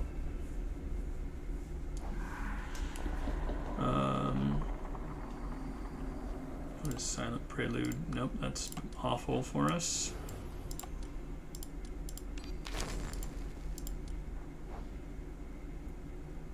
Mute Jukebox is okay.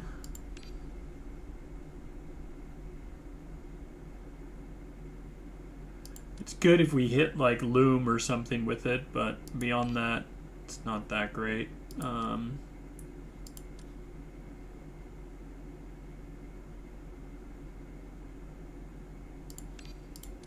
take this.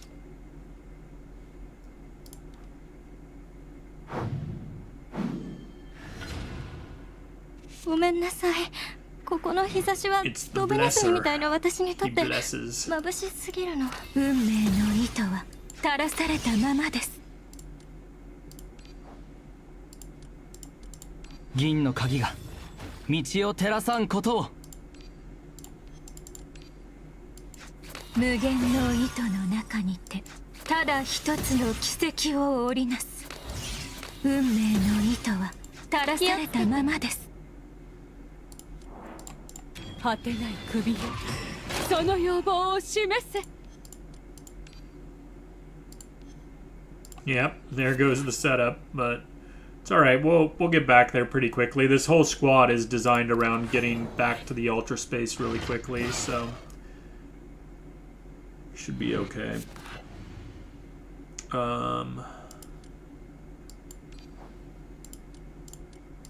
銀の鍵が道を照らさんことを。 Yeah, I think we can even go off this turn.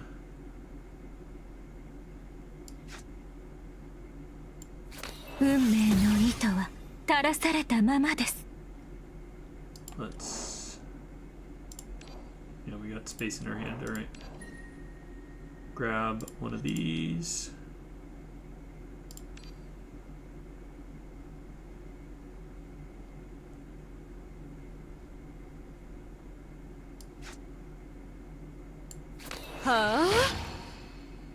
Oh shoot!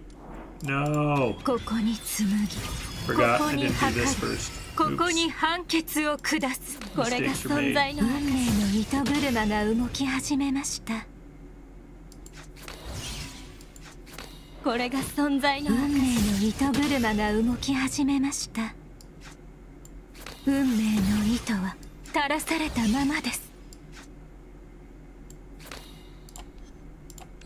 ちょっと乱暴すぎるか運命のしら。糸車が動き始めました。運命の糸車が動き始めました。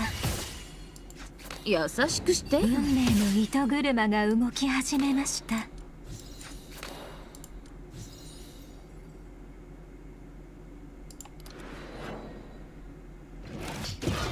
All right.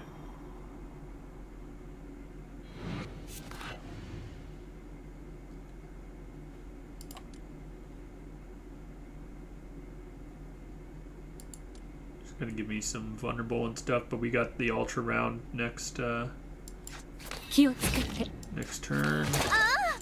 気をつけてね。私の愛を受け取って。優しくしてよ。怒りを鎮めたまえ。いけ。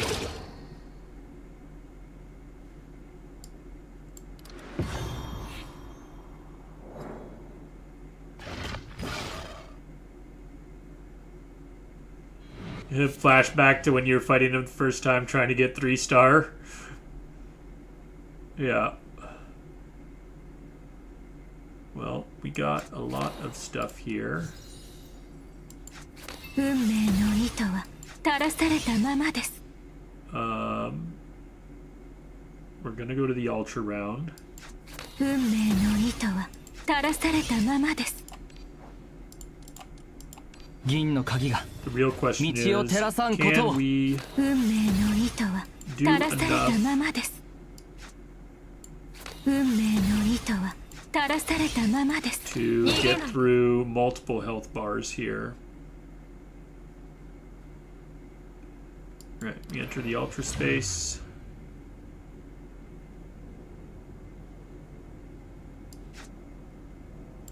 未来はすぐそこにあります。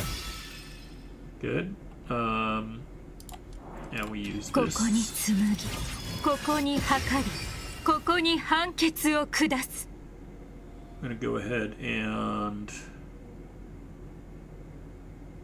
let's see. We can trigger 5 here. I think we're better off duplicating. Oh, oops. We don't have that. Okay, well, we can do this. Sure. 銀の鍵が道を照らさんことを。 Alright.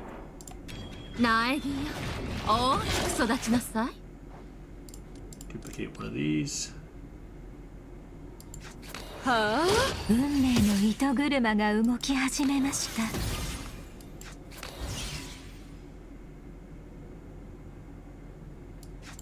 気をつけて。運命の糸車が動き始めました。 Alright, I'm not sure I'll be able to get through all the health bars here. 運命の糸車が動き始めました。運命の糸は We'll do 垂 what ら we され can. たままです。ちょっと乱暴運すぎ命のるかしら。糸車が動き始めました。運命の糸は垂らされたままです。思う存分運痛めつけ命の糸車が動き始めました。果てない首よ、その要望を示せ。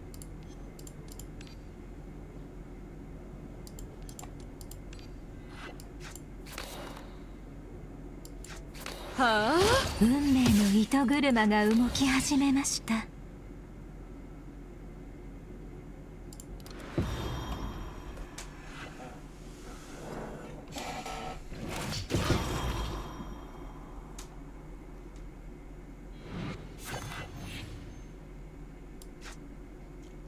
2x2 damage is big damage. We were really concerned there.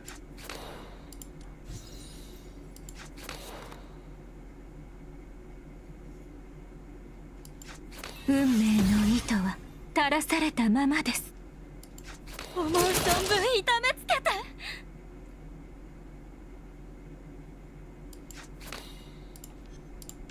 ちょっと乱暴すぎるかしら。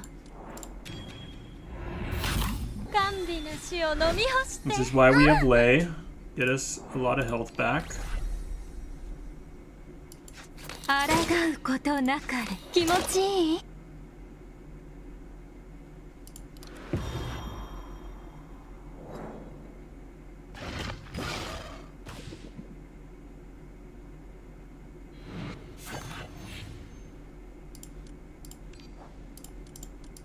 銀の鍵が道を照らさんことを。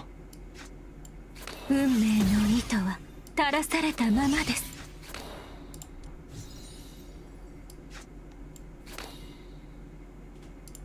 私の愛を受け取って。 Oh, we're so close. What can we do to... Wait, is this... Oh, no. We're literally one away. Anything?「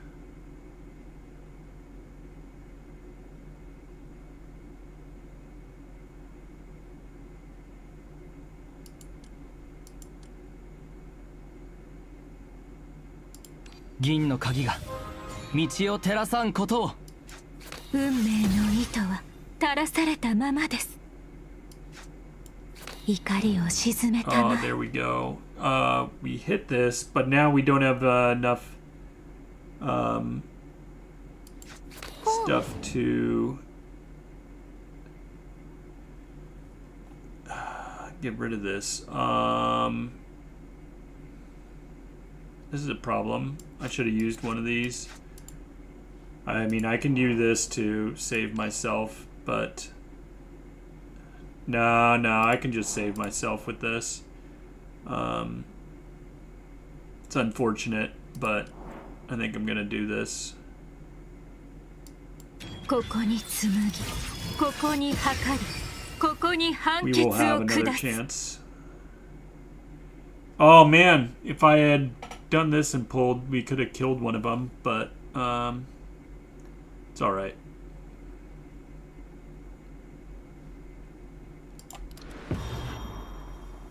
We live another day.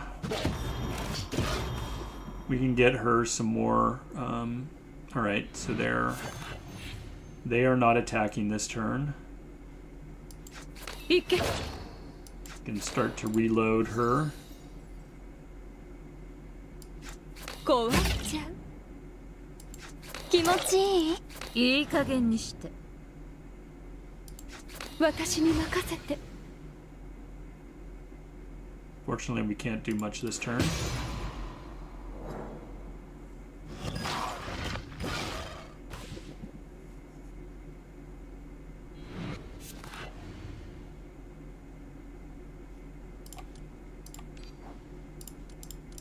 銀の鍵が道を照らさんことを。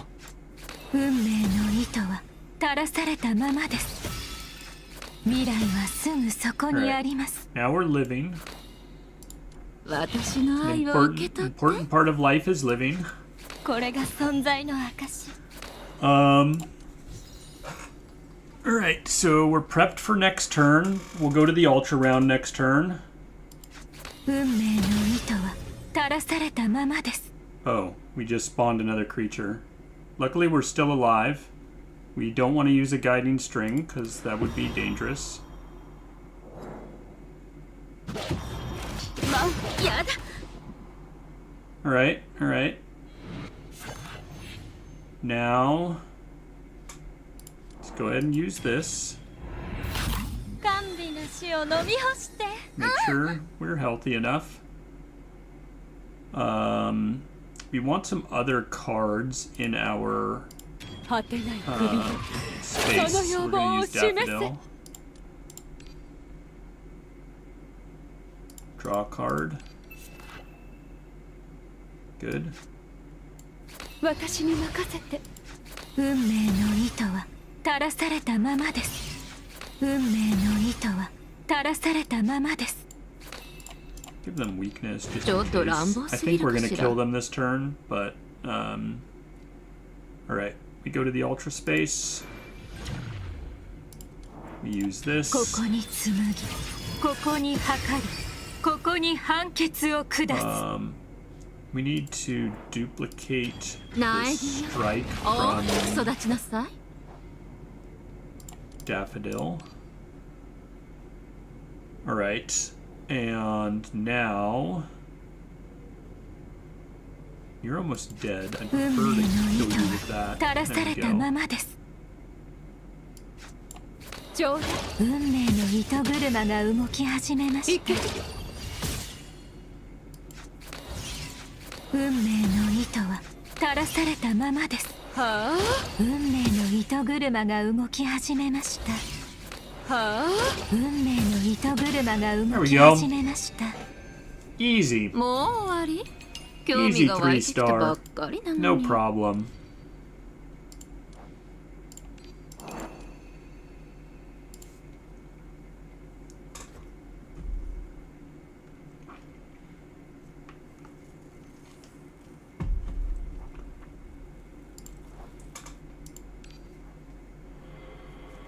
Alright, Pupa of Friendship. We welcome you with open arms, yet you reward us with trying to flee? Humans truly are the most heartless race. An insect-like lieutenant approaches you, wielding a sword staff.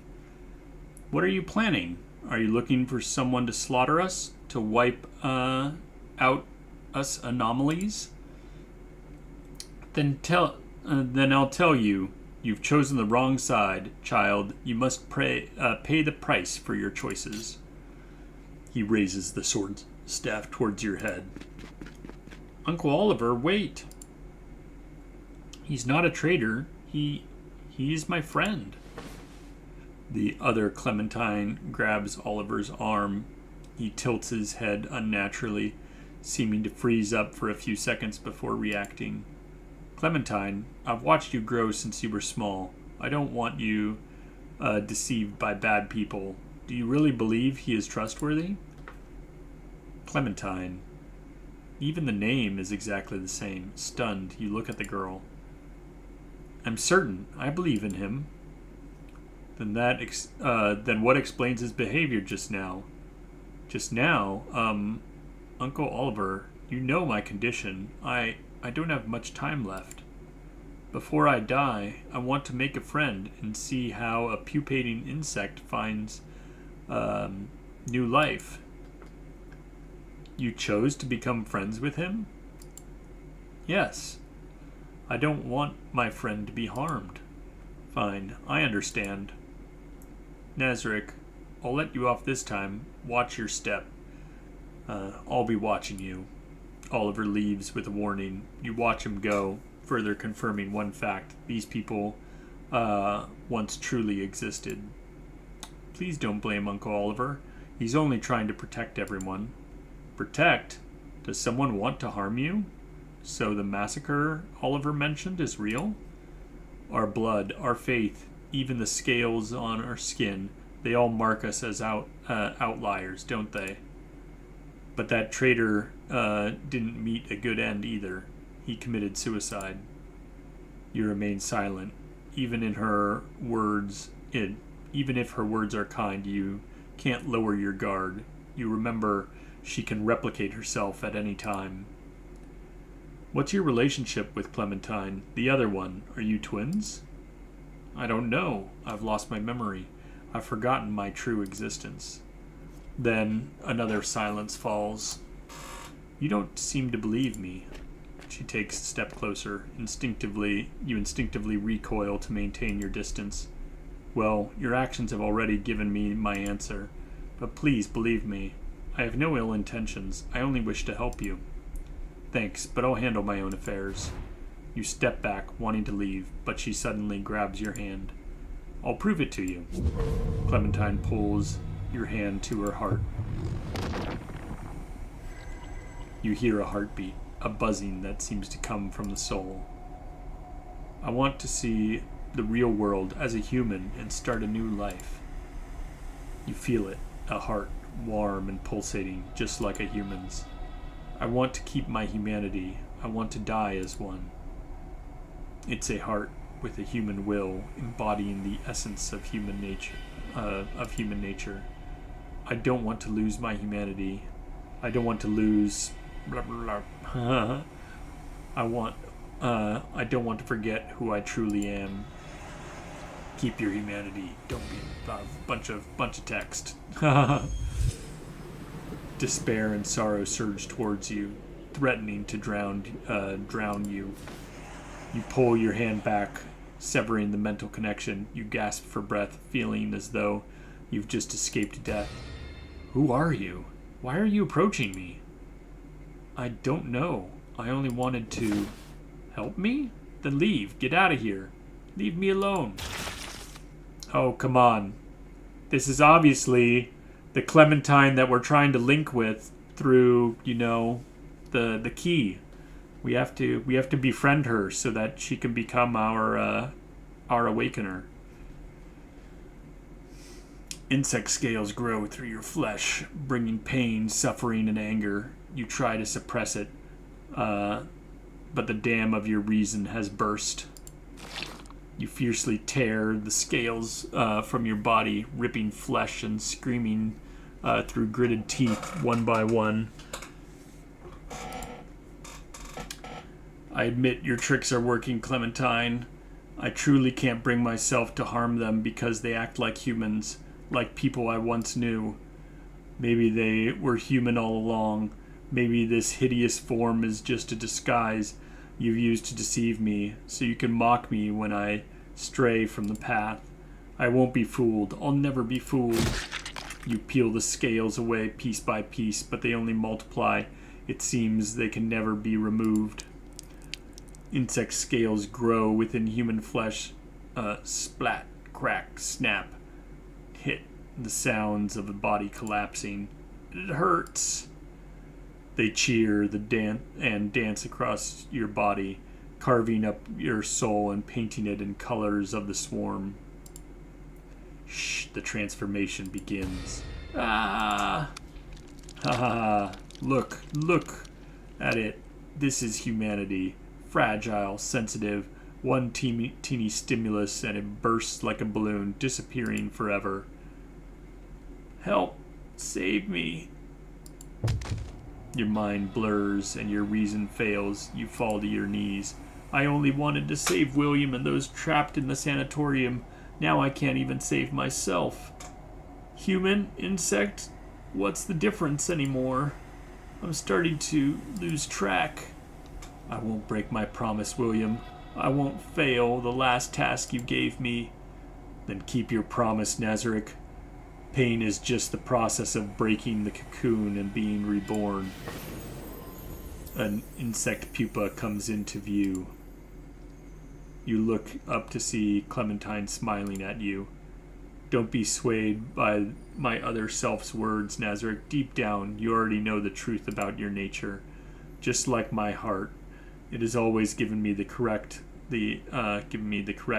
only answer. It's true that our cognition, our consciousness can be shaped by our environment, our actions, and the people around us, but I have always believed that the self is the ultimate power that shapes who we are. It's the most precious human trait, the ability to self-educate, self-correct, and self-grow. We keep moving forward in the pursuit of a better future. Nazarick, don't you need to choose between being human and an insect? Just hold on to what you believe in. For example, your self-awareness, and your soul. Why are you helping me? We've only just met, and my attitude. Because I'm holding on to what I believe in too. We are the only two humans here. I've always wanted a friend. Humans can be cruel, but we can be equally capable of sincerity and kindness. They help and support each other through hardships and welcome the dawn of a better future. This is our testimony, a witness to mutual help and our human virtues. She places the pupa into your hands. Thank you. You stare at the specimen in silence. Just as you're about to speak, Clementine looks up sharply. She found me. I have to hide. Clementine runs away. With your view no longer blocked, you see who she was hiding from. The other Clementine? Is she watching me? Or... Before you can finish, the other Clementine vanishes. Now you're certain she was watching you. This is her mental palace. Theoretically, there should be only one Clementine. But now... Did she split herself in two? Why did she split herself in two? No time for that. Most important thing is finding the silver key. Late tonight, when the guards are asleep, I'll use spirit tracing to find the key.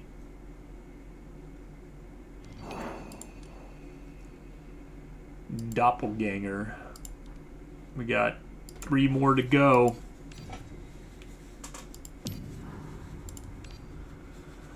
The final push.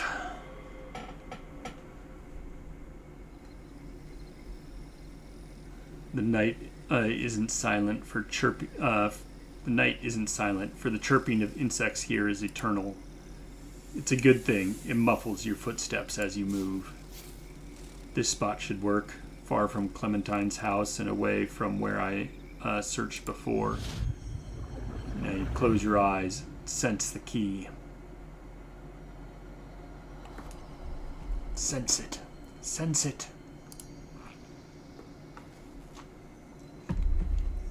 If the key is still in this mental palace, I should be able to sense it.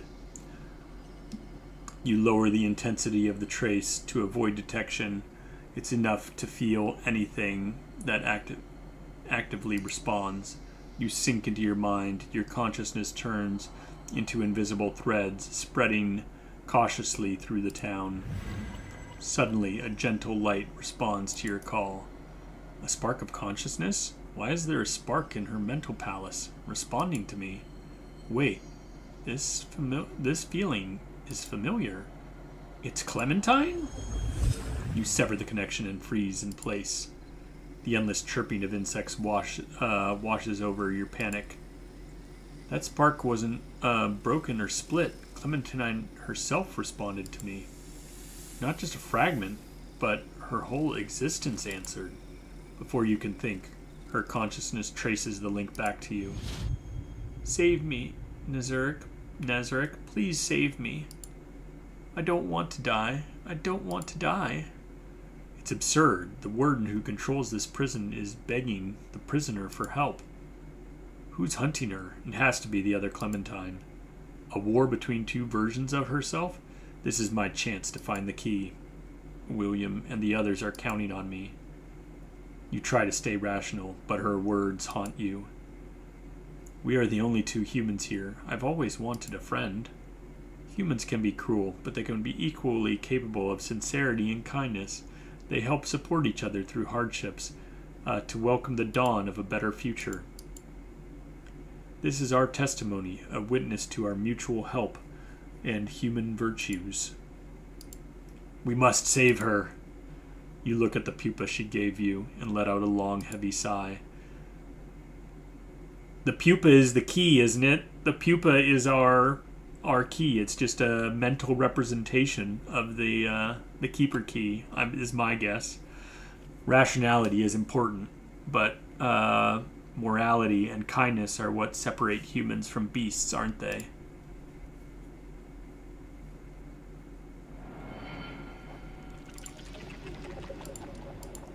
Maybe I'm wrong with that guess, but I'm guessing the pupa is our silver 子 key. 孫繁栄の材料をちょうだいね。気をつけて。気をつけてね。 Olay, you sadistic little girl, making making those noises when you 思う存分痛めつけて。 get hit or do your hitting.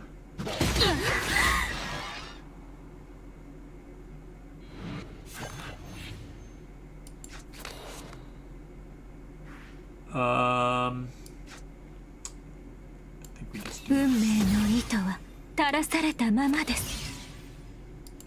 未来はすぐそこにあります。気をつけてね。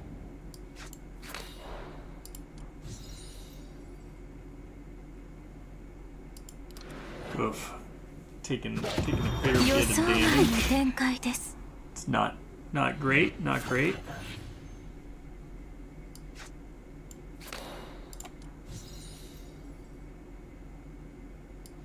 気をつけてね。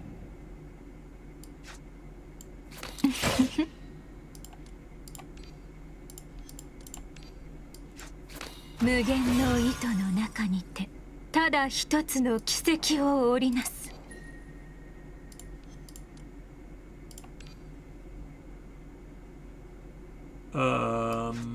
優しくしてよ。気持ちいい？運命の糸は垂らされたままです。 Here we go.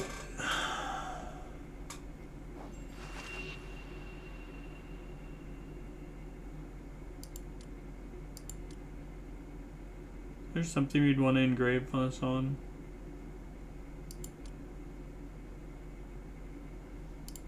Sure.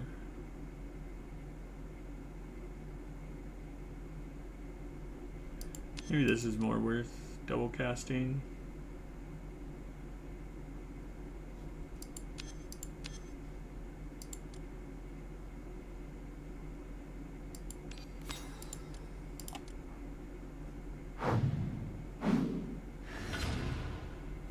戦いが始まりました。あなたが演じるのは網を破る英雄ですか？それとも運命に身を任せる脇役ですか？ Need to see my ultra space. Alright. Yeah, I need an internal loom 運 in 命 there. の糸は垂らされたままです。壊れちゃう。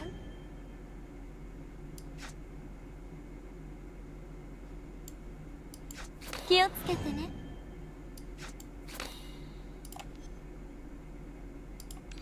ちょっと乱暴すぎるかしら。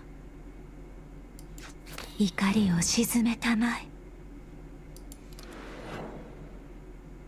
やだ。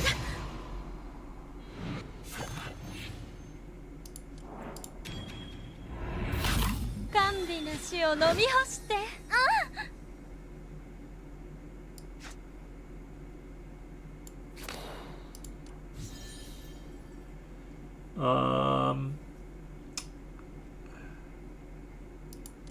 Guess we dimension shuttle.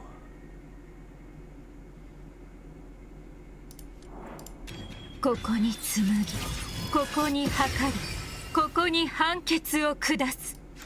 気をつけて。運命の糸車が動き始めました。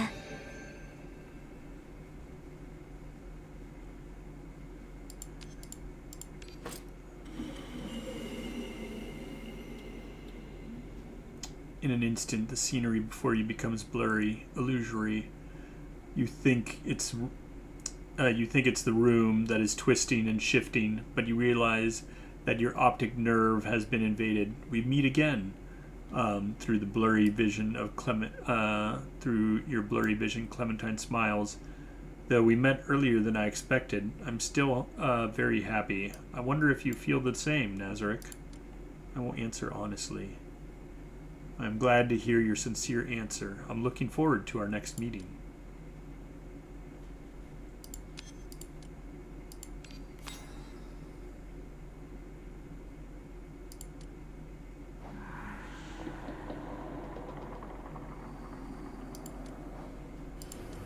Get rid of Skull Reaver. Sure.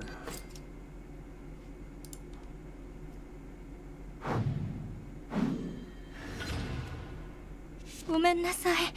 ここの日差しはドブネズミみたいな私にとって眩しすぎるの。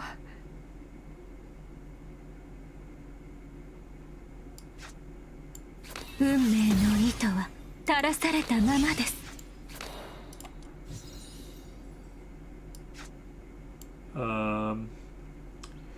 We don't really want to go to the ultra round. I would use her ultimate, but I don't think we want to go to the ultra round this round. How close can we 無 get? 限の糸の中にてただ一つの奇跡を織りなす。ほう、気持ちいい。壊れちゃう。Yeah, I guess we're just gonna wait till next turn. Want to try to get her a little bit more, get to her exalt here.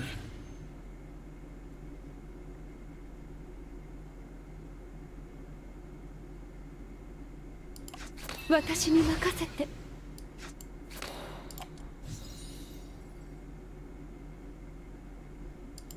運命の糸は垂らされたままです。ちょっと乱暴すぎるかしら。優しくしてよ。ほう。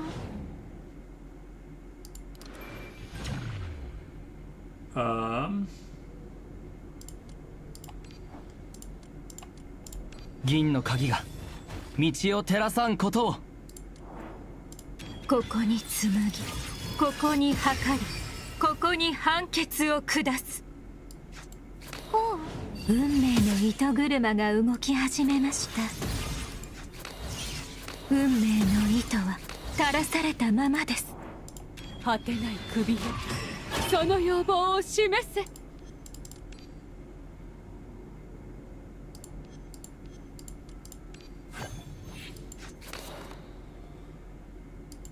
ほう。運命の糸車が動き始めました。What do we want to do here? I think. 苗木よ、大きく育ちなさい。Go ahead and dupe the loom. 運命の糸は垂らされたままです。運命の糸は垂らされたままです。はあ、運命の糸車が動き始めました。私に任せて。運命の糸車が動き始めました。 Clementine. Ugh! In a forgotten corner of town, a one-sided slaughter is taking place. The attackers' movements are almost tender. They're making the cruelty even worse. Why are you doing this to me? Don't be afraid. This is necessary this is just necessary work to correct a mistake. A mistake? Your existence is a flaw. You shouldn't even exist.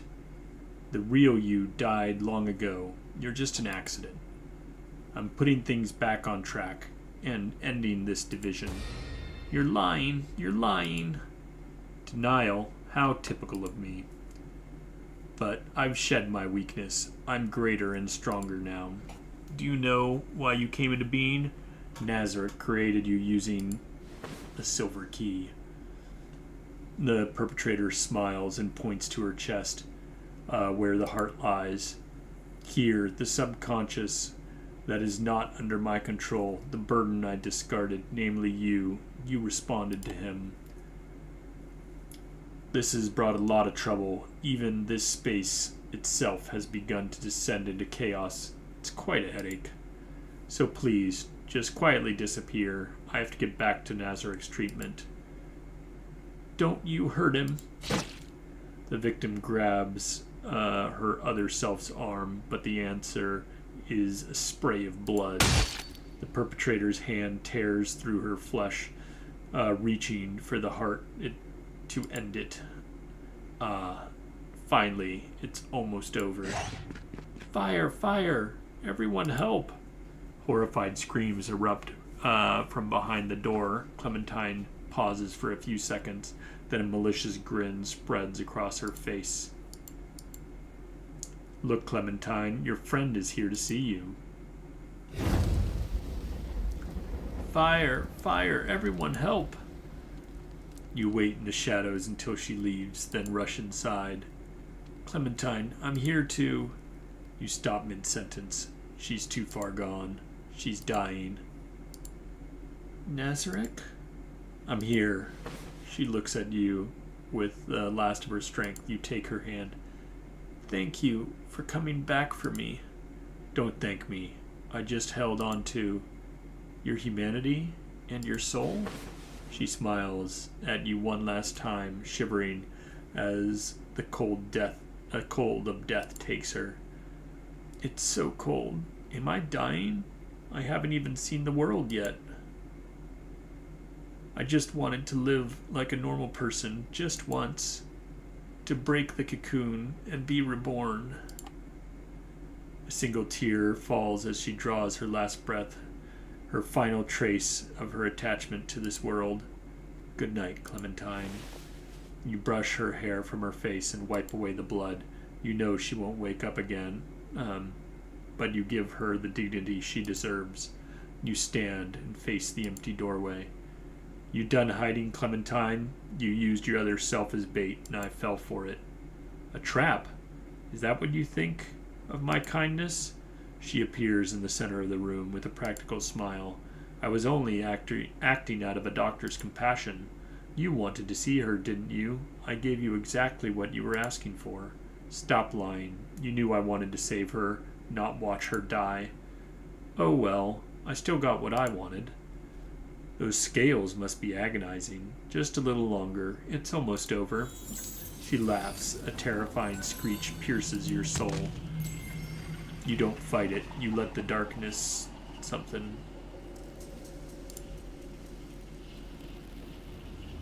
Nazareth, finally, welcome to the final stage of your treatment, the life ritual. When it's over, you'll embrace the true transformation and rebirth. You will become my kin and my friend. もう終わり？興味が湧いてきたばっかりなのに。Now I must fight Clementine. Huh.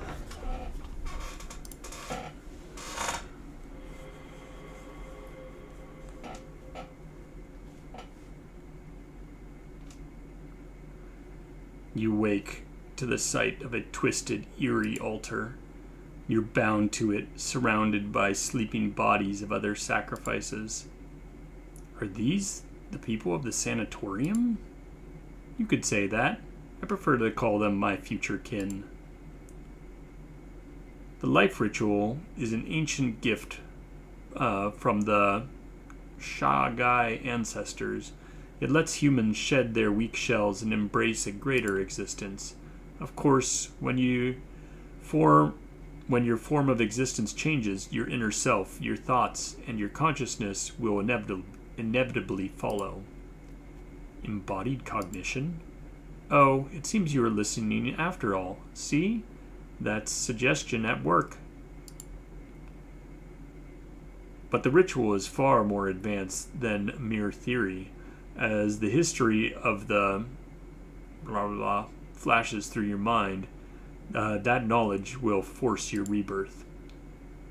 From your physical body to your very cognition, you'll become one of my kin, a true unspeakable something. What about the other Clementine? Why did you kill her? The answer is obvious, isn't it? This mental palace only has room for one me, or one master, me. Besides, her cognition has developed certain flaws. Flawed how? Because she made your own self-perception clash, or because she was causing this space to collapse? Still so full of curiosity. I truly admire that. Unfortunately, time is up. The ritual must begin. Clementine activates the altar. The inhuman structure immediately begins to glow with an otherworldly light. An invisible horror slowly descends, accompanied by a chorus of eerie, high-pitched screeches. That familiar, invasive sensation returns. You feel your very existence being drained. An unknown life force leeches off your being, making you less of yourself with every passing second.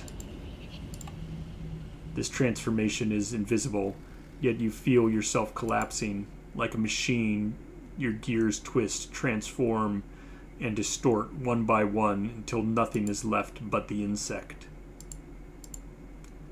But humans are not machines.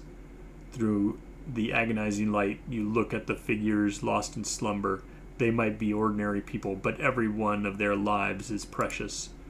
Ever since I entered this sanatorium, I've been passively separated from William, passively losing the silver key, passively watching the other Clementine die. Because I carry the weight of other lives, I was so afraid of making a mistake that I let hesitation steal everything from me. That's why I didn't resist before. I needed to be here at this so-called life ritual to make my stand. To make a stand? Why keep struggling? Is becoming my kin so terrible? The world is bigger than this place, bigger than Earth. There's a vast universe out there. Cast aside your fragile humanity and embrace something greater, something deeper. Close your eyes and release your consciousness to trace...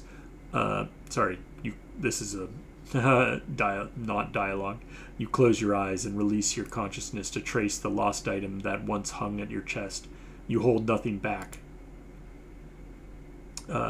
Humans are fragile, yes, but the fragility isn't the opposite of resilience or courage or greatness. It's going to be the pupa that she handed us, isn't it? I hope so. When humanity shines, even in the deepest darkness is illuminated. Sorry, I keep reading that. Even the deepest darkness is illuminated. That light is the reason morality, kindness, sincerity, selflessness, but most of all, it's courage. These virtues allow people to support one another and face the dawn of a better future together. Your consciousness screams in pain, your skin splits and bleeds, but you don't stop. Your mind is made up. Answer my call, Silver Key. I will save everyone. As a patient, Nazarick, you're truly a failure. But I'm a professional. I know exactly how to treat a patient who loses their way. Treatment might involve depersonalization or manic episodes, but don't be afraid. I'll be gentle. Oh, we must fight her.「もしかったら子孫繁栄の材料をちょうだいね」。運命の糸は垂らされたままです。未来はすぐそこにあります。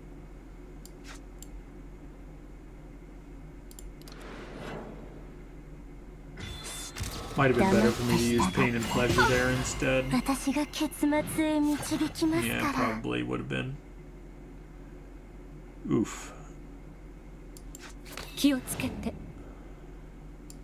気をつけてね。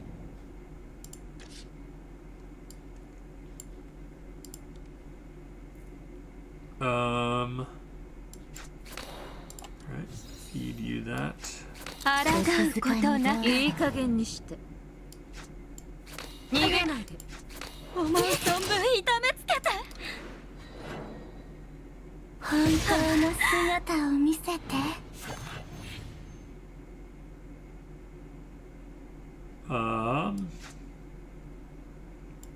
運命の糸は垂らされたままです。 Undo weakness. ちょっと乱暴すぎるかしら。気持ちいい静かにどうぞ。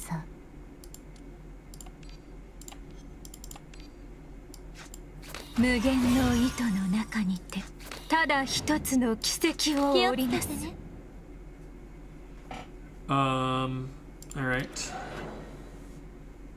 予想外の展開です。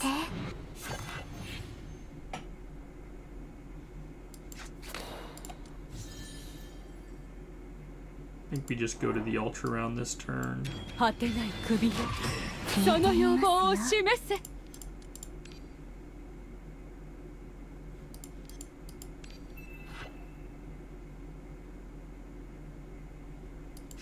私に任せて。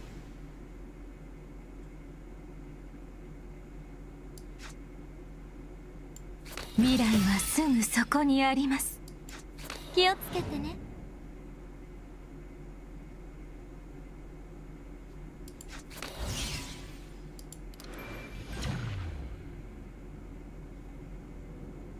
Yeah, she only has one health bar, so yeah, I think she's gonna be toasted. 銀の鍵が道を照らさんことを。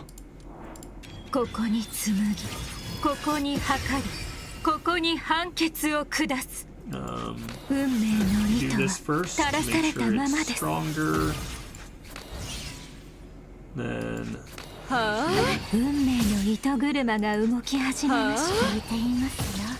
goodbye. Amidst the silent struggle, the sound of something shattering rings out. Something surges in your pocket, soaring upward and shattering its confines.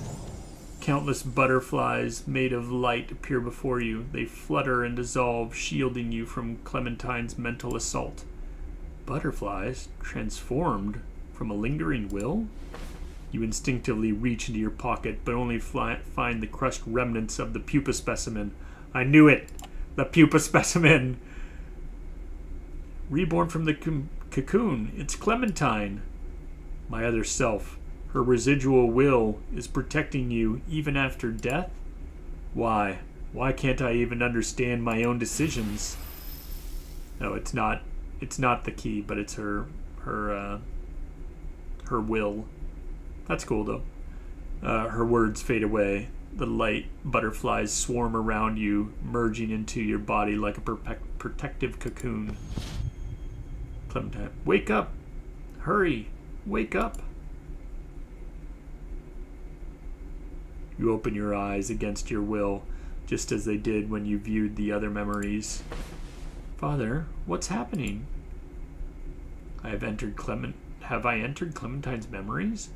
This looks like the time before she became an awakener. Before you could process it, a panicked man appeared before you, Clementine's father. They're here, and they have weapons. Who? A gunshot answered for him. Then came the screams of their kin. Monsters, get out! Some cursed. You freaks, disgusting, others shouted. But isn't this our home, Father? You brought Uncle Oliver and the others here to build a new home. People who just wanted to live like human beings. I was wrong. I underestimated the primal cruelty of humans when they face the unknown. Perhaps we aberrations will always be traitors to human societies, traitors by birth. Then came the flight, screams, gunshots, blood, and a death in her arms. Don't cry. It was my honor to protect you. Uncle Oliver, don't die. Please don't. I won't die. As long as you remember me, I'll live on. Right, Alan? Her father remained silent. For the first time, Clementine understood death. The weight of the life was so light, it slipped away before it could even be grasped. Father, I need more... cough. Father, I need more of the tincture. Please, give me more. No, I can't increase the dose. It'll kill you. But then, at least I'll die in peace. No more pain. Father, don't say that. Please, Clementine, never say that. I can't lose you. I'd rather die myself than lose you. Tears streamed down, drowning her silence and her despair. She was losing something deep inside. It was her first taste of human suffering, the agony of being human, and the struggle to remain so. Clementine, we're leaving. I've arranged a carriage. We go now. There was no answer. Clementine! He checked her breath. With practiced movements, finding a faint spark of life, he collapsed to his knees. The sound of his knees hitting the floor startled her awake. Father, I thought I heard you say, we're leaving? Yes, we're leaving this place. We're going home. But your lifelong dream was to stay away from that place. You said it wasn't a place for humans. Anyone who wanted to live like that person had to leave. Yes, I did say that. But that doesn't matter now. I finally realize what is truly important. It's you, Clementine. As long as you're alive, my life is complete. A bell rang outside. The coachman was shaking it, urging his passengers to hurry. Come on, let me carry you. I've had the house back home prepared. It's much like this one. You'll like it. And you'll get better. Those people, they're experts at treating this. They promised me as soon as we arrive, they'll perform the ritual for you.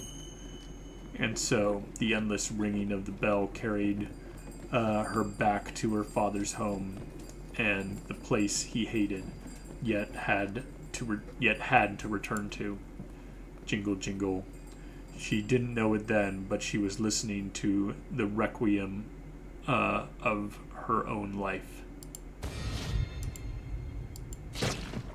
Until now, not until her organs dissolved within a cocoon of flesh did she finally understand what was happening.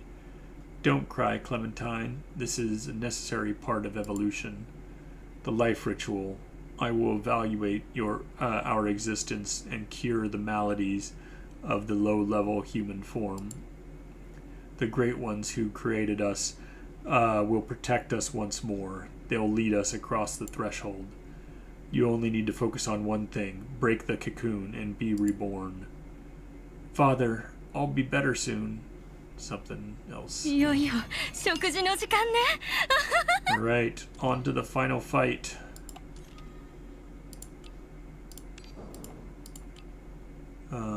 Sure.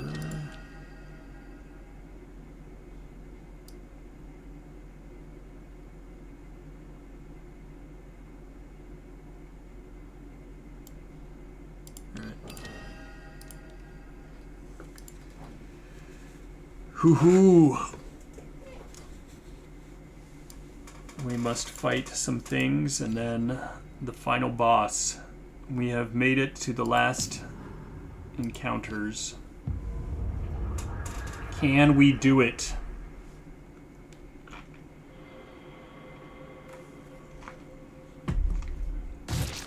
Myriad dreams. Sizzle.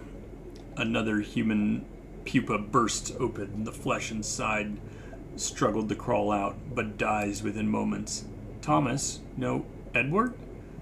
That wasn't it either. Oh, I remember now. It's Benjamin. Not him either. I have to admit, having too many friends can be quite a bother. I'm starting to forget their names. Let me think. It started with old John and little Bella, then Austin, Berkeley, Belinda, Christopher, Isaac, Emma, James, Isidore, ugh. The person clawed the earth, body writhing. They had forgotten time, safety, direction. Clementine felt a wave of nausea and retched. I'm fine, thanks for asking. Ugh. No, I don't need to rest. I've just been here for too long. Great. So, this is just like a HTML tag, I think. So long that I haven't, that I've forgotten who I am. So long that I've lost myself. There is no escape from this nest. Tell me, when is the next group of friends coming? To be honest, I hope I never see them. The world outside is so much more beautiful than this, or so my hazy memories tell me. Her friend, reduced to nothing more than a mass of unknown flesh, said nothing. He only stared at her. Somewhere in that featureless face, she saw a sorrow so deep it could never be healed by 100 lifetimes. Sigh. I have no idea why I'm even here. What about you, Mr. Monster? You came here to find your daughter? How touching. Did you ever find her? Is that her dad? A butterfly of light flies out from Mr. Monster's chest. Memories ripple like water and dissipate, turning into a cloud of fluttering butterflies. Nazarick, can you hear me? Clementine, you're alive. I'm sorry. I didn't have much time. There's one thing I must do before I go.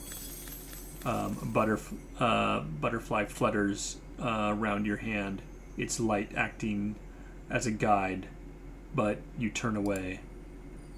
If my escape must come at the cost of your death, Clementine, then please allow me to refuse. I won't let anyone else sacrifice themselves for me again. The butterfly persists, clinging to your hand. You think you hear a soft sigh. Sometimes I wonder if my birth was a result of your creation or my response to you. Now I know that neither is true. It was the pain in Clementine's heart that gave birth to me. Nazarick, I'm not walking towards death, but towards rebirth. After all, I am always Clementine, am I not? The butterfly lands on your palm like a gentle handshake. This time, you can no longer refuse. Nazarick, that time, it wasn't just me. It was all of us. Clementine answered you. The butterfly's faint glow erupts into a blinding light, flooding your vision. The silver key appears before you. In the endless cycle of despair, I stopped hoping for salvation, but you heard my cry. Now go, find that bright future. Your light, it finally reached me. I was right.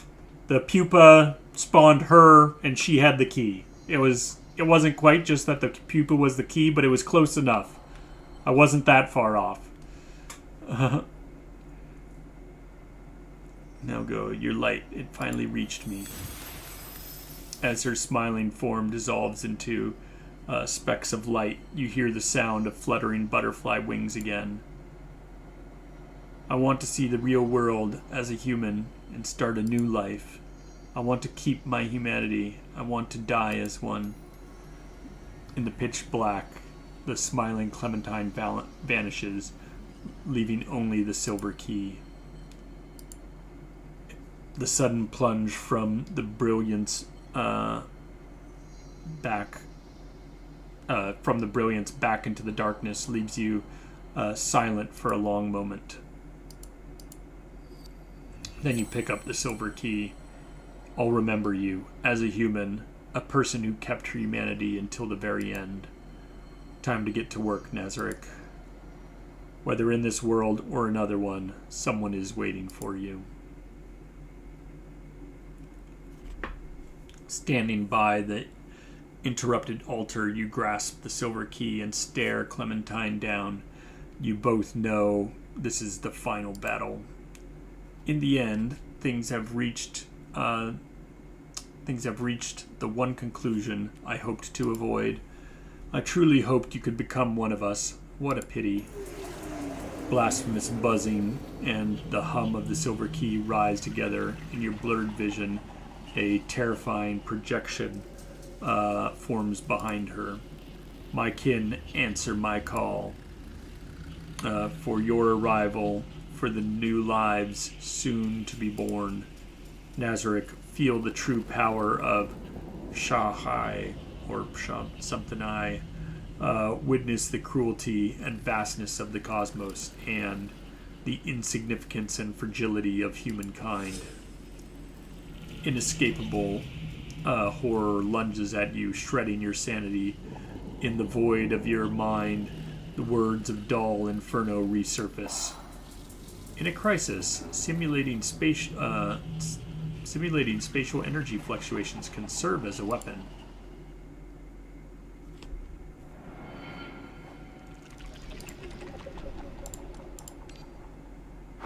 Alright, here we go. ごめんなさい。ここの日差しはドブネズミみたいな私にとって眩しすぎるの。運命の糸は垂らされたままです。気をつけて。怒りを鎮めたまえ。ほう。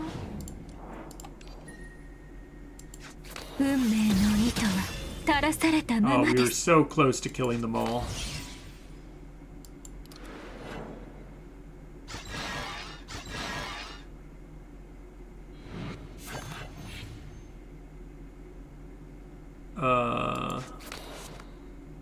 That's a lot of damage, you know. 行け。お泣きなさい。 Thank goodness. We didn't have to do that much damage to finish them there, thankfully.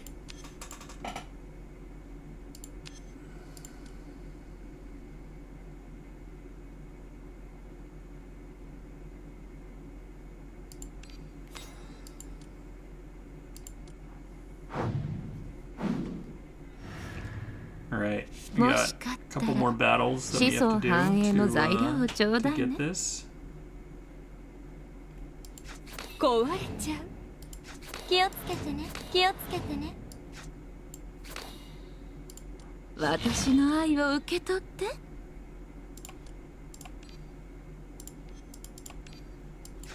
無限の糸の中にてただ一つの奇跡を織りなす。いいよ。 This is looking a little bit dangerous. 運命の糸は垂らされたままです。無駄な抵抗はおやめなさい。思う存分痛めつけて。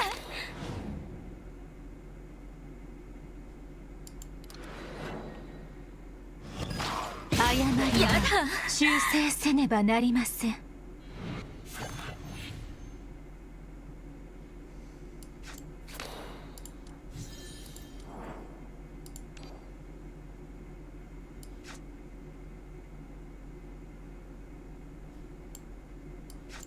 行け。運命の糸は垂らされたままです。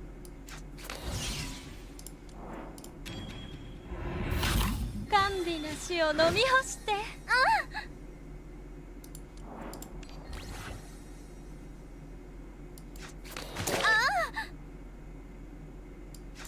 いい加減にして。果てない首よ、その要望を示せ。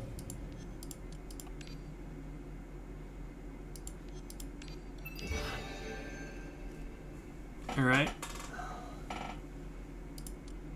Daffodil. I don't know if that's actually worth it. It's like strength buffs and stuff.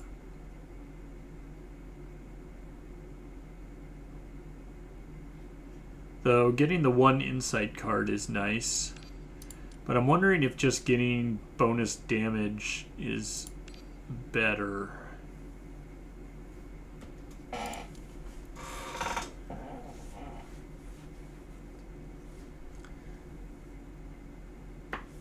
think damage amp might be better than Daffodil getting this, but her getting her ult a lot easier is also nice. Her exalt.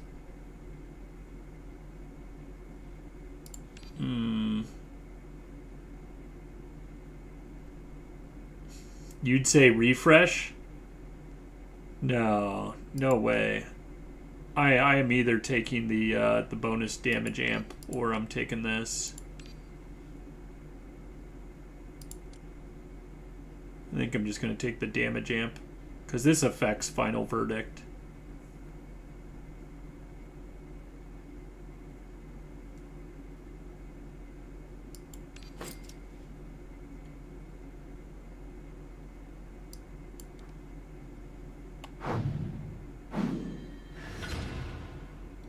Sa, 商品を並べましょうか。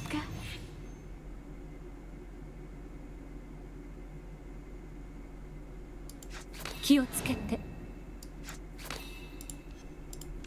ちょっと乱暴すぎるかしら。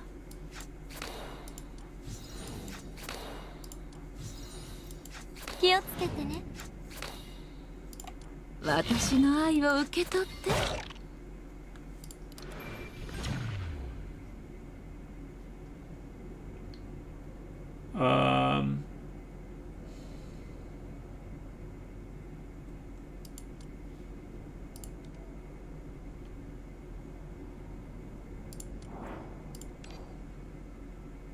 Debating if I want to use her thing here right now or not. I think I can kill them all without essentially 2 final verdicts kills them all. So I think I can just do this. 銀の鍵が道を照らさんことを。運命の糸は垂らされたままです。運命の糸は垂らされた Oh, まま apparently です。 doesn't quite kill him. 行け。 There we go. All right. Weeping Pipe. Ooh, yep. We're taking that.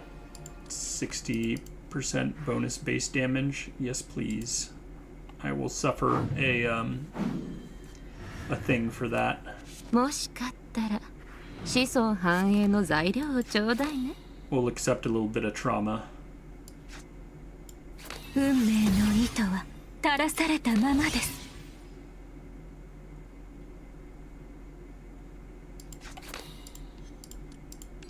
ちょっと乱暴すぎるかしら。 Oh, base damage doesn't increase final verdict? Yeah, looks like you're right. 壊れちゃう。 Damage amp does, but base damage does not.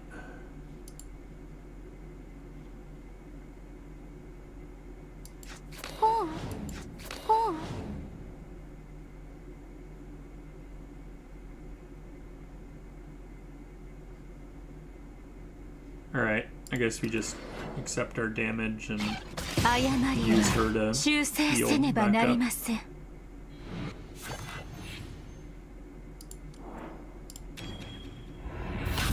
甘美な死を飲み干して。I think we annihilate here. I'm just gonna do this. ここに紡ぎ、ここに測り、ここに判決を下す。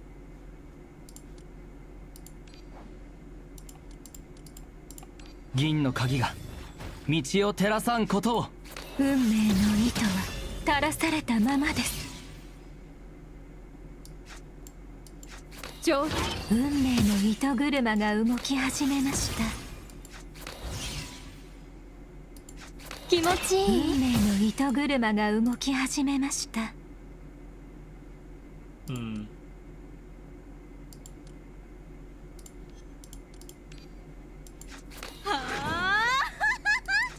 私に任せて。運命の糸車が Oh, 動 that き wasn't 始め quite ま enough し to た。 kill him. Oops. Well, I guess I can do this. And then I can kill him. 果てない首よ、その要望 Oh, を示 that せ。 killed him outright. Oops. I should have used my, should have used my embryo on her first. That's a mistake. Alright, damage amp 30%. That does help. They helps me get a lot of my health back, so I think I will purchase that.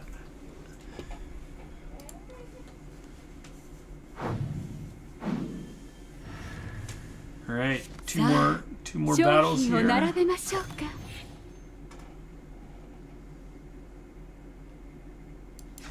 気をつけてね。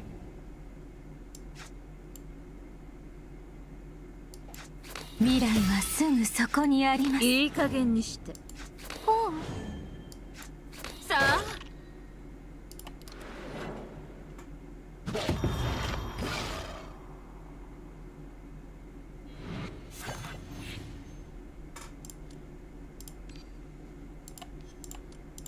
銀の鍵が道を照らさんことを。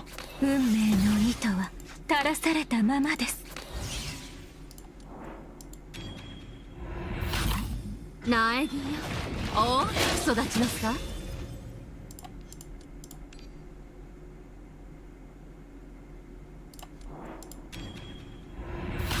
甘美な死を飲み干して。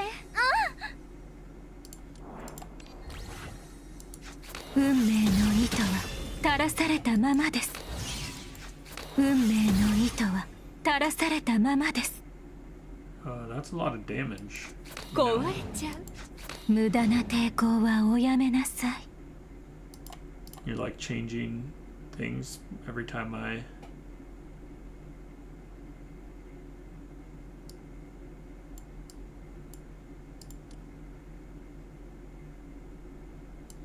気をつけてね。運命の糸は垂らされたままです。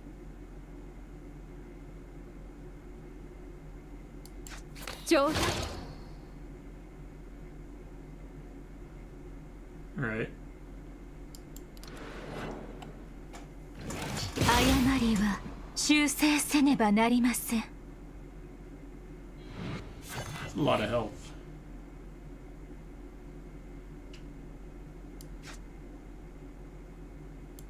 運命の糸は垂らされたままです。気持ちいい。思う存分痛めつけて。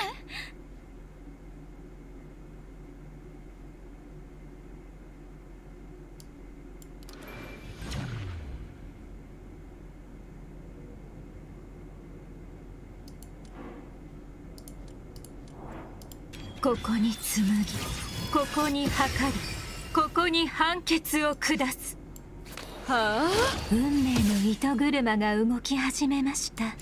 気をつけてね。運命の糸車が動き始めました。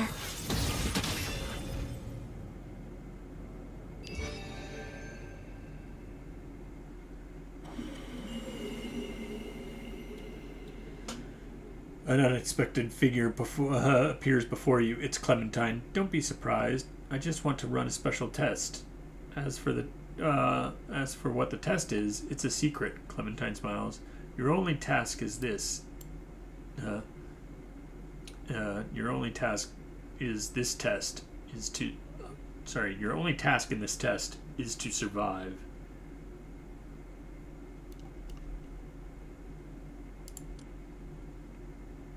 Destroy 2 cards. Alright.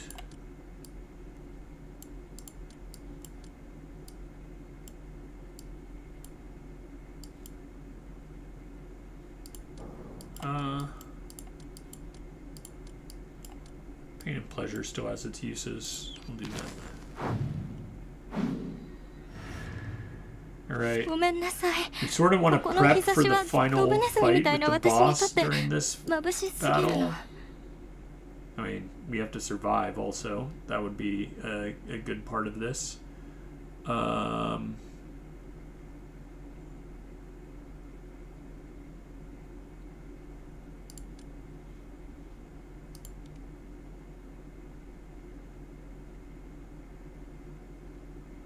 What can we do? We can get her to be able to ult, but then we need some stuff in order to get a thing.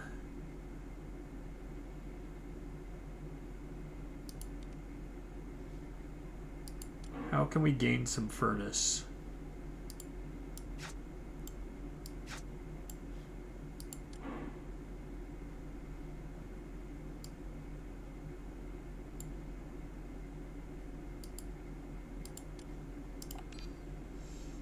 Could use this. That would give us a Scion of Purity, but oh, now that I've chosen this, I have to do this. Oh, well, this will work. Okay, so we do this. There we go. 甘美な死を飲み干して。That's still not enough to live yet. This will give us 200 shield. 果てない首よ、その要望を示せ。Draw a card, I guess. 未来はすぐそこにあります。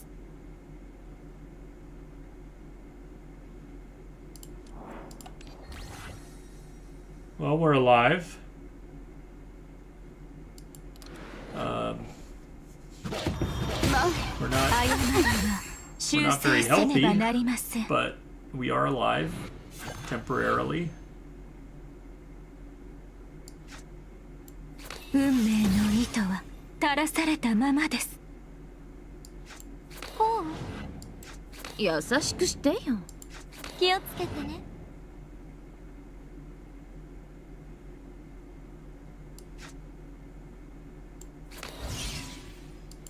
壊れちゃう。冗談。 Yeah. It's pretty much all on Lei to save us.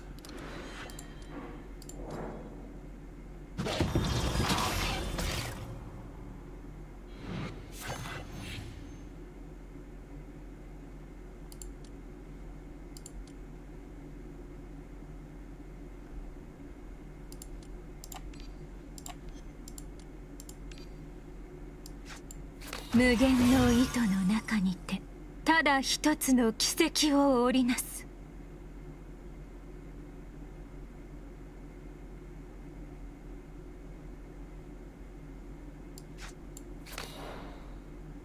Let's see, how much does she need? She needs 18. If I do this, it gives 13. But I have other stuff with her, right? Am I not able to see my...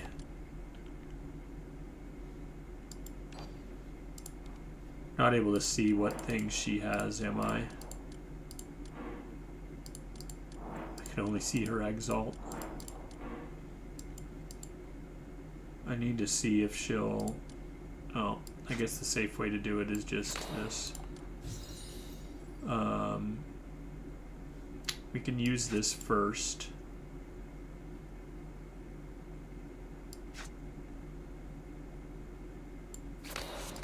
Okay, release. これが存在の証。甘美な死を飲み干して。All right.「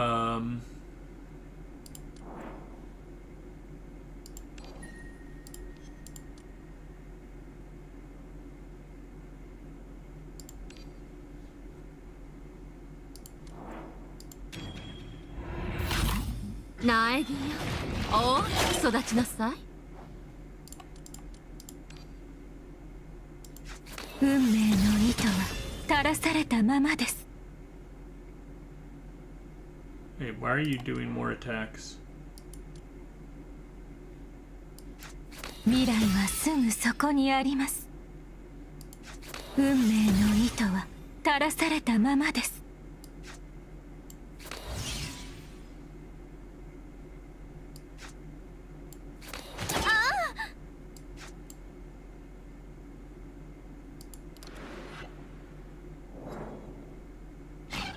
予想外の展開です。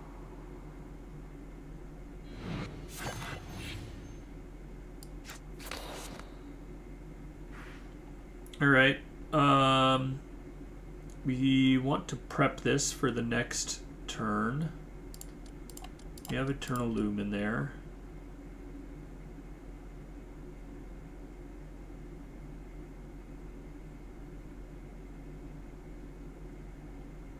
I'd really like to get her. 思う存分痛めつけて。思う存分痛めつけて。 ちょっと乱暴すぎるかしら。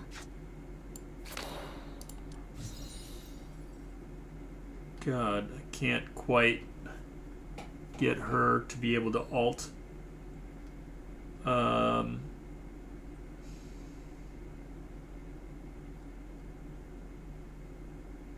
Is it better to go to the Ultra Space? Probably not. 運命の糸は垂らされたままです。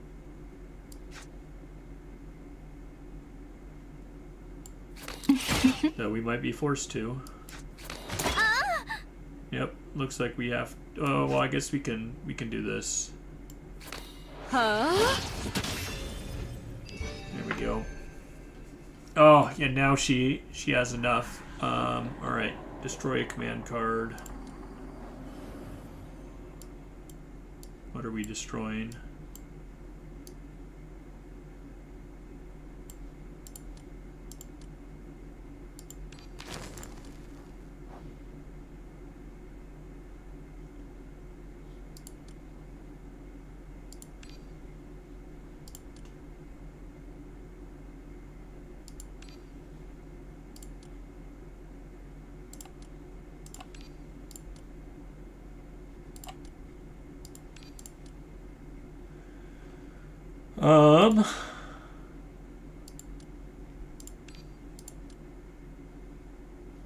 Oh, damn it. Instead of re-rolling, I should have just improved this.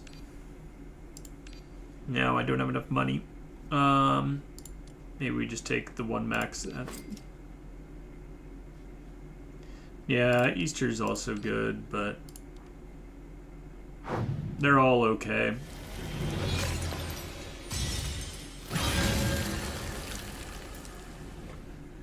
Can we do it? もしか Summon the したら kindreds. 子孫繁栄の材料をちょうだいね。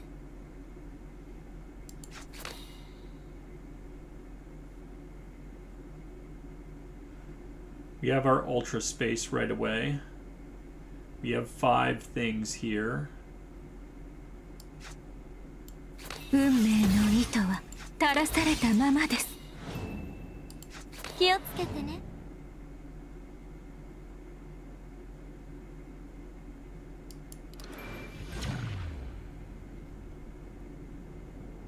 Unfortunately, we don't have her set up. But we'll just have to do what こ we こに can. 紡ぎ、ここに測り、ここに判決を下す。これが存在の運命の糸車が動き始めました。果てない首よ、その要望を示せ。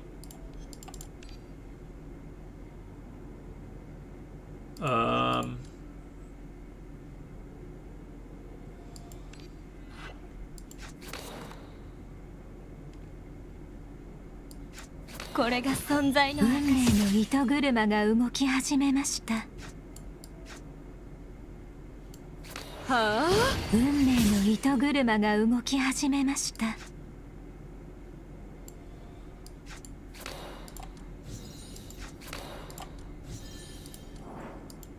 苗木よ、大きく育ちなさい。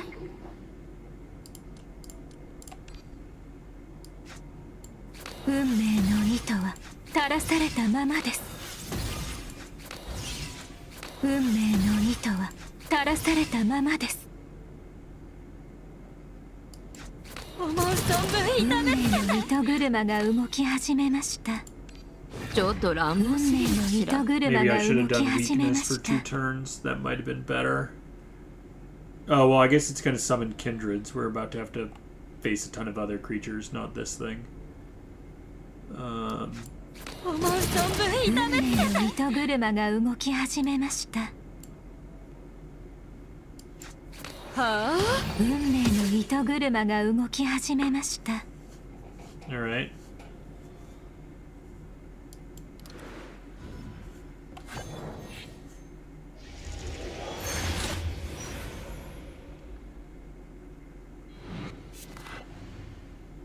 Yeah, I will.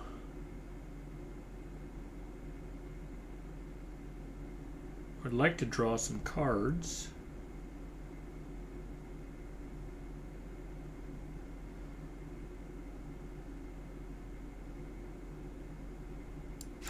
いい加減にして。私の愛を受け取って。ほう、気をつけてね。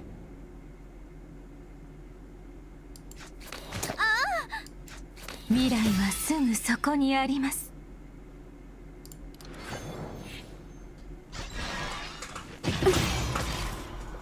Alright. “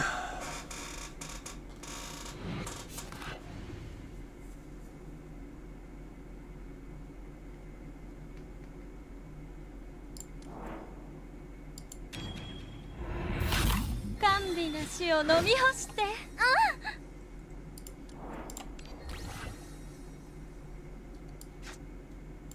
運命の糸は垂らされたままです。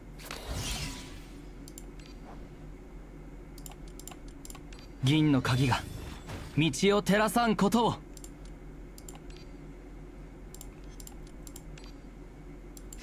運命の糸は垂らされたままです。無限の糸の中にてただ一つの奇跡を織ります。抗うことなかれ。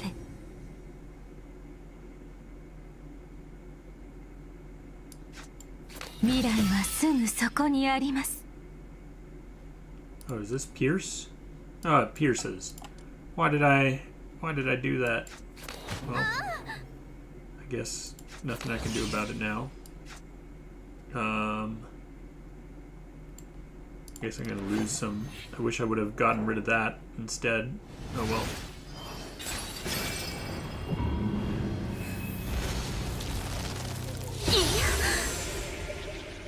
It comes into being.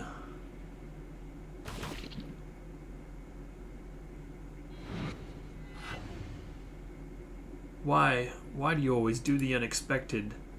I truly want to dissect your brain, peer into every fold and nerve fiber.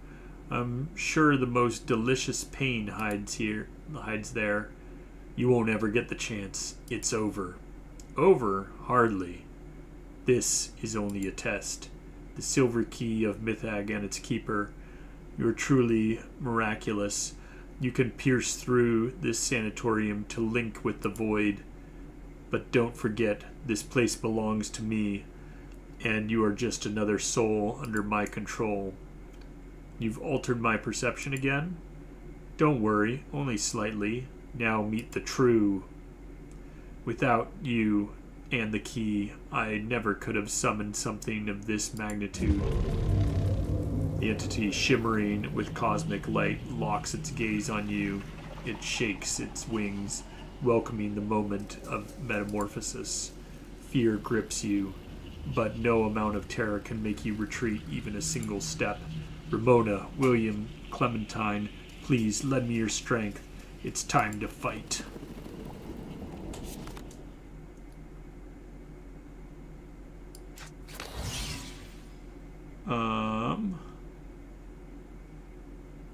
How do we want to do this?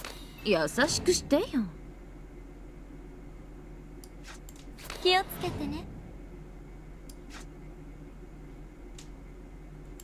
未来はすぐそこにあります。ちょっと乱暴すぎるかしら。怒りを鎮めたまえ。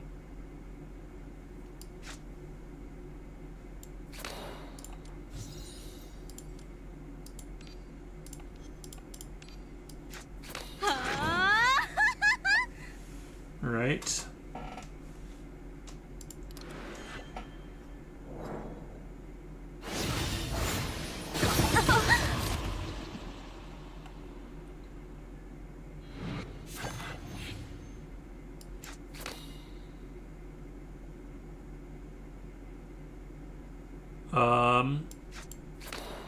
Do this. We can go to the ultra round 果 this てない turn. 首よその要望を示せ。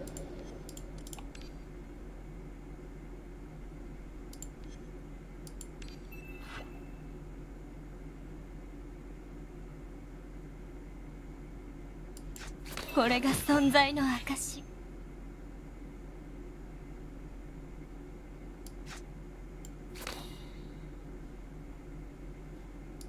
私の愛を受け取って。無駄な抵抗はおやめなさい。気をつけてね。思う存分痛めつけて。I probably should have saved that in my hand. Well, anyway. Hopefully, we can get through ここに破 most of 壊 the health ここ bars に this 判決 turn. を下す。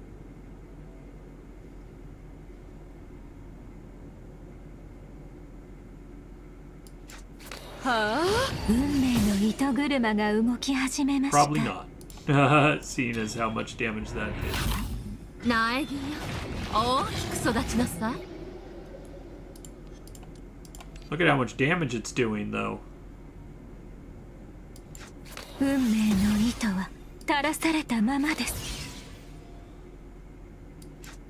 はあ。運命の糸車が動き始めました。運命の糸は垂らされたままです。優しくしてよ。運命の糸車が動き始めました。これが存在の運命の糸車が動き始めました。優しくしてよ。運命の糸車が God, I 動き haven't 始 even め gotten まし through た。 one health bar with all this. 銀の鍵が道を照らさんことを。運命の糸は垂らされたままです。運命の糸は垂らされたままです。甘美な死を飲み干して。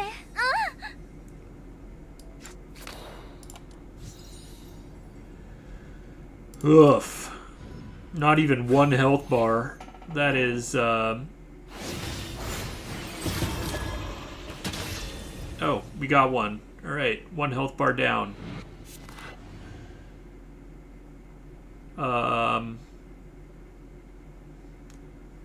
Well, this is a lot of strings that I drew. I guess.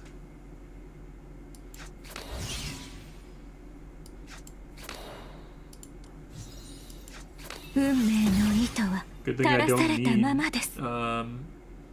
much this turn.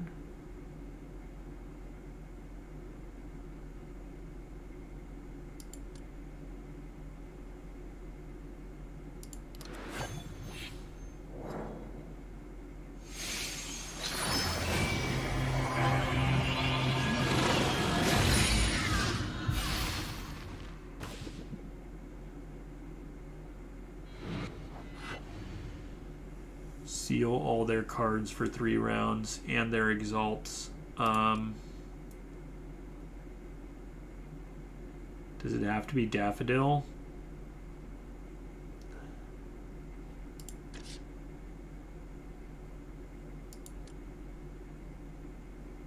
I don't think I can afford to do Lay. Normally I would do Lay, but I don't think I can afford that.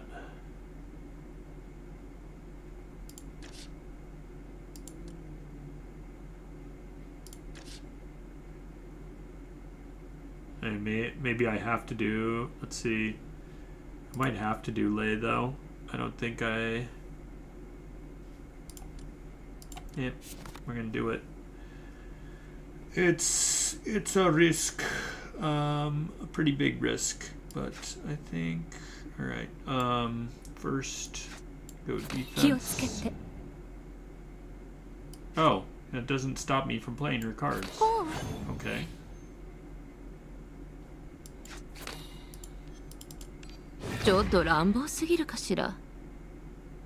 Still stops me from exalting with her, but doesn't stop me from playing her cards.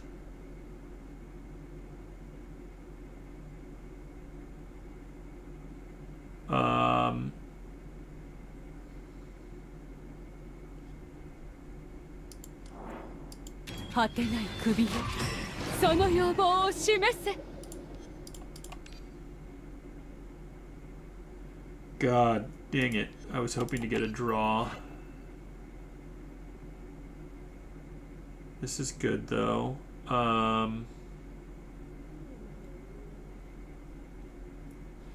Alright, maybe.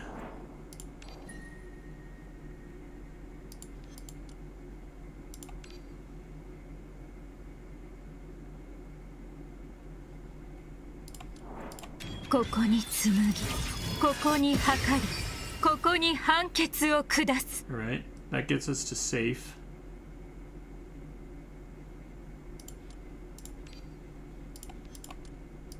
銀の鍵が道を照らさんことを。思う存分痛めつけた。糸車が動き始めました。はあ、運命の糸車が動き始めました。壊れちゃう。運命の糸車が動き始めました。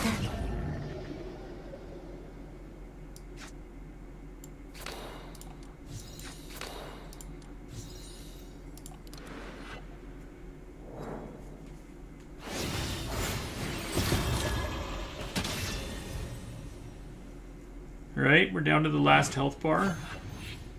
Good child, you've done well to make it this far. Now you can rest. Yes, you're tired. You want to sleep. Just sleep. You grit your teeth, fighting to stay conscious, but her hypnotic voice drags your exhausted mind into deep lethargy. No. No, I'm not. Don't sleep, Keeper. Your eyes snap open. You see the iconic glove of Mythag. Ramona?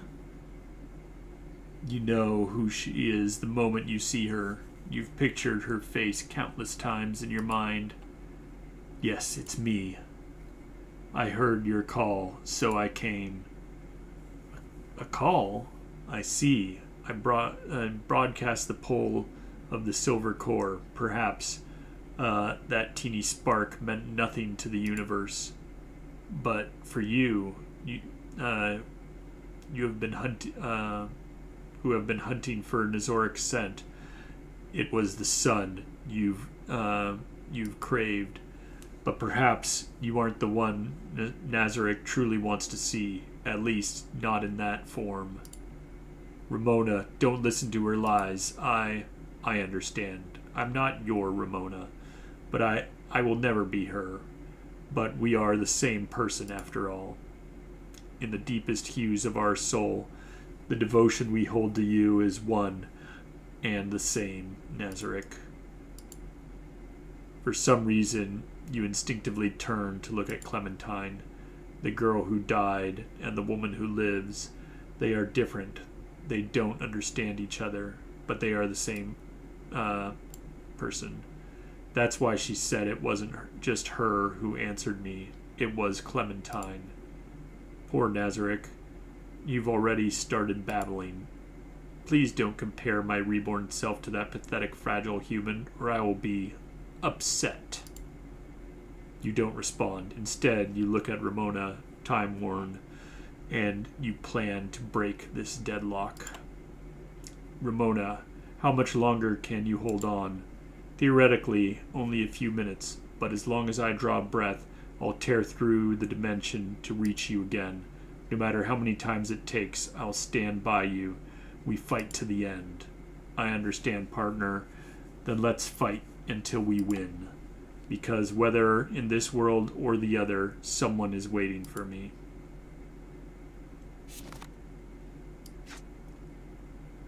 Dispel the sealed state. Alright. I think we have to do that.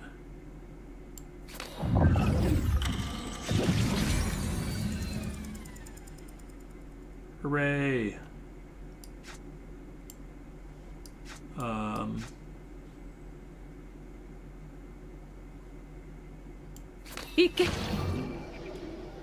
We have a very full hand.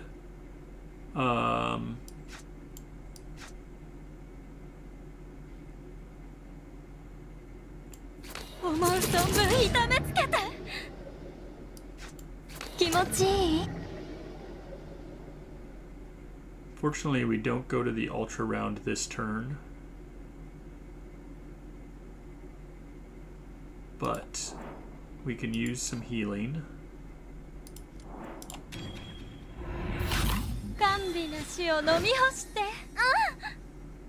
Arachne's such a busted character. Maybe a little bit.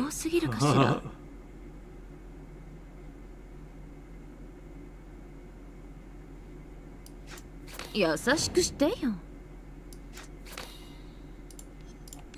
ちょっと乱暴すぎるかしら。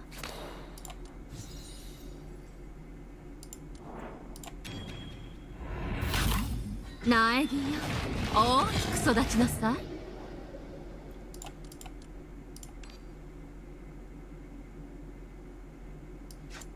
運命の糸は垂らされたままです。運命の糸は垂らされたままです。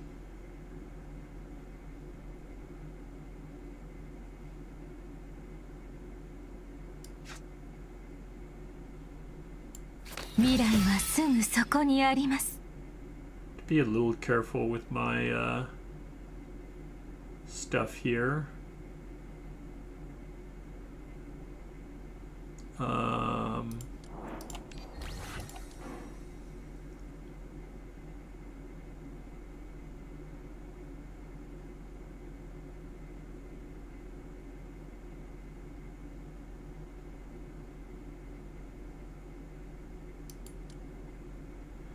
How do we make it attack less?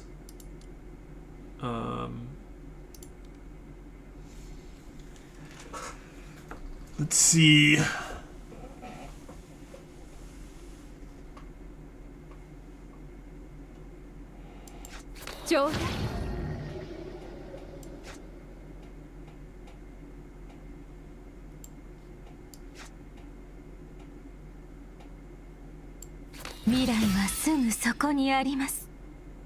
No. I have to hope and pray on my death resistance.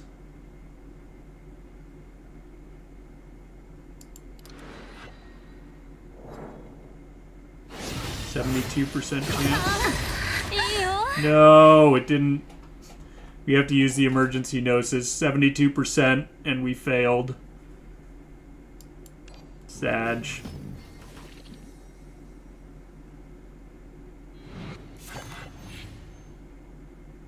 Well, now we have an easy win, but yeah, it didn't proc single. I mean, I think I only needed one.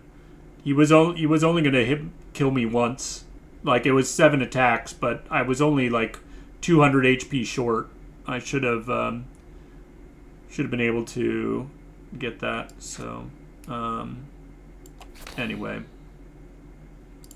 私の愛を受け取って。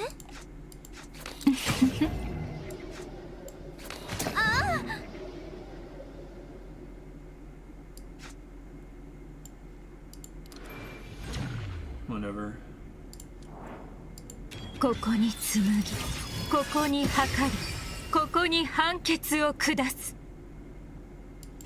思う存分痛めつけて、糸車が動き始めました。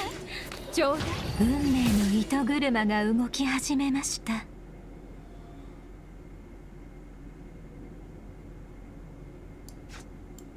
あ、運命の糸車が動き始めま Well, した。 we did it, but stupid emergency gnosis. All because the death resistance didn't proc. I don't know why my death resistance is reduced. Sorry. Even if you're a hair's breadth from the ultimate truth, symbiosis with us, and mysteries of every dimension and the entire universe are yours. You're a special child, the most suitable vessel for the lingering wills of us deceased Shaolais, whatever. We will protect you. We will help you evolve. You came here to perform the ritual for this very purpose, did you not? Oh, it's because of there's a rule for this arc that reduces your death resistance. Got you. I didn't know. My memories became a blur. We can help you remember, no matter how many times it takes. A human life is but a fleeting moment in the dimensions of the cosmos. But are you ready to face the truth of our creation? An invisible curtain was silently lifted, revealing the truth, and then she saw a mass of unrecognizable flesh clawed at the soil, shrieking as it clawed forward in mechanical repetition. He had forgotten everything. He should have been dead, but an intense desire kept him alive, even if he no longer knew what that desire was. It's her father, right? Filthy, non-human syllables emerged from his mouth, devoid of meaning. He was chirping on basic primitive instinct. Clementine looked away in distress. She had no head, for she was already dead. Only her consciousness and the silver core remained. According to Shai's, it represented how special she is. Father, Father! She tried to call out, but her cries were silent. They would never be heard. Clementine, Father, you remember me. Miraculously, her father looked at her. His scale-covered flesh grasped at the last remnant of her existence. Yes, Father, it's me, Clementine, your beloved daughter. She screamed silently, but her voice flashed as she watched her father swallow her silver core. Do you need your memories cleansed, child? We told you we could do this a 1,000 times. Yes, thank you. Please erase them. I've realized that staying in this nest forever might be for the best. I'm afraid forever is not a concept meant for humans. That is a special item. That special item did prolong your father's existence and let him join our communion, but this state will end soon. Will soon end. Why? Because human existence is simply that fragile. To escape this fragility, one must transcend the concept of humanity. That thing, the silver core, can it let him transcend? Regrettably, that belongs to you, a miracle born of your own life and will. Tell me now, just to make me merge... why tell me now, just to make me merge with you? To make me a monster? You are higher beings. What do you gain from toying with low-dimensional creatures like us? We do not toy by human standards. We are quite polite. It's just that our kind is so fragile. But you have a chance to rise above it if you can stop clinging to those false comforts. A wave of powerlessness surged from her soul, stealing her words. She didn't know what to say. Humanity is simply too small, too fragile. Suddenly, a hand of flesh touched her forehead. It was her father. Then he embraced her, held her with all his strength. Clementine, I'm sorry for everything I've done. Why are you apologizing? Unless... Don't do this. Please, no. I don't want a transcendent life, Father. I don't want it. No. However, that soul warmth vanished. She completely lost touch with this world. Sizzle. Alright, noob. Have a good evening or good day. And yeah, I'll catch you next time. I'm going to be heading off here once I finish reading this. Good luck with your work. I have in a nest of flesh, the shattered pupae, light erupted like a sun, illuminating the dark world. A sea of blood surged as the human vessel collapsed, birthing a life that far surpassed humanity. But Father, why can't I? Because insects have no tear glands, no emotional cortexes. また一つ幸せな物語の幕が下りました。 Huzzah.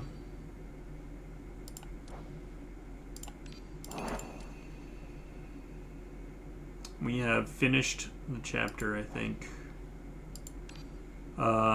It is pretty late for me, so I think I am going to, I don't know how long reading this rest of this story is going to take. This isn't even the final, or no, this isn't even the final thing, because I don't think it says we get the ending credit thing here.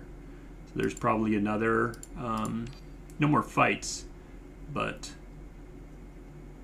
I think I'm gonna just go over this later, because this might take another, like, 15 minutes, 20 minutes to go through, and it's late, so, maybe. I'm debating. Screw it. Well, we'll go through this one. Social animal. Just gotta finish. Otherwise I won't sleep anyway. I'll be thinking about what's the ending to this, this chapter.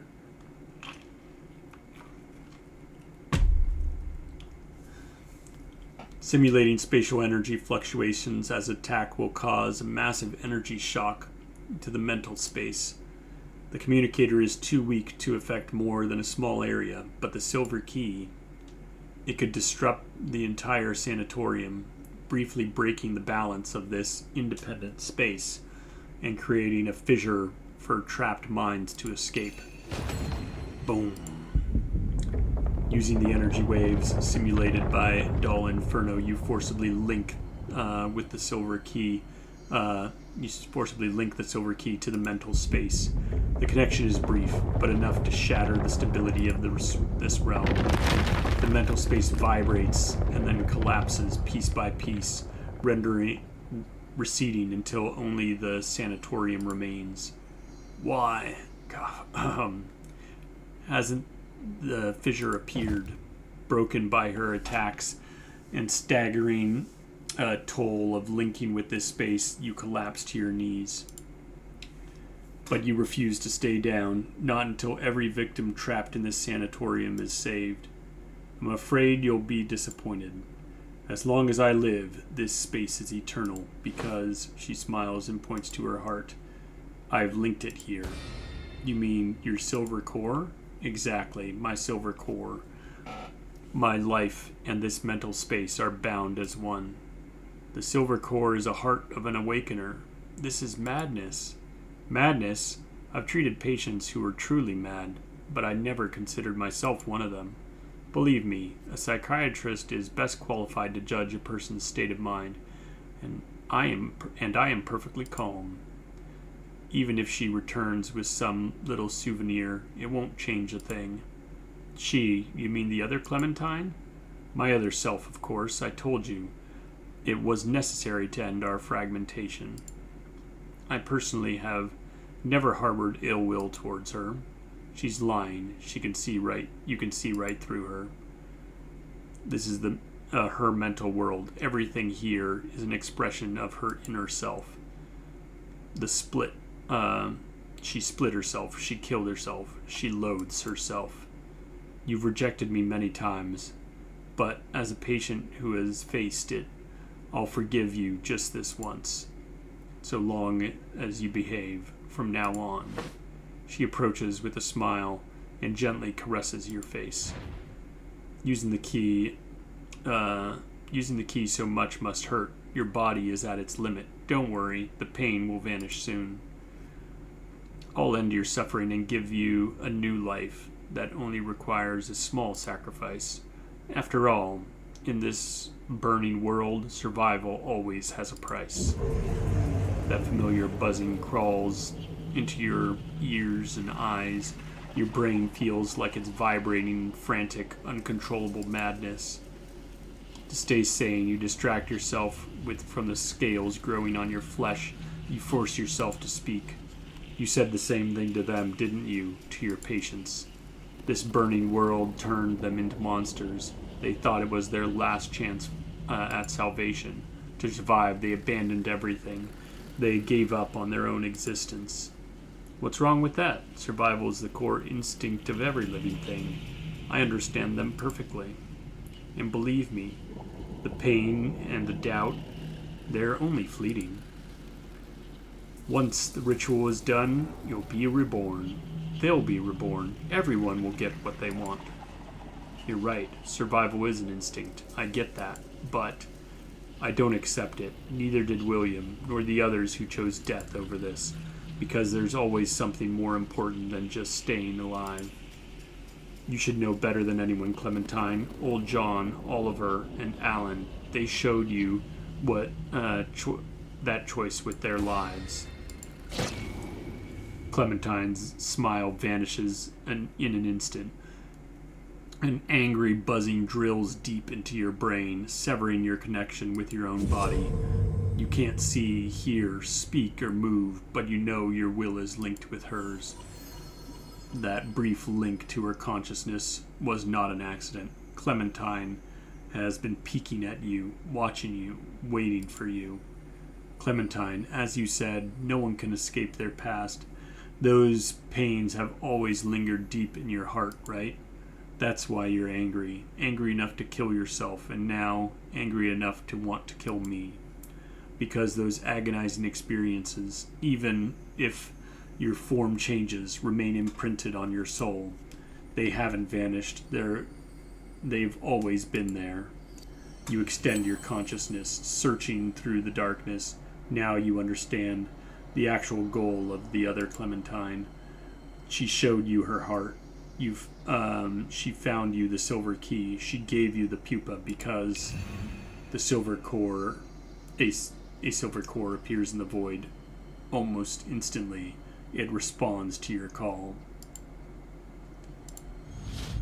Nazarick, you don't need to choose between human and instinct. Just hold on to what you believe in. For example, your self-awareness and your soul. But please believe me, I have no ill intentions. I only wish to help you. I know you wanted to help me. I know I must hold on to my humanity. But does it have to be this way? There is no response. In the boundless darkness, the silver core remains silent. But your voice chokes, and your hand trembles, but there are some things you cannot escape. Link with Clementine's silver core.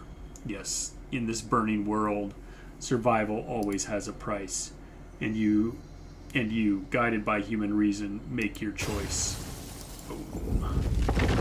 The silver core reacts to the stimulus, and makes its choice. Faced with Clementine's absolute will to self-destruct, the mental space recoils and shatters. Fissures open, countless trapped souls rush towards freedom. Beneath that surge of spirits, Clementine watches you in silence. Her body is also collapsing. I'm sorry. For the first time, Clementine drops her smiles, tilts her head as if in deep thought. Why say you're sorry? Why do you always say that in the end? I don't understand. I truly don't understand. When the history of my race flashed through my mind, I became an insect in every way, but insects have no tear glands, no emotions. She takes your hand and presses it to her chest, over her heart. Tell me, what do you hear? The chirping of an insect or a human heartbeat? No, there's nothing. It's empty. It's not empty. There's a silver core inside. A silver heart is still a heart. But this heart is neither human nor insect. You must define it yourself. Humans aren't born knowing what they are. They must grow, understand, and transcend your own words. Clementine stares at you. Her gaze lingers for a long time. What am I? The id. The superego. Human or insect? A tear suddenly falls from Clementine's eye. This is a long overdue tear, one brewed in her heart so long she forgot it existed. She believed her past was truly past, and she had finally been reborn. But the stark reality remains: no one can ever truly strip away their own history. Father, please don't apologize. Being your daughter was something. Boom. The collapse continues, fading away. Clementine wipes her eyes and offers a complex smile.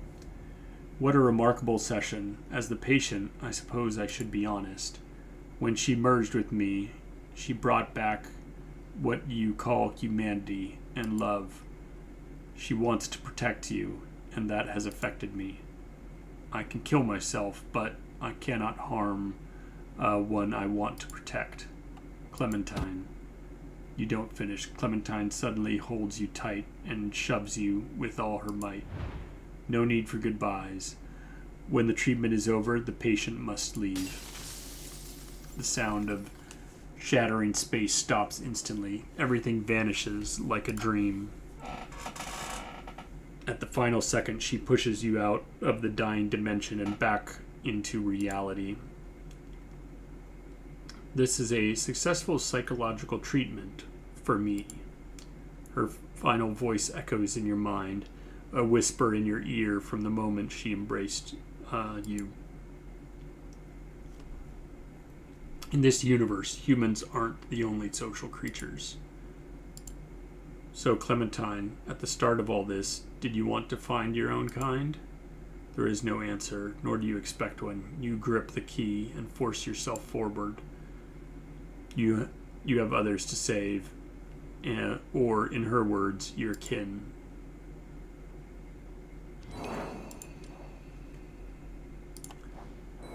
Farewell to the burning world. At the story's end, the world burns. Farewell.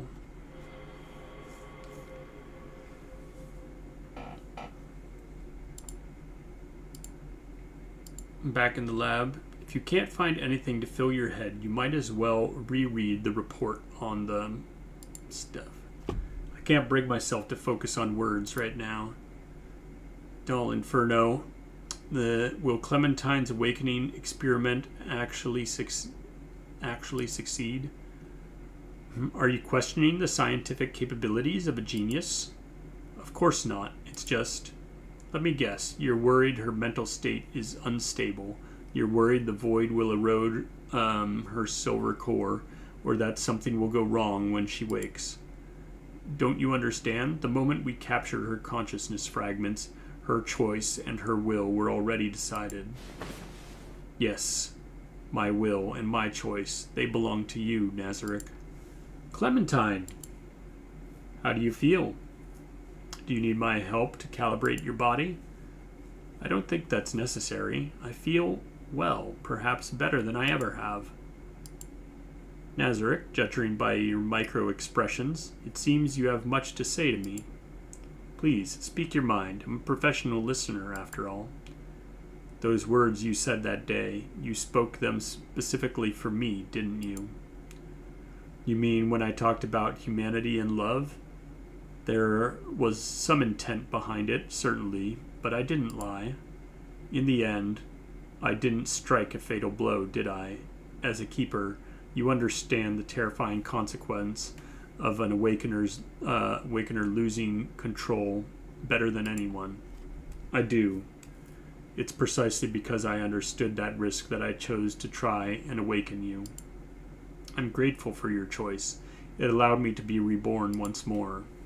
But I told you, speak freely. For you, I have no shortage of patience or tolerance. Clementine, you have a new identity now. You can see the real world. You can live the life you've always wanted. You can do anything you wish, but there's one thing. Don't harm the innocent. I assume that's what you're going to say.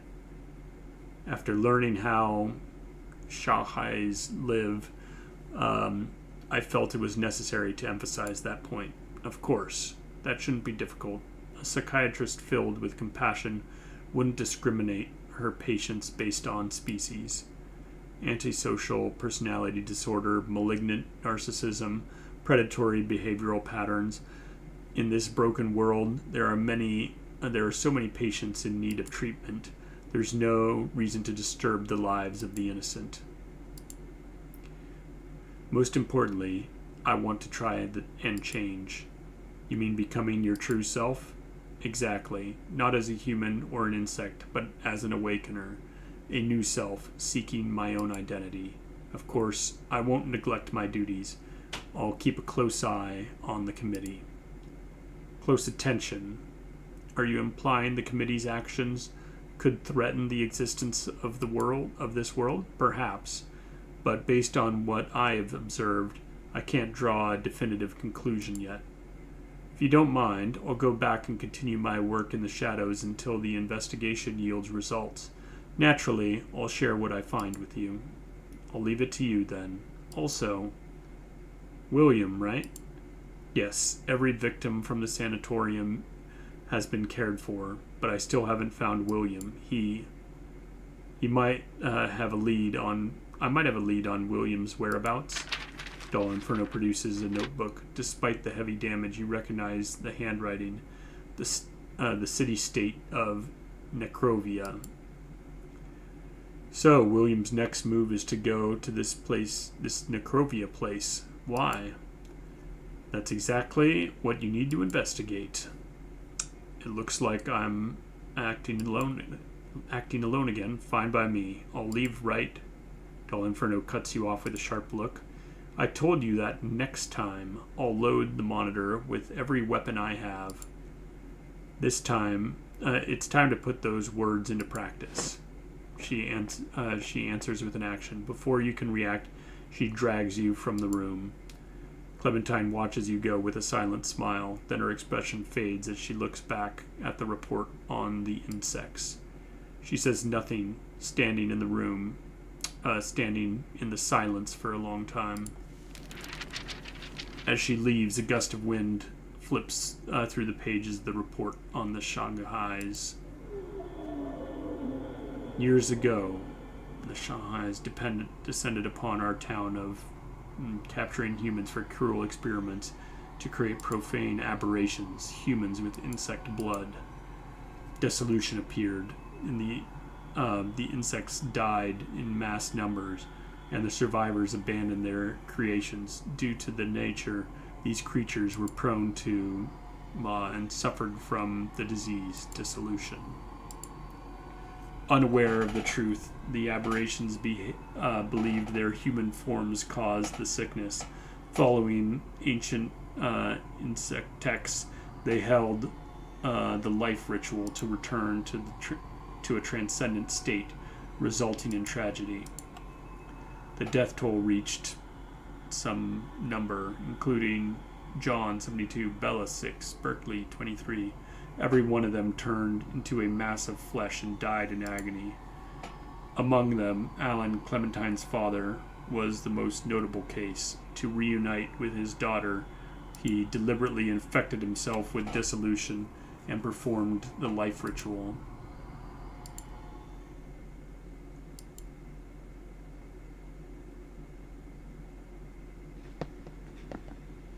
Two figures appear in the deserted wax museum in the dead of night. Albino, the plan failed. Do you know who bears the primary responsibility? Let me think. From a strategic perspective, it would be you. But tactically, perhaps I should share some of the blame. Herbert silently caresses Galetta's forehead, trailing his fingers from her neck to her spine. Only when Galetta wagged her tail contentedly did Herbert speak again. I believe we should raise Nazoric's threat level to the maximum. To do that, we need his data, all of it. I trust you won't neglect your duties again, Albino. Otherwise, your vacation is cancelled indefinitely. Fine, fine, you win. What about Clementine? Nazoric took her silver core. Albino, don't let your hunting insects cloud your vision. Only the plan matters. Understood. I'll go collect the data on Nazarick now. Herbert stroked Galetta's forehead once more as he watched Albino depart. Patience, Galetta. We'll see him again. 3 days ago.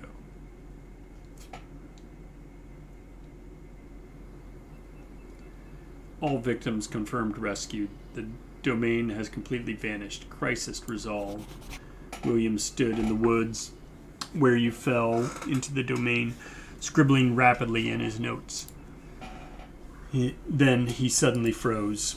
As for Nazarick appears in this world as appearance in this world is an anomaly. Reason unknown, motive unknown, anticipated consequences unknown. Conclusion: more data required to understand these global anomalies. William put away his pen and stared into the distance towards the place where Nazorick was rescued. He quickly shook off the nostalgia, knowing that what had to be done. He turned and disappeared into the trees. Only the faint echoes carried by the wind remained to prove that he had ever been there. May the silver key guide us to save a world engulfed in flames. Huzzah! And so the chapter is complete.